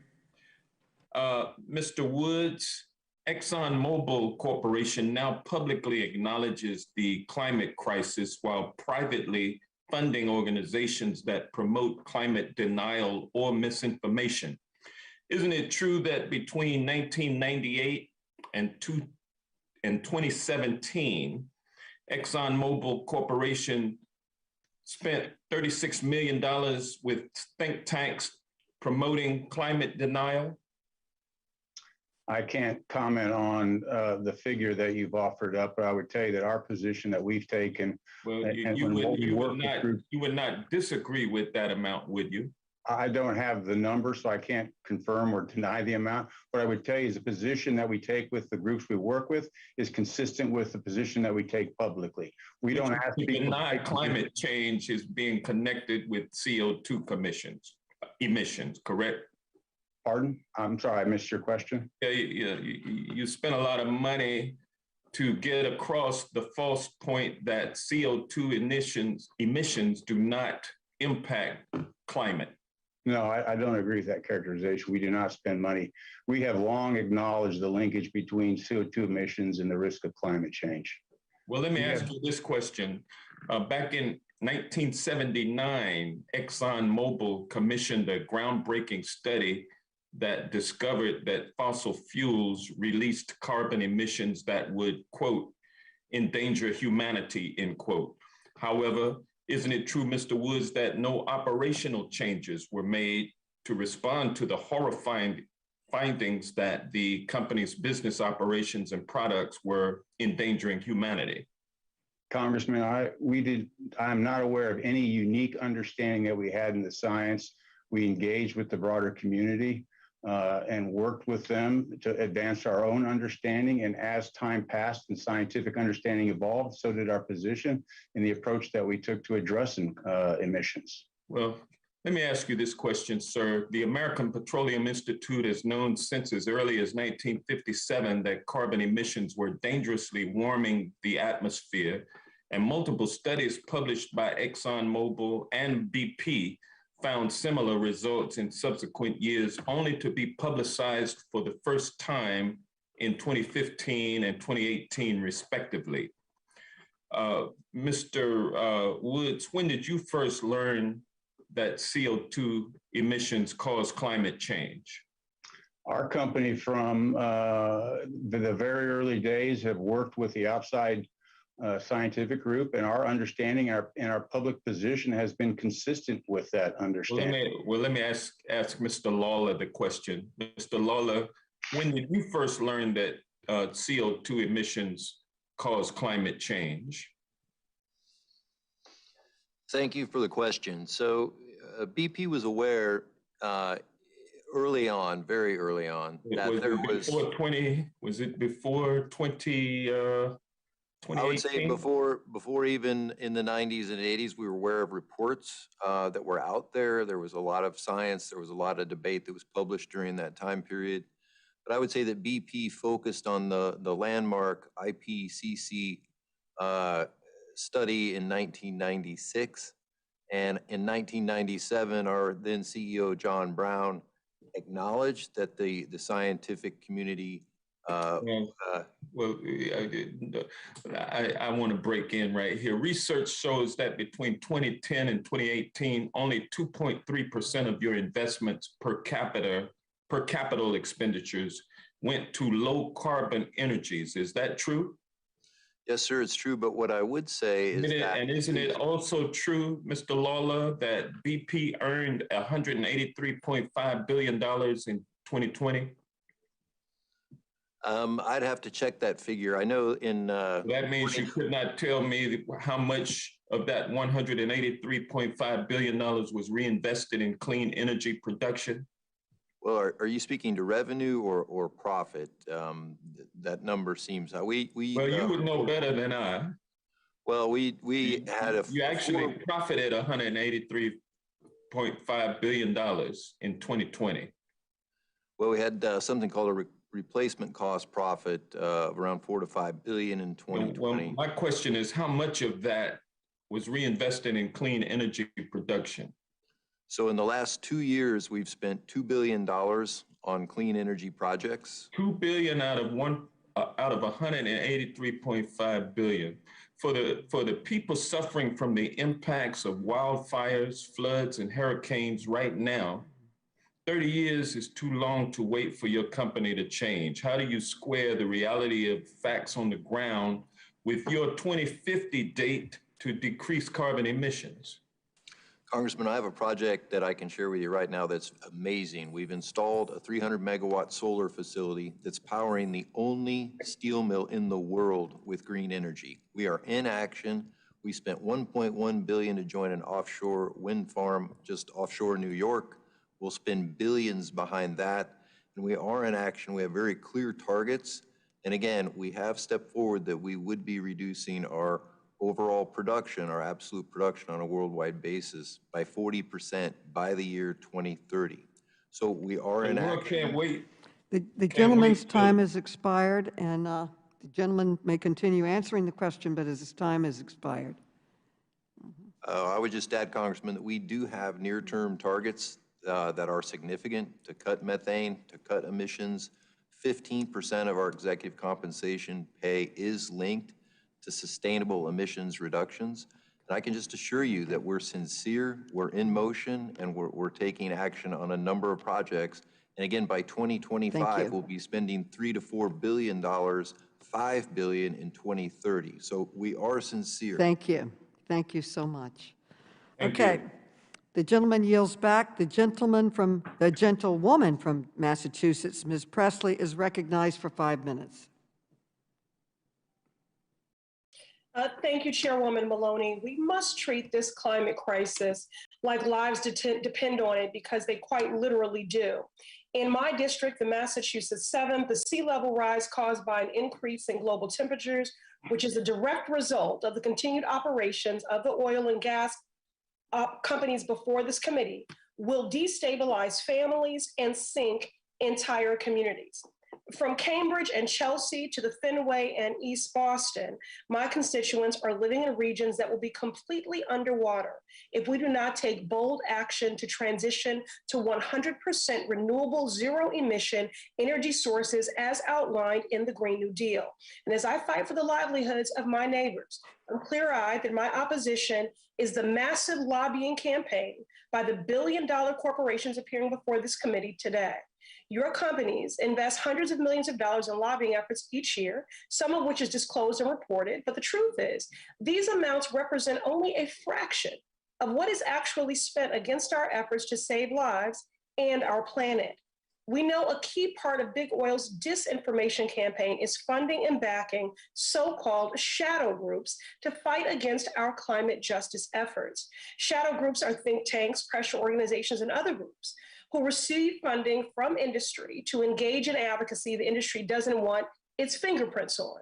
Mr. Woods, after your former lobbyists admitted joining shadow groups to undermine efforts on climate, Exxon stated that his comments were, quote, entirely inconsistent, unquote, with your company's work. Mr. Woods, do you stand by that statement, yes or no? Yes, I do. Mr. Woods, is it your testimony that Exxon has not at any point funded any think tanks, advocacy organizations, or other shadow groups against climate change efforts? Yes or no? The position we take is transparent, and we publish the groups that we support on our website.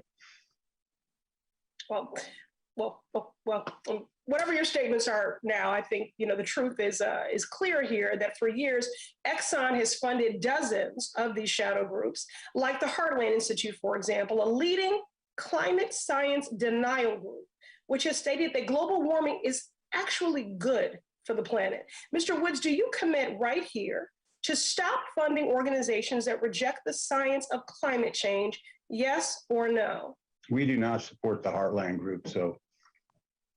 Yes or no? Do you commit right here to not fund organizations that reject the science of climate change? We do not support climate denial. We do not ask people to lobby anything different than our publicly supported position or expressed position. With millions of dollars that are going to lobbyists, super PACs, and shadow groups, these corporations refuse to invest in their own workers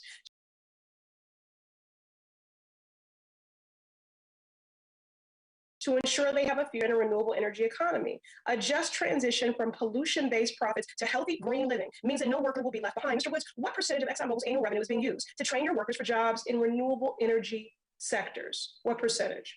We are focused on making sure that our workforce is capable of operating our current operations, and we are investing time and resources in developing new solutions. I'm going to reclaim my time since you weren't providing a percentage. So will you commit to providing this committee with the documentation to this answer? We'll work with you to give you what you need. All right. Mr. Worth, what percentage of Chevron annual revenue is being used to train your workers for jobs in renewable energy sectors? Congressman, I don't have a number on that. I can tell you we're committed to meeting the needs of the world today and the future, and our workforce is prepared to do that. Sorry, I'm going to run out of time. Will you commit to providing this committee with the documentation on this answer? We will work with the committee to provide responses. All right. Ms. Watkins, what percentage of Shell's annual revenue is being used to train your workers for jobs in renewable energy sectors? Congresswoman, I don't have a number, but I will be happy to work with you to get one. What I can say is that what we're finding is that we have engineers that have built offshore oil and gas platforms in the Gulf. I'm sorry. We're now able to. I'm going to run out of time, but thank you for that commitment to work with the committee. Mr. Lawler, what percentage of BP America's annual revenue is being used to train your workers for jobs in renewable energy sectors?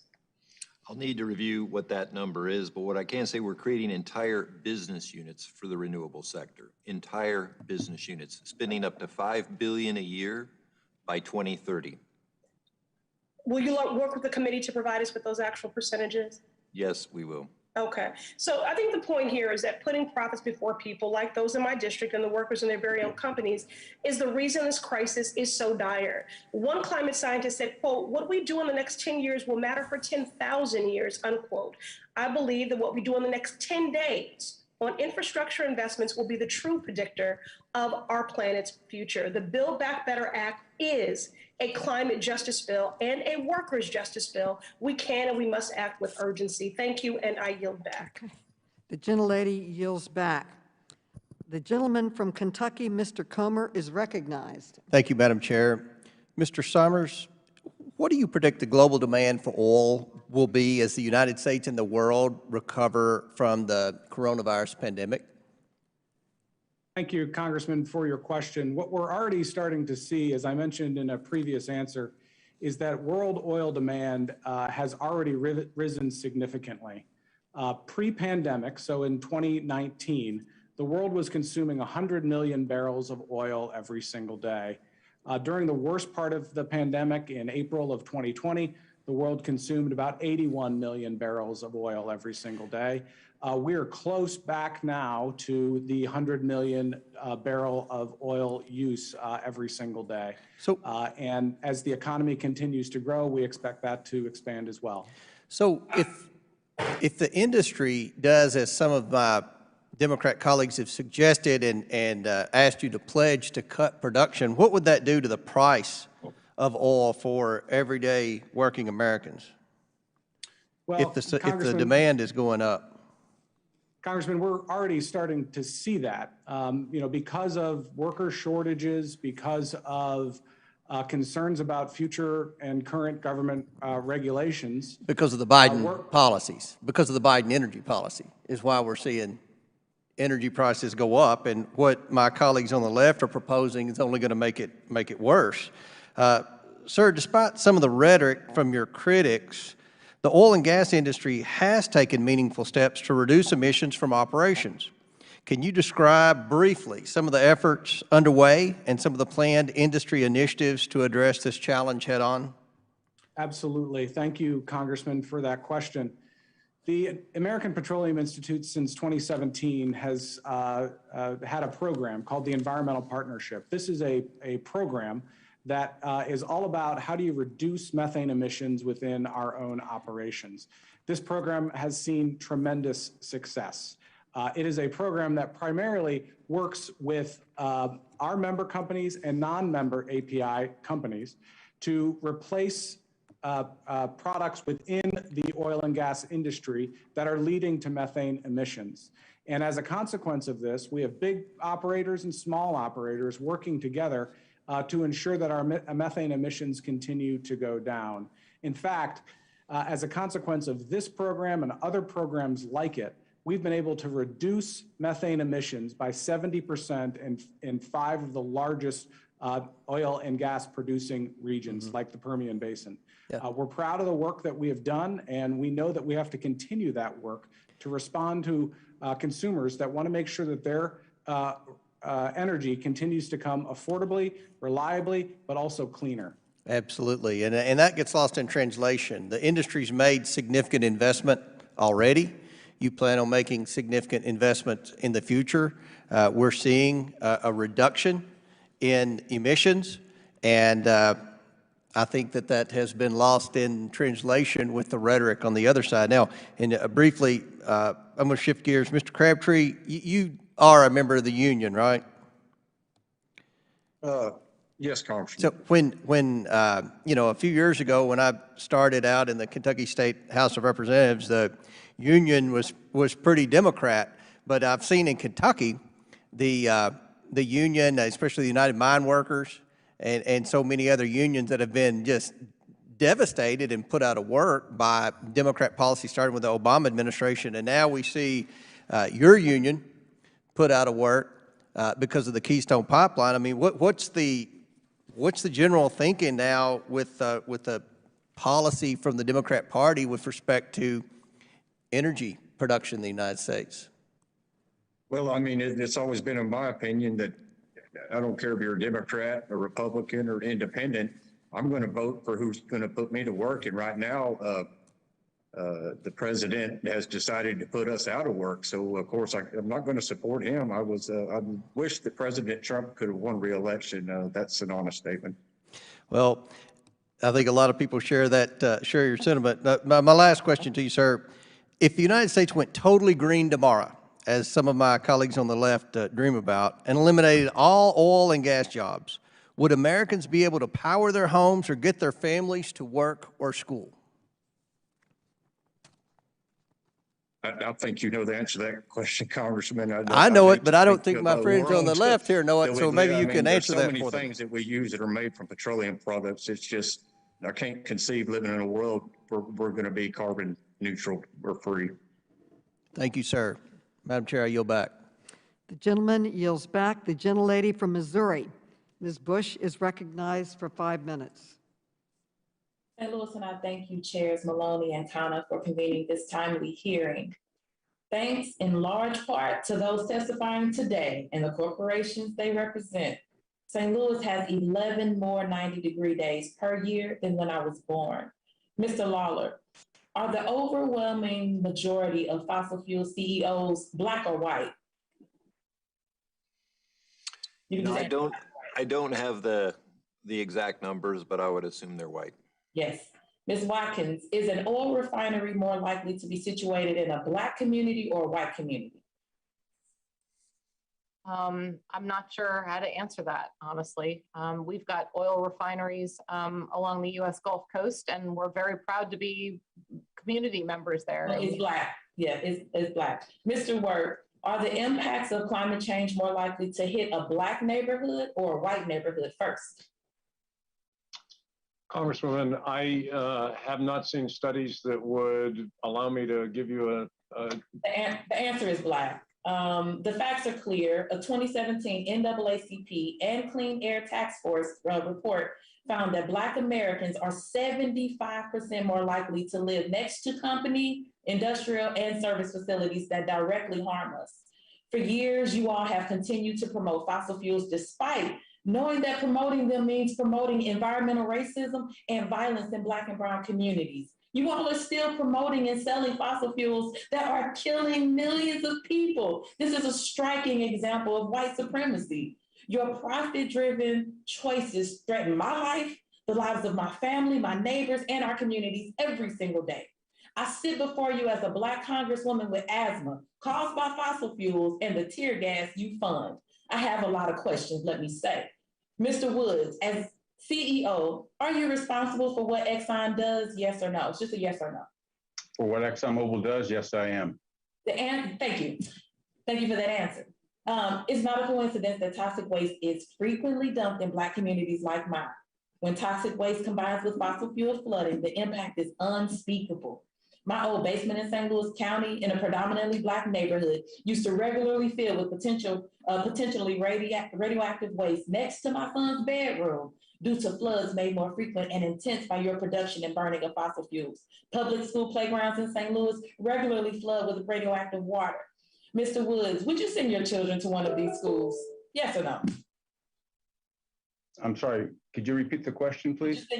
Would you send your children to one of the schools where radioactive waste, where we have this flooding? Thank you. I would not. Thank you, thank you. And I don't want to either, neither does my community. It's not a coincidence that our communities are more likely to flood. You have known this flooding was coming for years. Ms. Watkins has too. Ms. Watkins, in the 1988 Shell report on page 26, it says large low-lying areas like Bangladesh may need to be abandoned. Ms. Watkins, does that bother you that your company deemed a country of 98 million brown people expendable in exchange for storing profits? Yes or no? It's just a yes or no.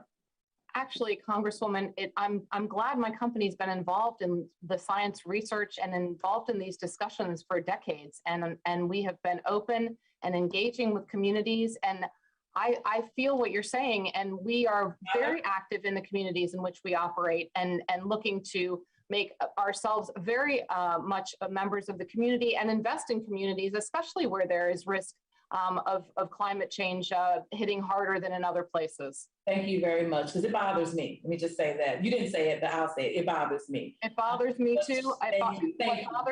What bothers me is that that's the end of my questions. I have to keep moving. But I have another question for you. Was Shell aware that Black and Indigenous communities in the U.S. would flood and burn first? Yes or no? Black and Indigenous communities. I'm sorry, Congresswoman, I'm not familiar with what you're referencing.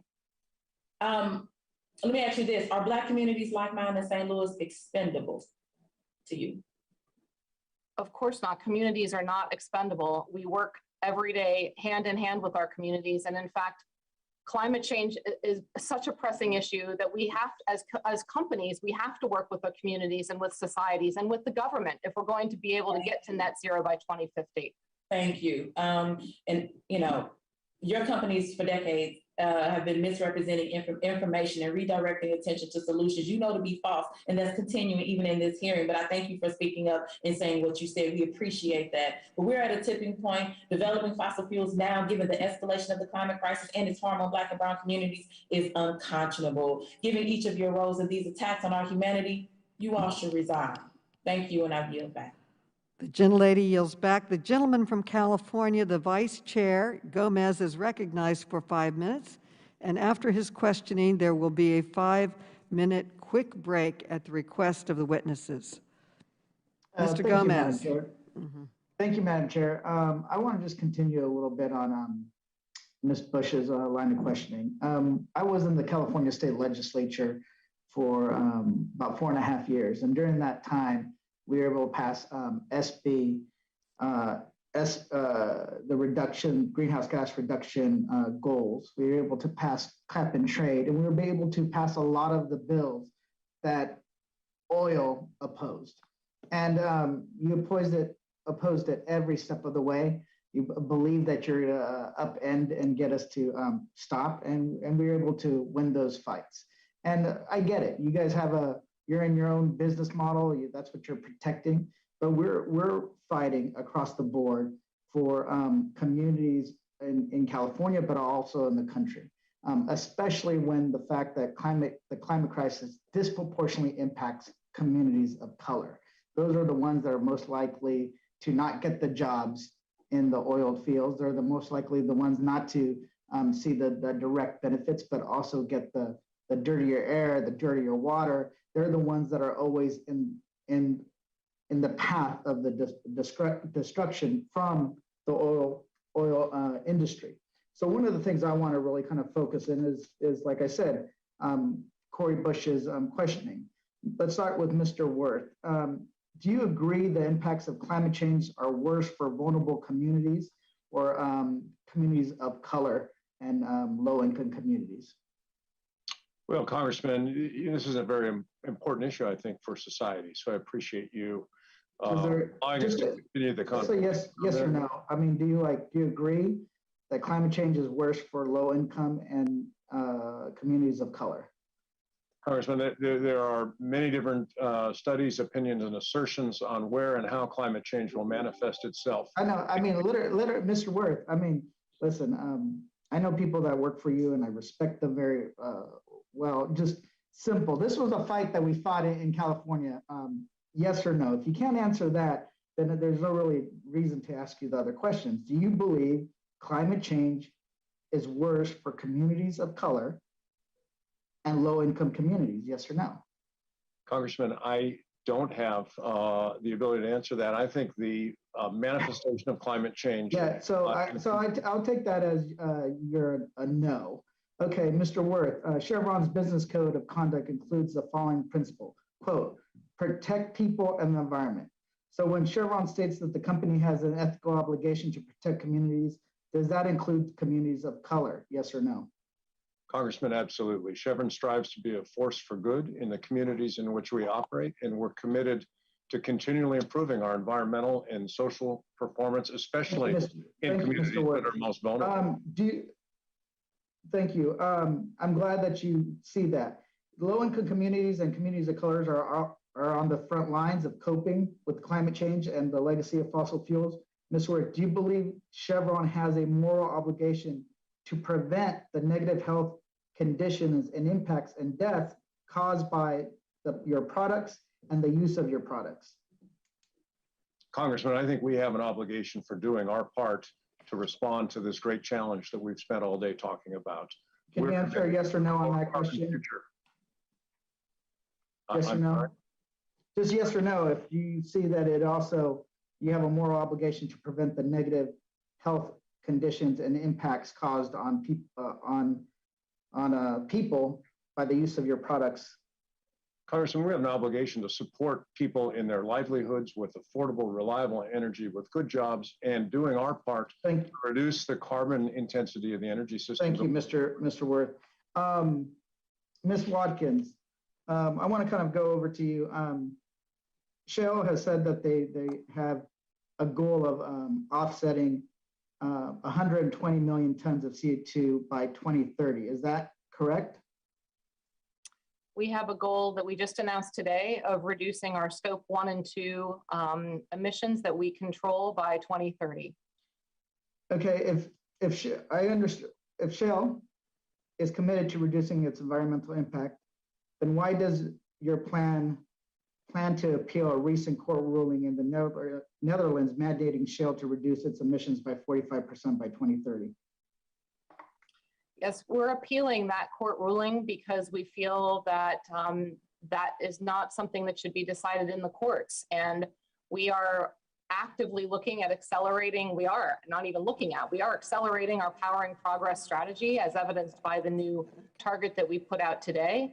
And we look forward to continuing to work with governments like yourself, with society, in order to accelerate the demand for cleaner. Let me redirect the question.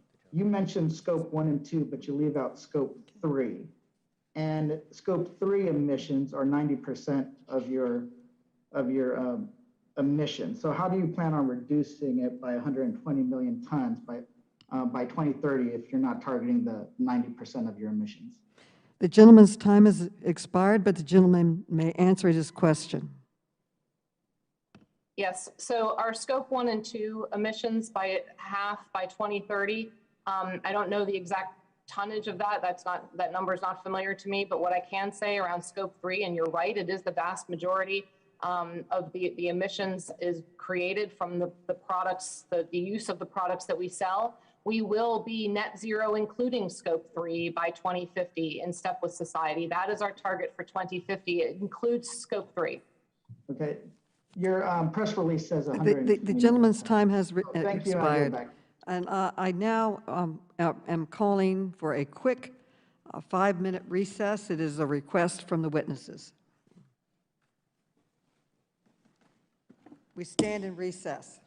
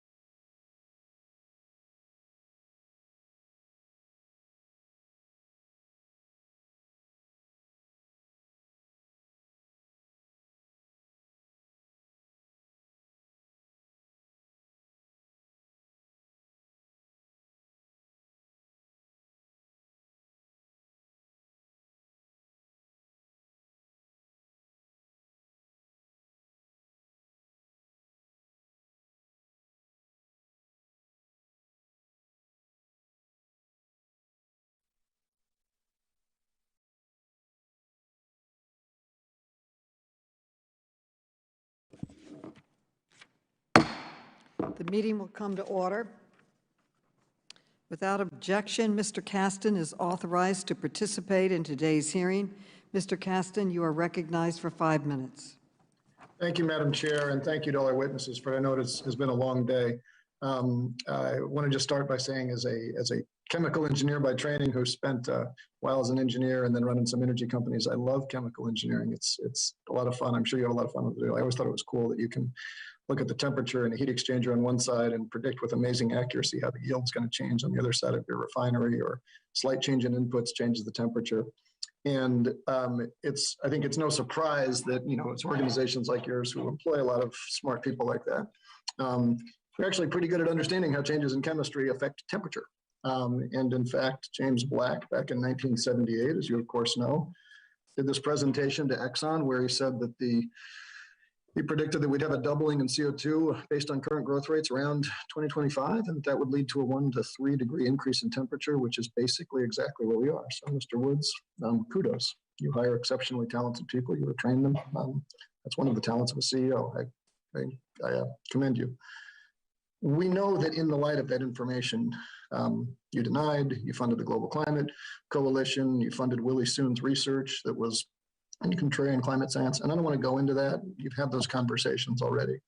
But I do want to talk about something that's in the news this week, which is that we've got all this information coming up that Facebook is phenomenally good at sowing disinformation. Not only can they not stop it, but they're actually really good at inflaming it. They can convince people that vaccines are bad. They can convince people to take horse medicine, for goodness. They can even convince people that it's patriotic to attack the United States Capitol. Good people. So in light of that, in light of this amazing information, amazing tool to spread disinformation, in light of the fact that you guys have actively worked to spread that disinformation, it is intriguing to me that in 2021, according to Influence Map, Exxon has spent $4 million on Facebook ads. 75% of that money has been since June. And in fact, your digital advertising spend was running $50,000 a week in March and got up to $600,000 a week in October. Mr. Woods, do you dispute those numbers about your advertising spend? I don't have those numbers available to me. So sound about right though? I don't have a good view of those numbers today.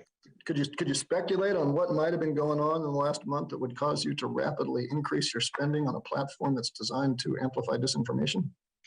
Well, Congressman, I would first make the point that I think differences of opinion are not disinformation. Respectfully, sir, the laws of thermodynamics are not negotiable.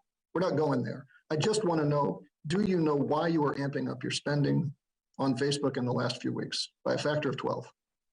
I don't know what our spending in Facebook is, so it's hard for me to comment on what's changed. Okay, well, there is this Build Back Better Act going on that seems to be getting a lot of attention. It certainly seems dispositive. Mr. Summers, that same analysis analyzed 25,000, a little over 25,000 ads from the fossil fuel industry. They found that 20% of those were from American Petroleum Institute that were promoting natural gas as a climate solution. Now, again, I go back to my friends in the chemical engineering sector. Methane is about 84 times as potent a greenhouse gas chemical as carbon dioxide. When it's initially released, it lasts a little over a decade in the atmosphere and then breaks down. Over 100 years, it's about 30 times as impactful. Over 20 years, which is kind of the time we have to get to zero, 84, which means that somewhere between 1 to 3% leakage rate in the system, and methane is actually worse than coal. And you all are out there promoting this as a part of the climate solution. Let's call it 2%, just to be even. Mr. Summers, do you dispute that methane is a 80 times more potent greenhouse gas than CO2? Congressman, thank you for your question. Natural gas has led So I'm just asking for a yes or no. Do you dispute that it's 84 times as potent? Congressman, this industry has done everything that we can do to limit methane emissions I'll over get to time. the leaks. Do you dispute the science is my only question.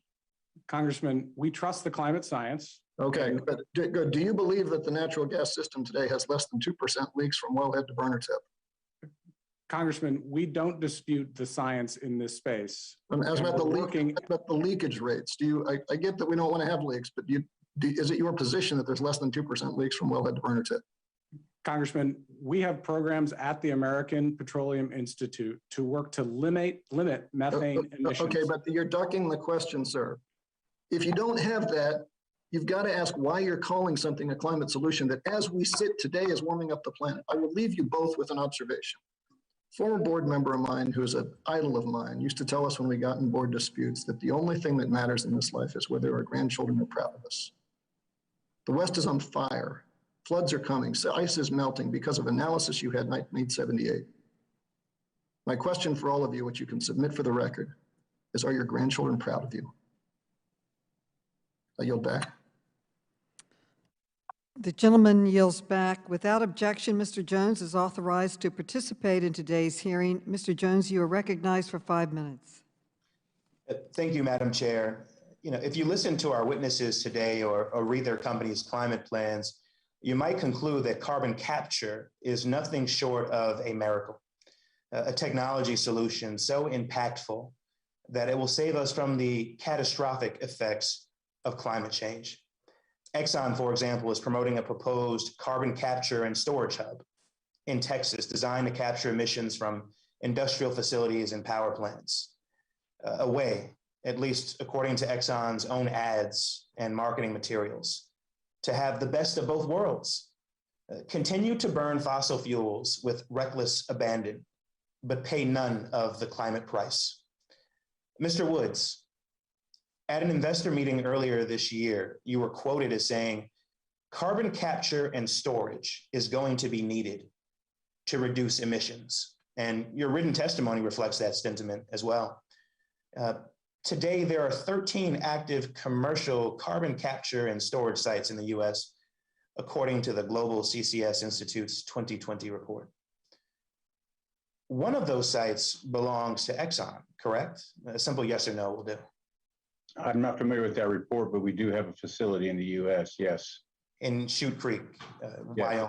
Yes. 12 of those sites, including the one Exxon owns, the captured carbon is used for what is called enhanced oil recovery, a method to pump out hard-to-reach oil by injecting pressurized CO2. Is that correct? Again, a simple yes or no will do, sir. Yes.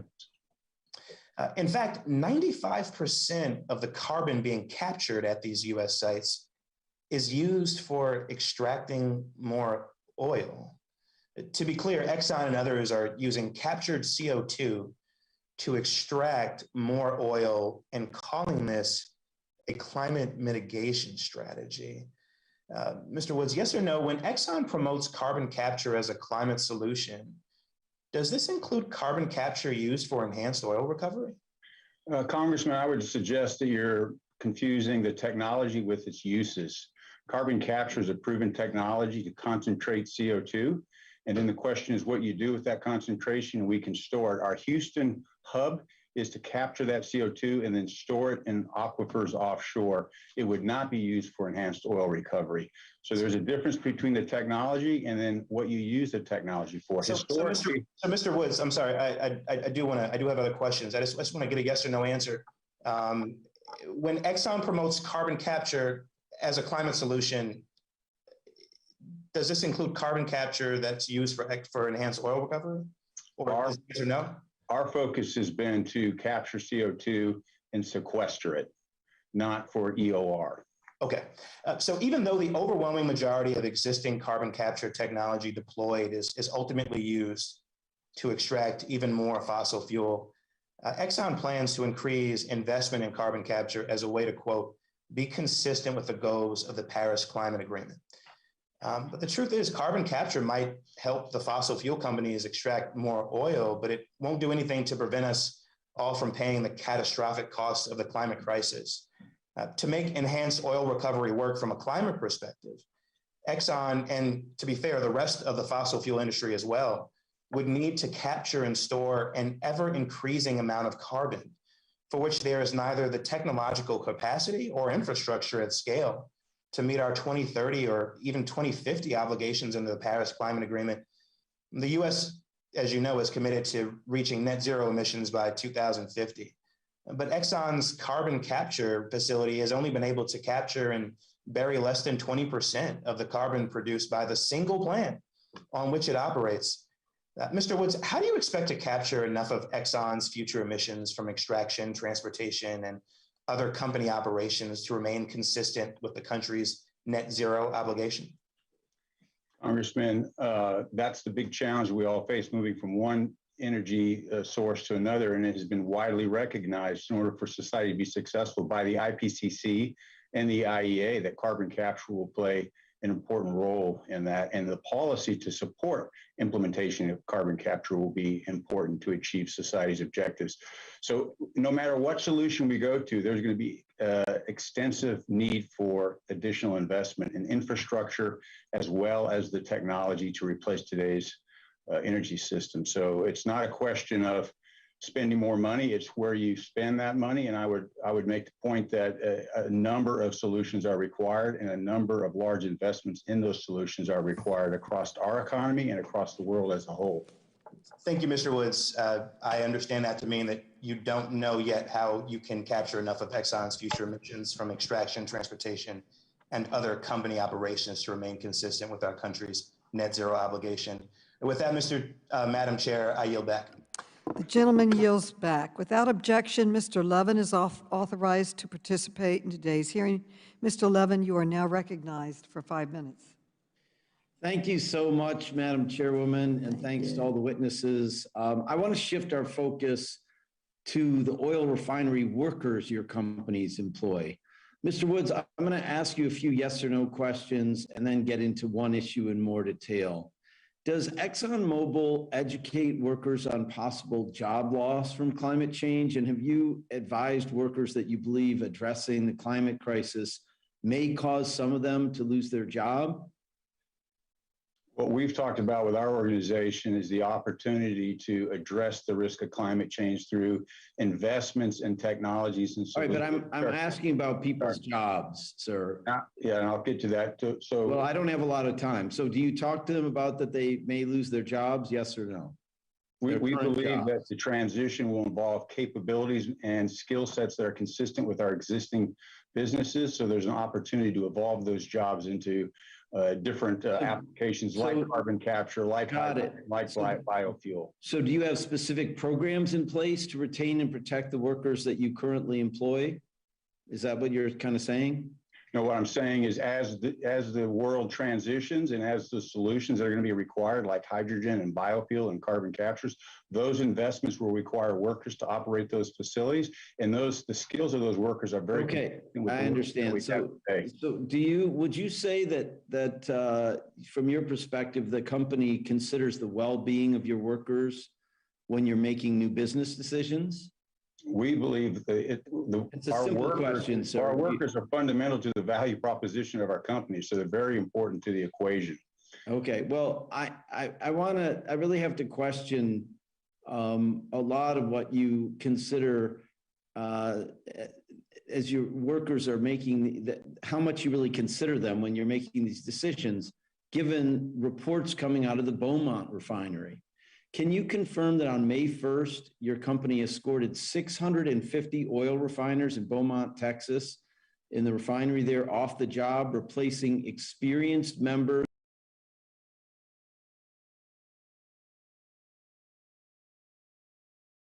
of United Steelworkers Local 13243 with temporary workers in an effort to force a vote on your latest contract proposal? At Beaumont, we've had contract negotiations ongoing for quite some time. We failed. Lock the workers out, sir, and replace the temporary workers. We failed to reach an agreement, and as part of that process and a strike notice, we had a lockout. That's correct.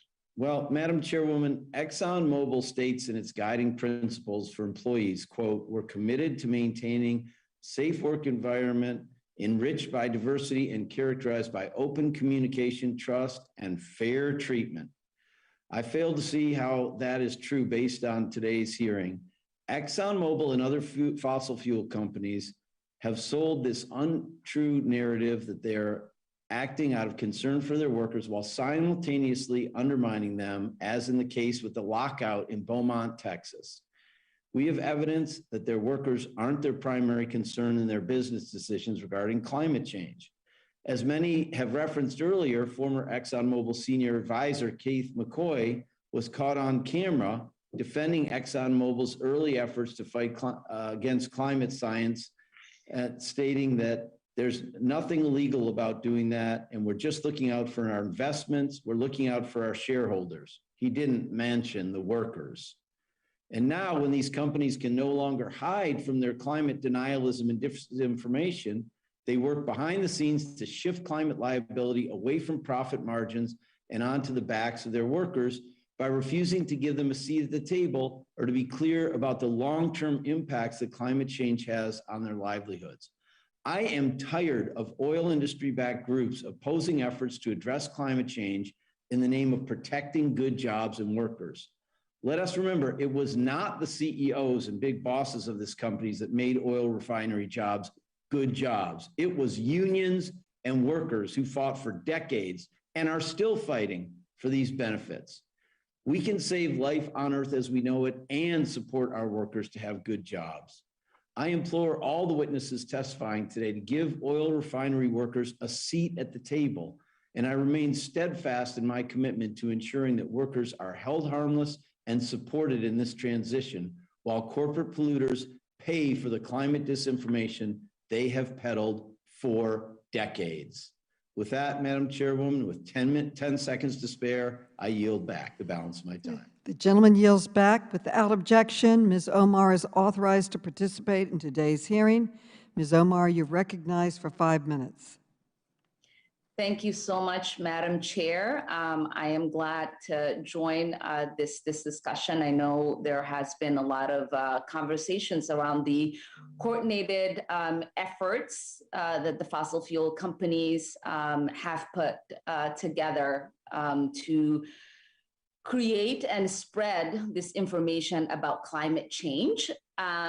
As we heard earlier, in 1998, the American Petroleum Institute, or API, assembled a global climate science communication team comprised of fossil fuel companies and front groups working to coordinate a misinformation campaign surrounding climate change. Mr. Wright, the action plan says, quote, Sharon Nice of Chevron was a member of the Global Climate Science Communication Team, correct? Congresswoman, I appreciate the question. It's just yes or no, sir. I'm not familiar with the instance you're referring to, so I don't have any knowledge of that. All right. Mr. Woods, the action plan also says, quote, Randy Rondall of Exxon was a member of the team. Do you agree? I don't know about that. That was several decades ago. And okay. So on page 2 of the April 3, 1998 action plan says that these employees were listed as members who contributed to the development of the plan. In 1998, the Global Climate Science Communication Team produced, quote, action plan outlining a strategy to conduct a coordinated misinformation campaign on climate change. Mr. Woods, an Exxon employee, was involved in developing this plan, this action plan, right?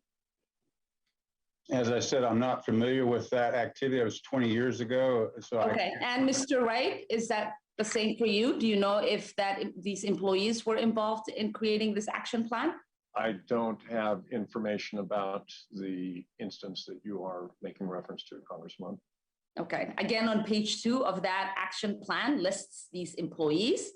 The plan explained that, quote, victory, end quote, would be achieved when, quote, average citizens understand uncertainties in climate science, end quote, and recognition of that uncertainty, quote, becomes part of the conventional wisdom. We've heard today that Exxon executives were warned about the reality of the climate change as early as the 1970s. As we know, API shared information within the industry about the dangers of climate change. Yet both of your organizations contributed to a plan to inject doubt and uncertainty into the climate debate. Mr. Simmons, yes or no, did the Global Climate Science Communication achieve victory as it was laid out in that action plan? Congresswoman, I'm not familiar with what you're referring to. In 1998, I was 23 years old. I came to API in 2018 and focused on the climate challenge. As I study the history of the institution I participate in, I am sure you do as well. But it seems very clear that they did. The fossil fuel industry worked collectively to prevent action on climate change. They coordinated their campaigns with groups like the Global Climate Science Communication Team. Their efforts at disinformation were conscious and deliberate. Over the past 3 decades, the fossil fuel industry has continued their efforts by making $780 million in political donations, with 80% of those donations going to Republicans. In 2020 alone, the industry made $139 million in donations to candidates and committees, of which 84% went to Republicans and mostly climate deniers. It is yet another reason we need to get the fossil fuel money out of our politics. Fossil fuel companies have polluted our air, land, and water for profit, despite knowing the devastating impact it has on our companies. It seems like you all have achieved that victory of leading the public with disinformation. And as one of my colleagues said earlier, I hope that you are ashamed of the future that you contributed for your children and for ours, and I ask all of you to resign. With that, I yield back, Madam Chairwoman. The gentlelady yields back. I am prepared to close now. All of our witnesses have had their time to ask their questions, and the witnesses have responded, and I thank them for their time and their testimonies. But before we close, I want to offer the ranking member an opportunity to offer any closing remarks he may have. Well, thank you, Madam Chair, and I honestly, sincerely think this was one of the better hearings that we've had today. The one thing that I think most Americans who've watched this hearing would take from it is that the Biden energy policies have already had a dramatic impact on the inflationary prices that we've seen of gas and what we're going to see this winter with natural gas. So I think that was an important thing for the American people to see. This was a timely hearing because gas prices have risen 27 days in a row, 27 days in a row with no end in sight. You know, we've had a lot of interesting antics from my friends on the other side of the aisle. We've had a request to make a pledge to, of all things, cut production when we're seeing gas prices soaring right now. The last thing in the world we need to do is cut production. We've seen them try to get the CEOs to make a pledge to cut production. At the same time, Joe Biden is pleading with OPEC to increase production. It makes no sense. And we've had questions about how much lobbying the energy industry spent to lobby on behalf of the Paris Climate Accord. Of course, they spent little to none on lobbying for that. The only countries that would have spent money lobbying for the Paris Climate Accords would have been energy companies in China or Ukraine. Perhaps when we become the majority and we subpoena Hunter Biden, we can ask Hunter Biden about that question. And then, you know, as our colleague, Representative Omar, just said, that attacking the oil and gas industry for donating 80% of their contributions to Republicans, the first thing that crossed my mind, Madam Chair, is I guess they feel like fools for donating 20% to the Democrats. I mean, this is crazy, this policy that's only going to make energy prices higher, only going to make us more dependent on foreign countries for our energy, and it's going to do nothing to reduce carbon emissions. And finally, we've seen stunts, like with Katie Porter. You know, it looked like she was in California Madam Chair, I hope she doesn't get fined by Gavin Newsom for polluting or whatever she was doing there in the back of her car in California. But, you know, the most predictable thing that we've seen today was what we've seen, a trend with the Democrats attacking private sector companies for making a profit. And what always confuses me is why my friends on the left continue to attack companies for making a profit while at the same time wanting to increase the corporate tax. If corporations don't make a profit, it doesn't matter what the corporate tax rate is.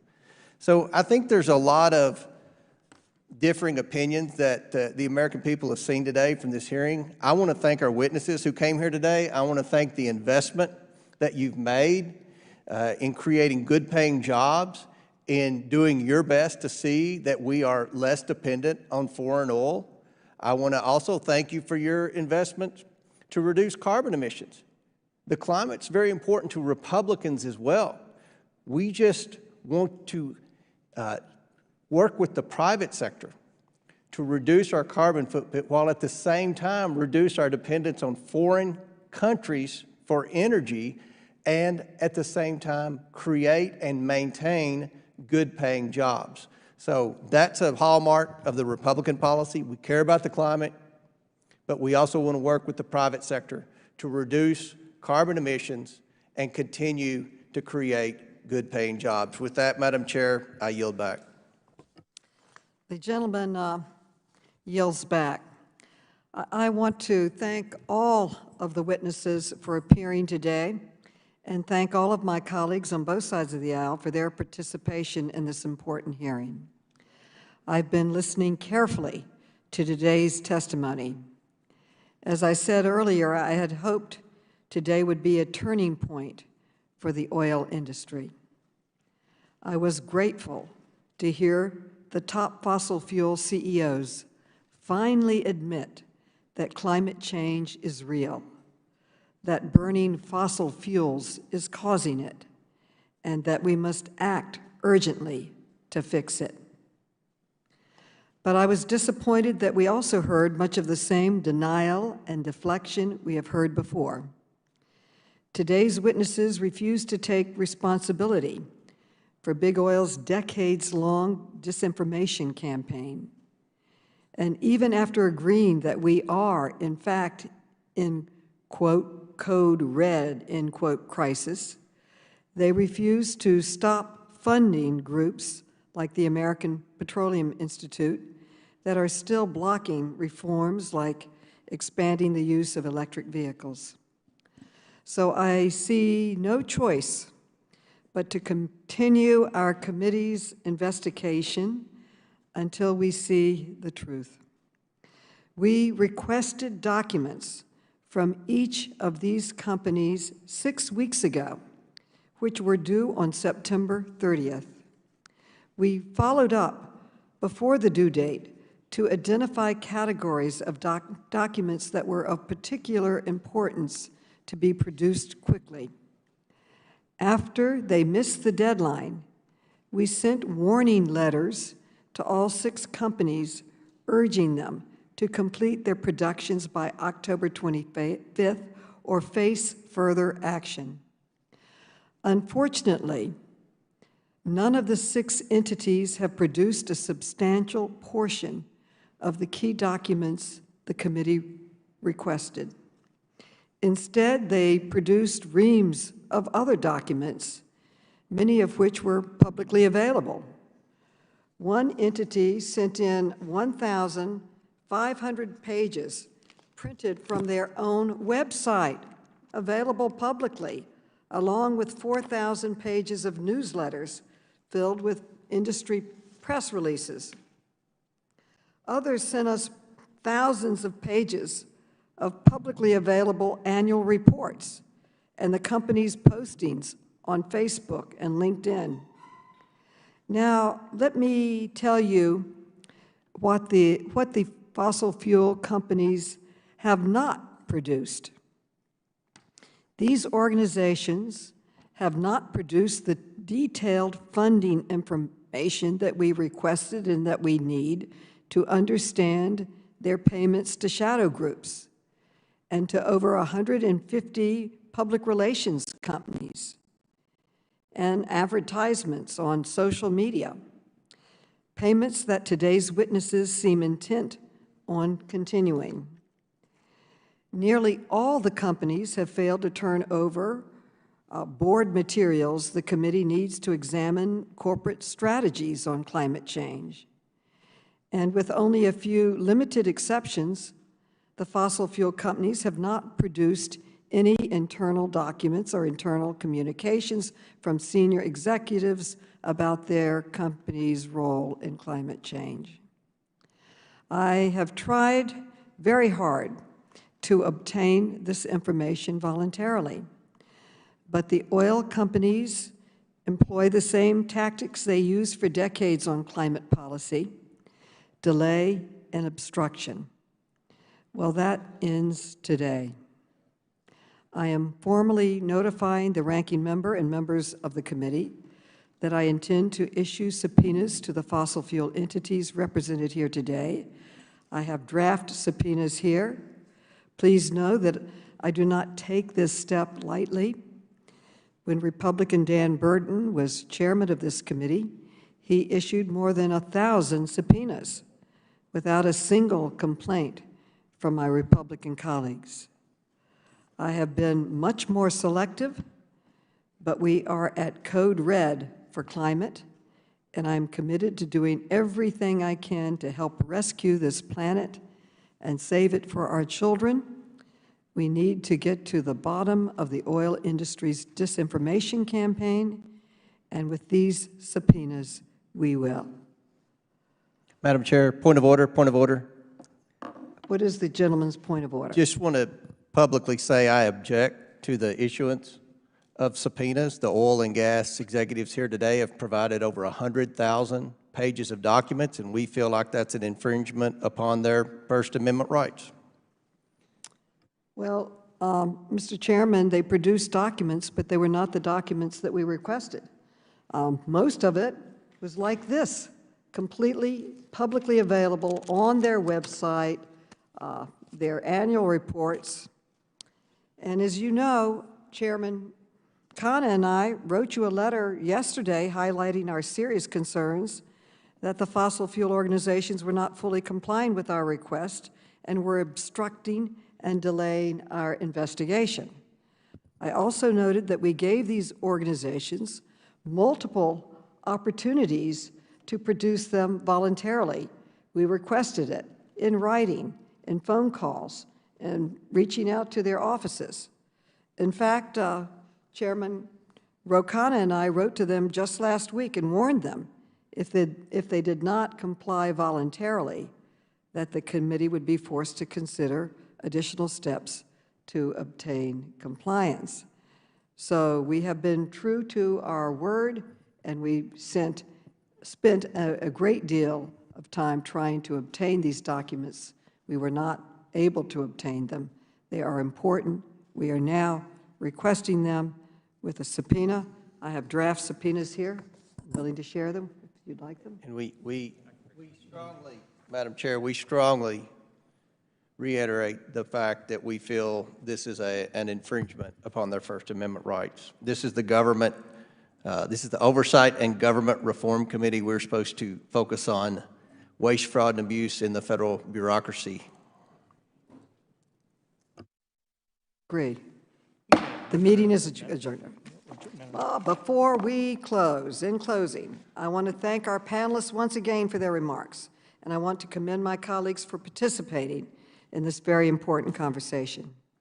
With that and without objection, all members will have 5 legislative days within which to submit extraneous materials and to submit additional written questions for the witnesses to the chair, which will be forwarded to the witnesses for their response.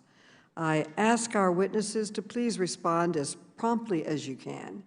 And with that, this meeting is adjourned.